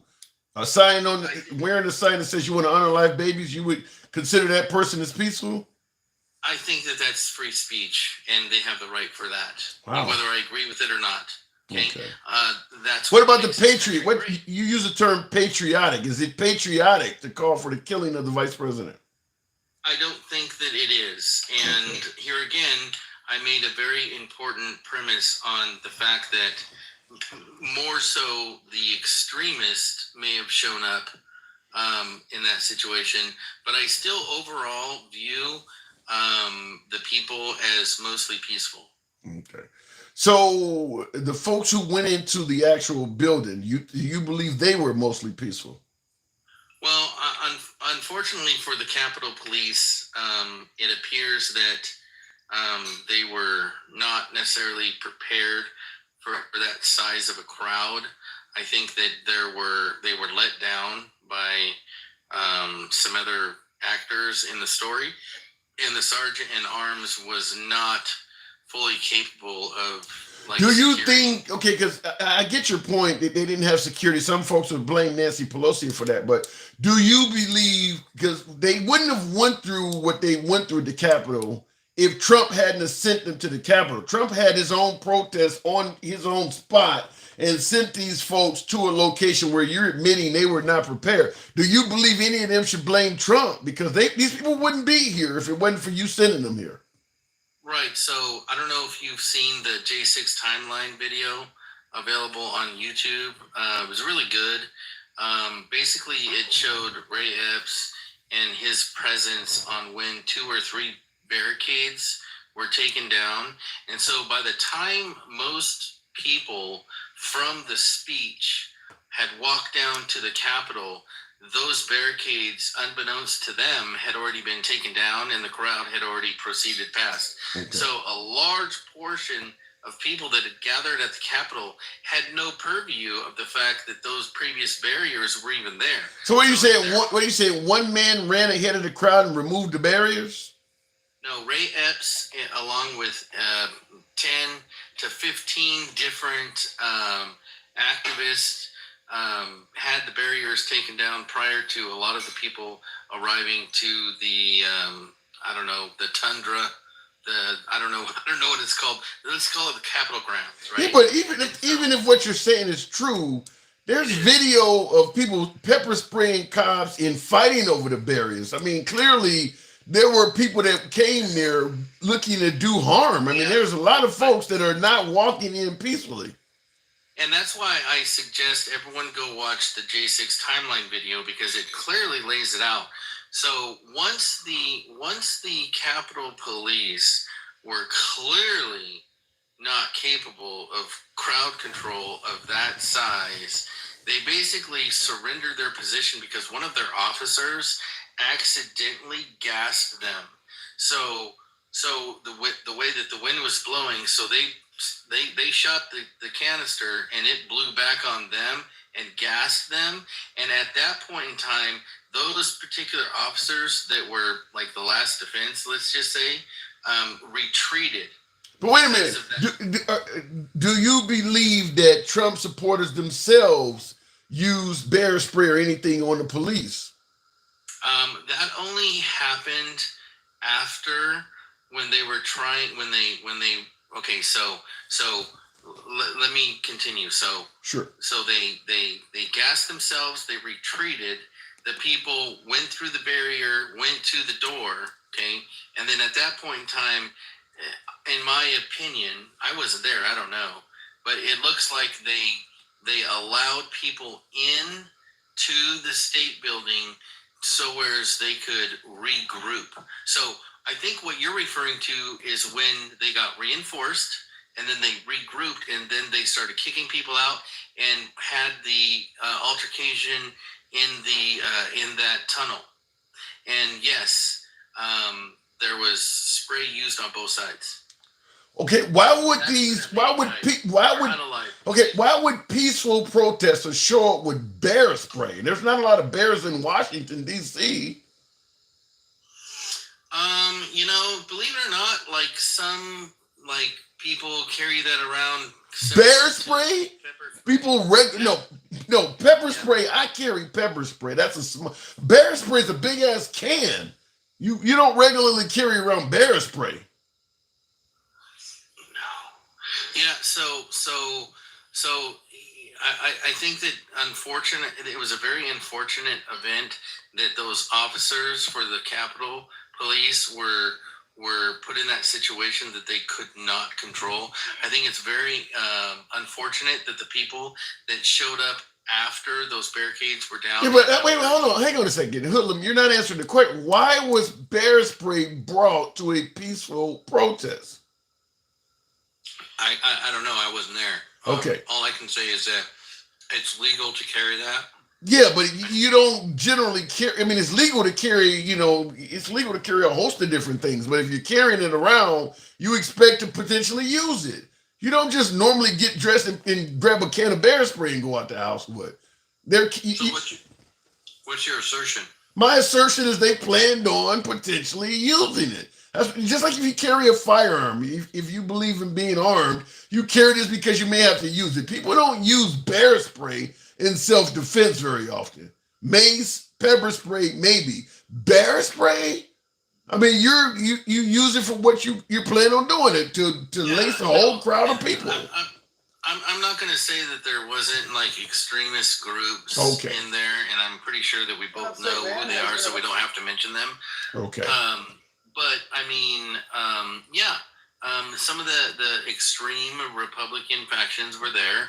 Yeah, they probably had, bear spray, and, I don't think that they had like a blade or any pew pew. So I think that, for the Pelosi smear campaign of insurrection is not the Pearl Harbor event that they want it to be, unfortunately, for them. And I think that because of the fact that they want to push this narrative after everyone saw and witnessed, with the BLM issues and the Chaz, and the complete and utter anarchy behavior of what some would describe as, left leaning positions. I think that a lot of people on the right see that there's a two perspective view on the basically the same thing. I mean, well, it ain't the same thing if you refer to Black Lives Matter protests as complete anarchy, but you refer to January 6th as peaceful and patriotic. They're not the same thing. You're viewing one of them completely different.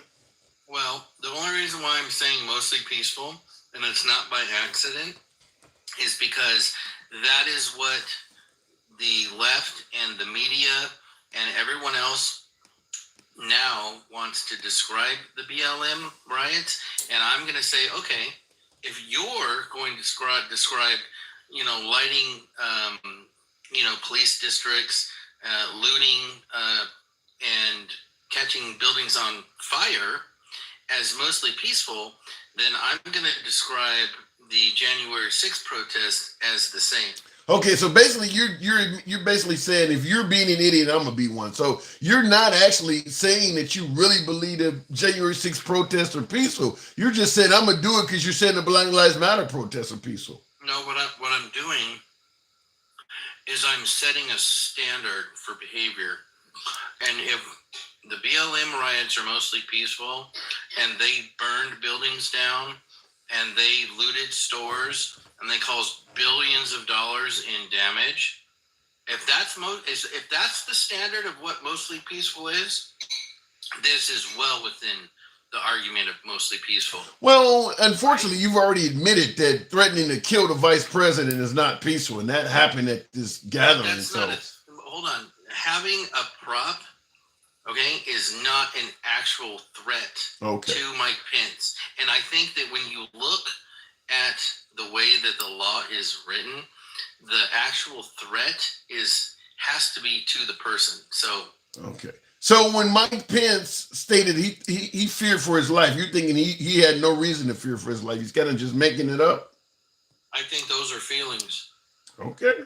All right. Fair enough. Got to move it on, Hoodlum. Appreciate you coming through. Can I just real quick say a couple of things here? Real quick. I think that the tokenization of the minority groups in this country by the left is hypocritical. And I think that they're using that to divide America. And I think that most people who actually look at that situation from a critical viewpoint understand that just because it's a voting election, it's tokenizing this will not work. This is what the left does, and I'm just going to say that we are united. We see what you're doing, and we'll see you in November. All right, and no tokenization from the right, just mainly from the left? No, I do see some tokenization. Okay. I see them using fear of, the boogeyman, and I'm going to be fair on both sides. But here again, both of those things are coming from the extreme perspective on both parties. All right, so we'll see, as you said, we'll see both of them in November. Appreciate you coming on, Hoodlum. Thank you. Okay. Looking in the comments, nothing you said was fair, says Big Bird, Florida man. Well, let me know, unless you're talking about him, let me know what was not said that was fair. I'm always willing to hear adverse opinions. I see Dre says, how do you do it, Tim? I believe in letting the people speak. I like to hear other folks' opinion. Like I said, I don't have all the answers. I don't think anyone does. So I like to hear what the people say and hear what the people have to say. I was looking for a clip I wanted to bring up, and sometimes it's a bit of a challenge to. I'm controlling so many things. We got two platforms running. Not to mention, I'm on the keyboard. I'm trying to make sure I stay focused on what you folks are saying. So there's a lot I'm generally focused on at the same time. I wanted to bring up a clip, but I can't even remember now what I used to type to bring it up. So maybe another time. Oh, there it is. Okay. This is the clip I play this often. And since I got a few minutes with you guys, some of you may have heard it, others probably not. This is a lot of new folks tuning in this time of morning. I want you to hear this because he was mentioning tokenism from the left. And in the comments, Melissa Ray, and thank you, Melissa, for the participation, says, how do you still vote Democrat? Which is how do you think and still vote liberal? Oh, it's a hell of a statement, by the way, but I want you to hear this. Maybe this would answer some of that question. This is Trump talking to Bill O'Reilly, and I've played it before in the program. Some of you folks probably are familiar with it, but others are not. If I can get the... That the liberal media and the Democratic Party in general trying to paint you as a racist. Are you aware of that? I think so, but I think people know better than that. I'm probably the least racist person on earth. Well, I've known you a long time, and I never saw any racism from you. However, when you tweet out a thing, and this bothered me, I got to tell you, you tweeted out that whites killed by blacks, these were statistics you picked up from somewhere, at a rate of 81%. And that's totally wrong. Whites killed by blacks is 15%. Yet you tweeted it was 81%. Now, Bill, I didn't tweet. I retweeted somebody that was supposedly an expert, but you don't and it was also a radio show. Why do you want to be in that zone? Hey, Bill, am I going to check every statistic? I get millions and millions of people. You got it. You're a presidential contender. I have millions of people. You know what? Fine. But this came out of radio shows and everything else. Oh, come on. All Radio it was a shows? retweet. I didn't say, excuse me. All it was is a retweet. It wasn't from me, and it did. It came out of a radio show and other places because you see all the names. Look, you know I'm looking out for you, right? You know that? Yeah, I'm looking out for you. I look out for every honest politician. I don't care what party they're in. I'm going to narrate this in a second. Don't put your name on stuff like this because it makes the other side, it gives them stuff to tell the ill-informed voter that you're a racist. I mean, you just hand it in the platter. This was a retweet. I'm sure you're looking out for me. Everybody is, right? Yeah. This was a retweet. This was a retweet. All right, whatever it is. And it I came told from you sources shouldn't tweet that are ever. very credible. You shouldn't be tweeting. Don't tweet. Give it up for Lent. Lent is coming soon. Okay. Let me go ahead and narrate this. What he's being, that's Bill O'Reilly. So this isn't me coming to you with some CNN or MSNBC clip. And by the way, even if you don't, follow Fox News or even Bill O'Reilly, it's coming out of Trump's mouth. So this is not an issue of suggesting that it's a liberal media source. You're watching Trump stated in regards to his right on the screen. But let me put on the screen what's so awful about this, because this is a response to my last caller talking about liberals, get involved in tokenism. This is what President Trump retweeted. It's the suggestion that blacks are responsible for 81% of white homicides. In other words, if you're a white victim of a homicide, there's an 81% chance that a black person did it. That would mean that most white victims of homicide were killed by black people. That is incredibly false, as Bill O'Reilly was pointing out. The actual number is 15%. 15% of white homicide victims are killed by blacks. In other words, people kill who the hell they interact with. Blacks kill blacks, we know that. Whites kill whites. That's how it happens. People kill the folks they're interacting with. So for Trump to bump up the number of blacks responsible for white homicides from 15% to 81%, literally painting black people as wholesale murderers of whites. Now, not only is this incredibly wrong, and you hear Bill O'Reilly telling him, you got to check this out. You got to fact check this stuff. And Trump is saying, well, I don't have time to do that. What's really bad is Trump is known for calling folks out on fake news. And here he is tweeting out some really damning information and saying, well, I didn't even have time to check this out and make sure it was true. He's the guy that criticizes everybody else for fake news. Here doing exactly that. So what I want to point to you, though, is this what's on the screen. Now, you see the title has USA crime statistics. On YouTube, it's backwards. I got to figure out on YouTube how to reverse the damn screen. But on TikTok, you're seeing it at face value. Now, on the screen, it says USA crime statistics 2015, and it has those numbers here. Blacks killed by whites, only 2%. So in other words, black victims of homicide, there's only a 2% chance if you're black, you're going to be killed by a white person. But the other way around is 81%. Anyhow, blacks killed by police is only 1%, playing into the narrative that police don't kill many black people. Whites killed by police, 3%, also playing into the narrative that police kill more whites than blacks. Whites killed by whites, only 16%.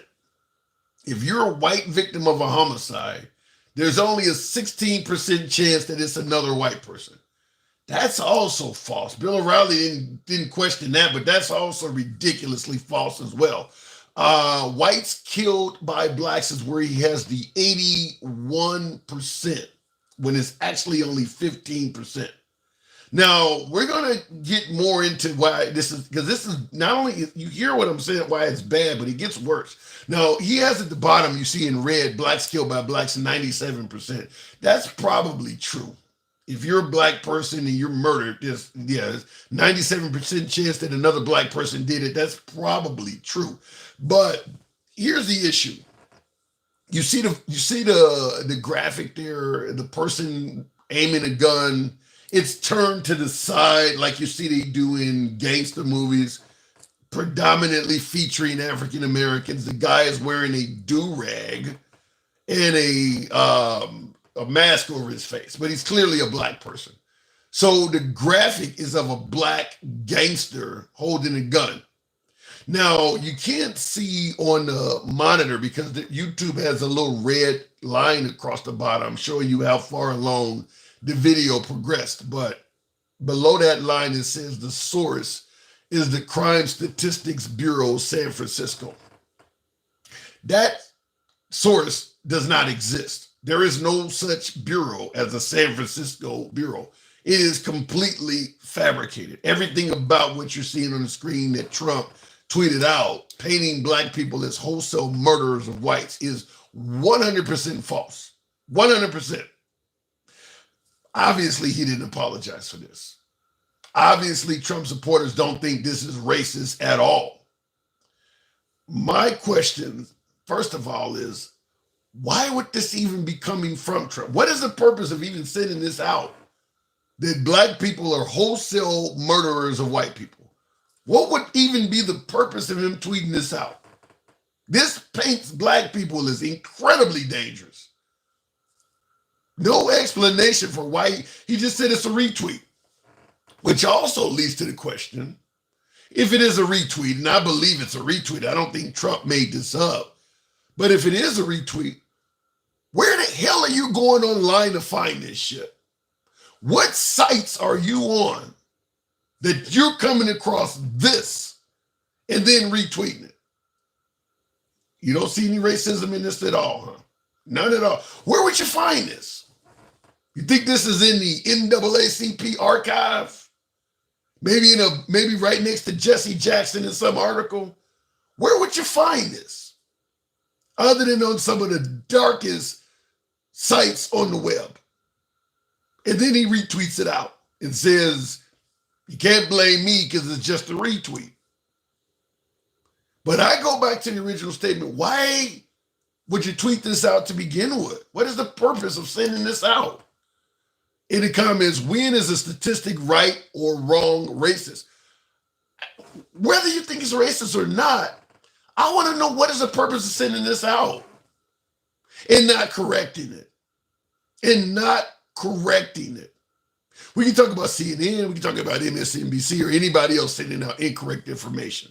But that doesn't excuse this. Why is a presidential contender sending this out? Just literally painting black people as wholesale murderers of white. I'll tell you this, I say it every time we talk about this. If I had no black friends or associates and I was white and I believed what the president sent out, anytime I was walking down the street and I saw some black people coming toward me, I would either cross over to the other side or put my hand on my pistol. Because if I'm ever a murder victim, there's an 81% chance a black person is going to do it. This is about as awful as you can paint. How do we skip? Vote for me or you ain't black, you're going to ignore this? Really? Really? I'm assuming African Americans should be wanting $2 gas in a good economy and completely ignore this shit, right? That's how we should do.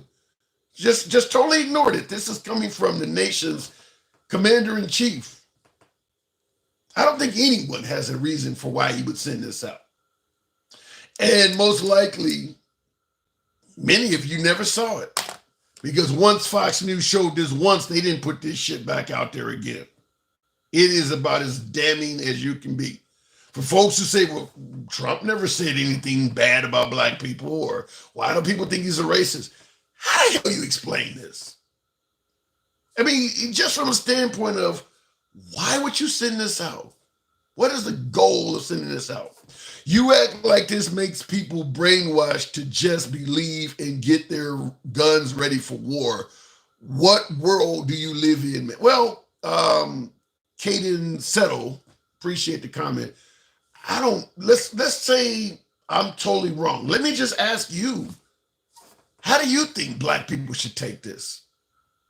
Should they just ignore it? How do you personally think an African American should view this? Painting blacks as wholesale murderers of whites. I see in the comments, Metacote says I'm wrong. Okay. You believe I'm wrong. Like I said, I don't censor comments. So I'll ask you as well. How do you think black people should view this? You think it make blacks look good? How do you think they should view it? Black men should stop being violent, says Mordecai Jr. That's how blacks should view it. They should stop being violent. That's the whole point I made. If I believe this, I would view that black people are very violent, and you should be prepared to defend yourself when you're encountering one. Just like he stated in the comments, black people should stop being violent because 81% of white homicide victims are being killed by them. That's how I would view it, just like he just stated, that black people are violent as hell to white people. They're killing most of them. All right, I'm just pointing it out. This is what, when folks say that Trump has said some pretty suspect shit, this is one of them. This is certainly one of them. Looking in the comments, it's just a controversial tactic to put you on a defensive. Well, let's go with that. It's just a controversial tactic to put you on a defensive. I've literally been standing next to my black wife, me being white, and said, yes, I'm a racist. Then we looked at each other and laughed. Well, let's go with your comment there, sir. OG Mac, love the name. If it's just a controversial tactic to put you on the defensive, then why complain when people are on the defensive? If people are saying, I won't vote for Trump because he's a racist and they're being defensive, and you just admitted that his goal was to put you on the defensive, okay, then things are going as normal, right?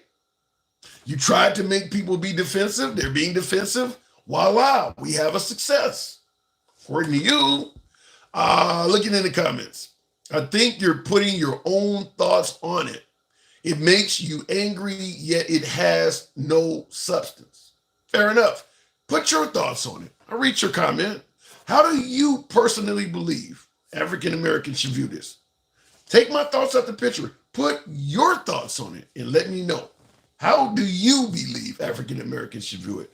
Looking in the comments, continuing the program on, we will move in with Theodore. Good morning. Theodore, good morning. Tim, thank you for I was going to ask, what's the source of that stat in your photo in the monitor? It says Crime Statistics Bureau, San Francisco. As you heard Bill O'Reilly, that doesn't exist. Yeah, I was literally going to say that. Like, that doesn't exist. Yeah, that it was doesn't debunked exist. like years ago. Yeah. The stats are completely false. And also, just so for the record, most Caucasians are killed by other Caucasians. Most African Americans are killed by other African Americans. Most demographics are killed by the same people, that same demographic. So, right. And why does it even matter? People just bring it up about a specific group just for political and social and reasons for their own. So let me ask you, how do you believe African? I mean, because folks on my YouTube side is saying, look, you're just in your feelings. It was just to make you defensive. How do you think African Americans should view this yourself? I mean, it's pretty arbitrary. So let's take a step back. Race is just a human-made social construct to begin with. It's not biological at all. However, in the Americas, particularly in this country, a lot of our social, economic, and political experience is based on the superficial constructs, unfortunately. But to answer your question directly, how should African Americans feel about this stat? It's just used for political expediency. They're using African Americans as a scapegoat to use race as a wedge issue for their own, again, political expediency, for their own political power and gain. That's all that is. It's just a ploy, and unfortunately, it works for the uneducated. Okay, so when you say they're using the African Americans as a scapegoat, is that positive or negative to African Americans?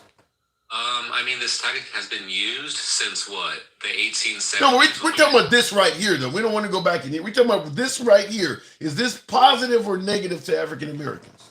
My point is that history repeats itself, and to answer your question again directly, it's negative. It's completely negative today. Okay. All right, fair enough. Any idea why he would do something? Why he would even send this out to begin with?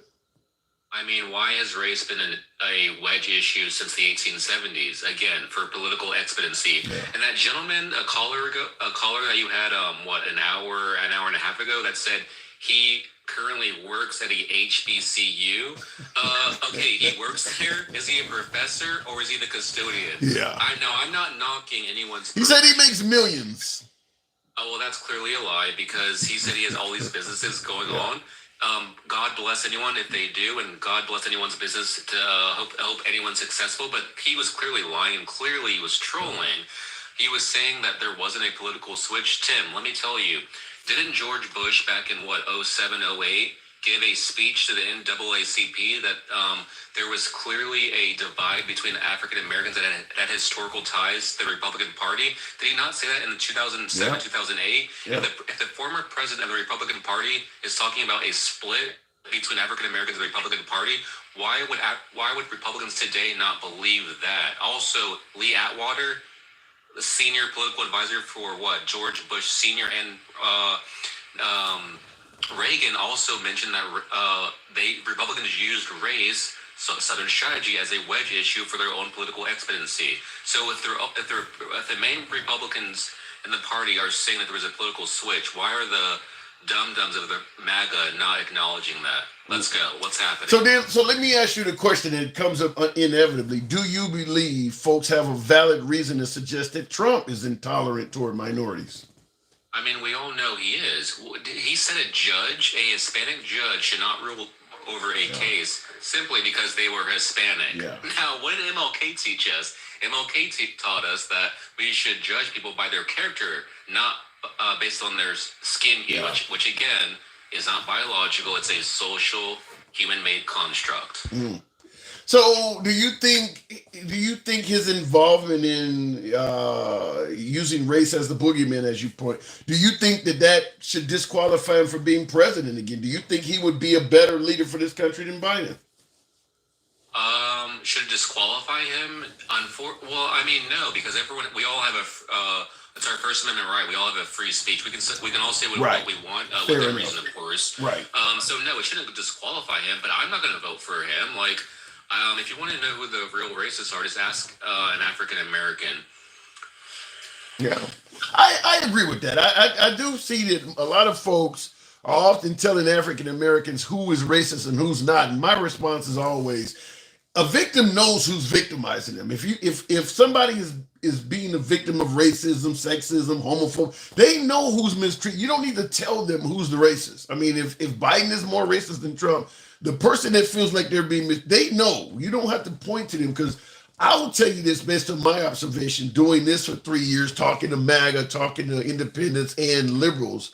Most of the folks suggesting that Biden is racist are not minorities. I'm like, okay, maybe he's racist, but don't you think the minorities can know? You don't have to tell people who is mistreating them. They already know that. So he might have, sorry to interrupt, but he might have some tendencies. Yeah. And clearly he made a mistake when he said, if you blah, blah, blah, blah, you ain't, it's like, dude, like that's the most condescending thing you could ever say. But again, most African Americans are not offended by that because they knew what he was saying. He gave a whole speech about how what his real intentions were with the crime bill. It wasn't like it was the Republicans and conservatives during that time, 1994, that wanted to add on these long sentences. It was not the Democrats or the progressives who were for that. So yes, I'm sure Biden has like casual racism, but again. He's our ally at this moment, and Trump is not. Who served as VP under Obama? Wasn't that Biden? Who elected the first African American woman to the Supreme Court? Wasn't that Biden? Who's the first female VP? Isn't that an African American under Biden? It seems like he's done a lot for us. And Emmett Till crime bill? I've had folks on both sides of my family who are unfortunately the results of strange fruit, if you know what I mean. So that Emmett Till crime bill means a lot to me and a lot of folks in this country as well. Fair enough. Appreciate you coming on, Theodore. I do have to move it on. Well said. Thank you, Tim. Appreciate it. Thank you, everyone. Bye. Anytime. So, and I will say that the notion that Biden is racist and Trump is the individual that loves African Americans could be true, but like what my last caller was saying, it doesn't fit the visuals. I mean, based on what you're actually seeing. I've been to a Trump rally. I haven't been to any Biden gatherings, but I have been to a Trump rally, 4 months ago or so. The diversity at Trump gatherings compared to Biden gatherings does not resonate with the claim that Biden is the racist and Trump is the one for diversity. It just I retweeted somebody. Hang on. Trump speaking up again, but yeah, it doesn't measure up. I mean, there's pictures online where you can see Biden's cabinet, Biden's interns, and they're like literally like the rainbow, folks from all backgrounds. And then when you look at the time Trump was in office, it's predominantly white. So Trump could be the one that loves minorities, and he could be backwards, but it doesn't match the visuals. As my last caller was pointing out, Biden served under a black president, put in a black vice president, black Supreme Court justice. He worked with Obama for, approving gay marriage. I mean, he's transgender friendly. If he is racist, the racists have changed. Racism has never been about all of these different genders and inclusion.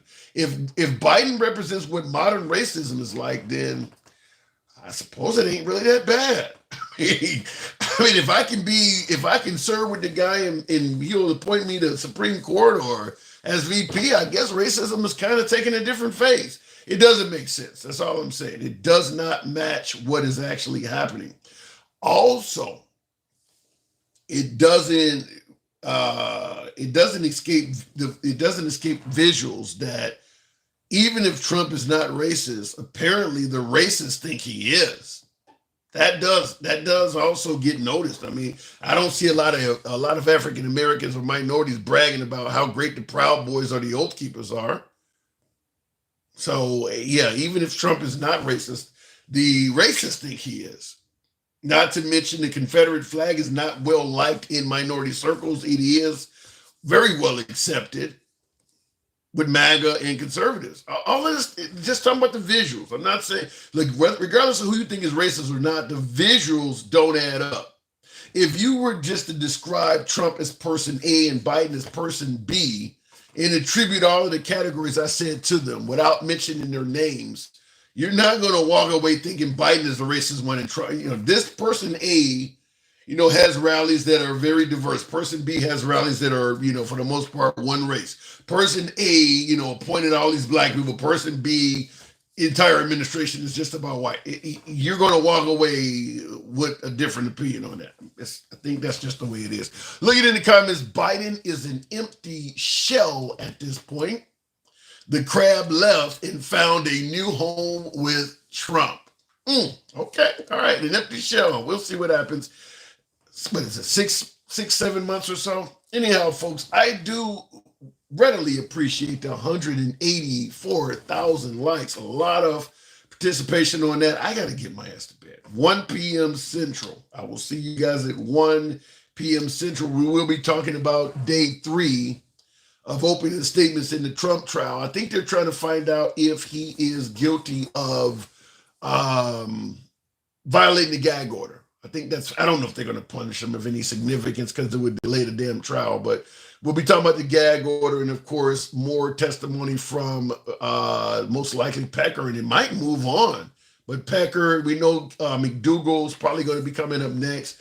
They'll probably put Stormy Daniels and Michael Cohen a little bit down the road because they are the ones who have the credibility issues.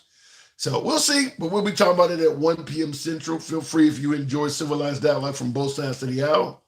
Subscription on YouTube, if you will. Follow the program on TikTok.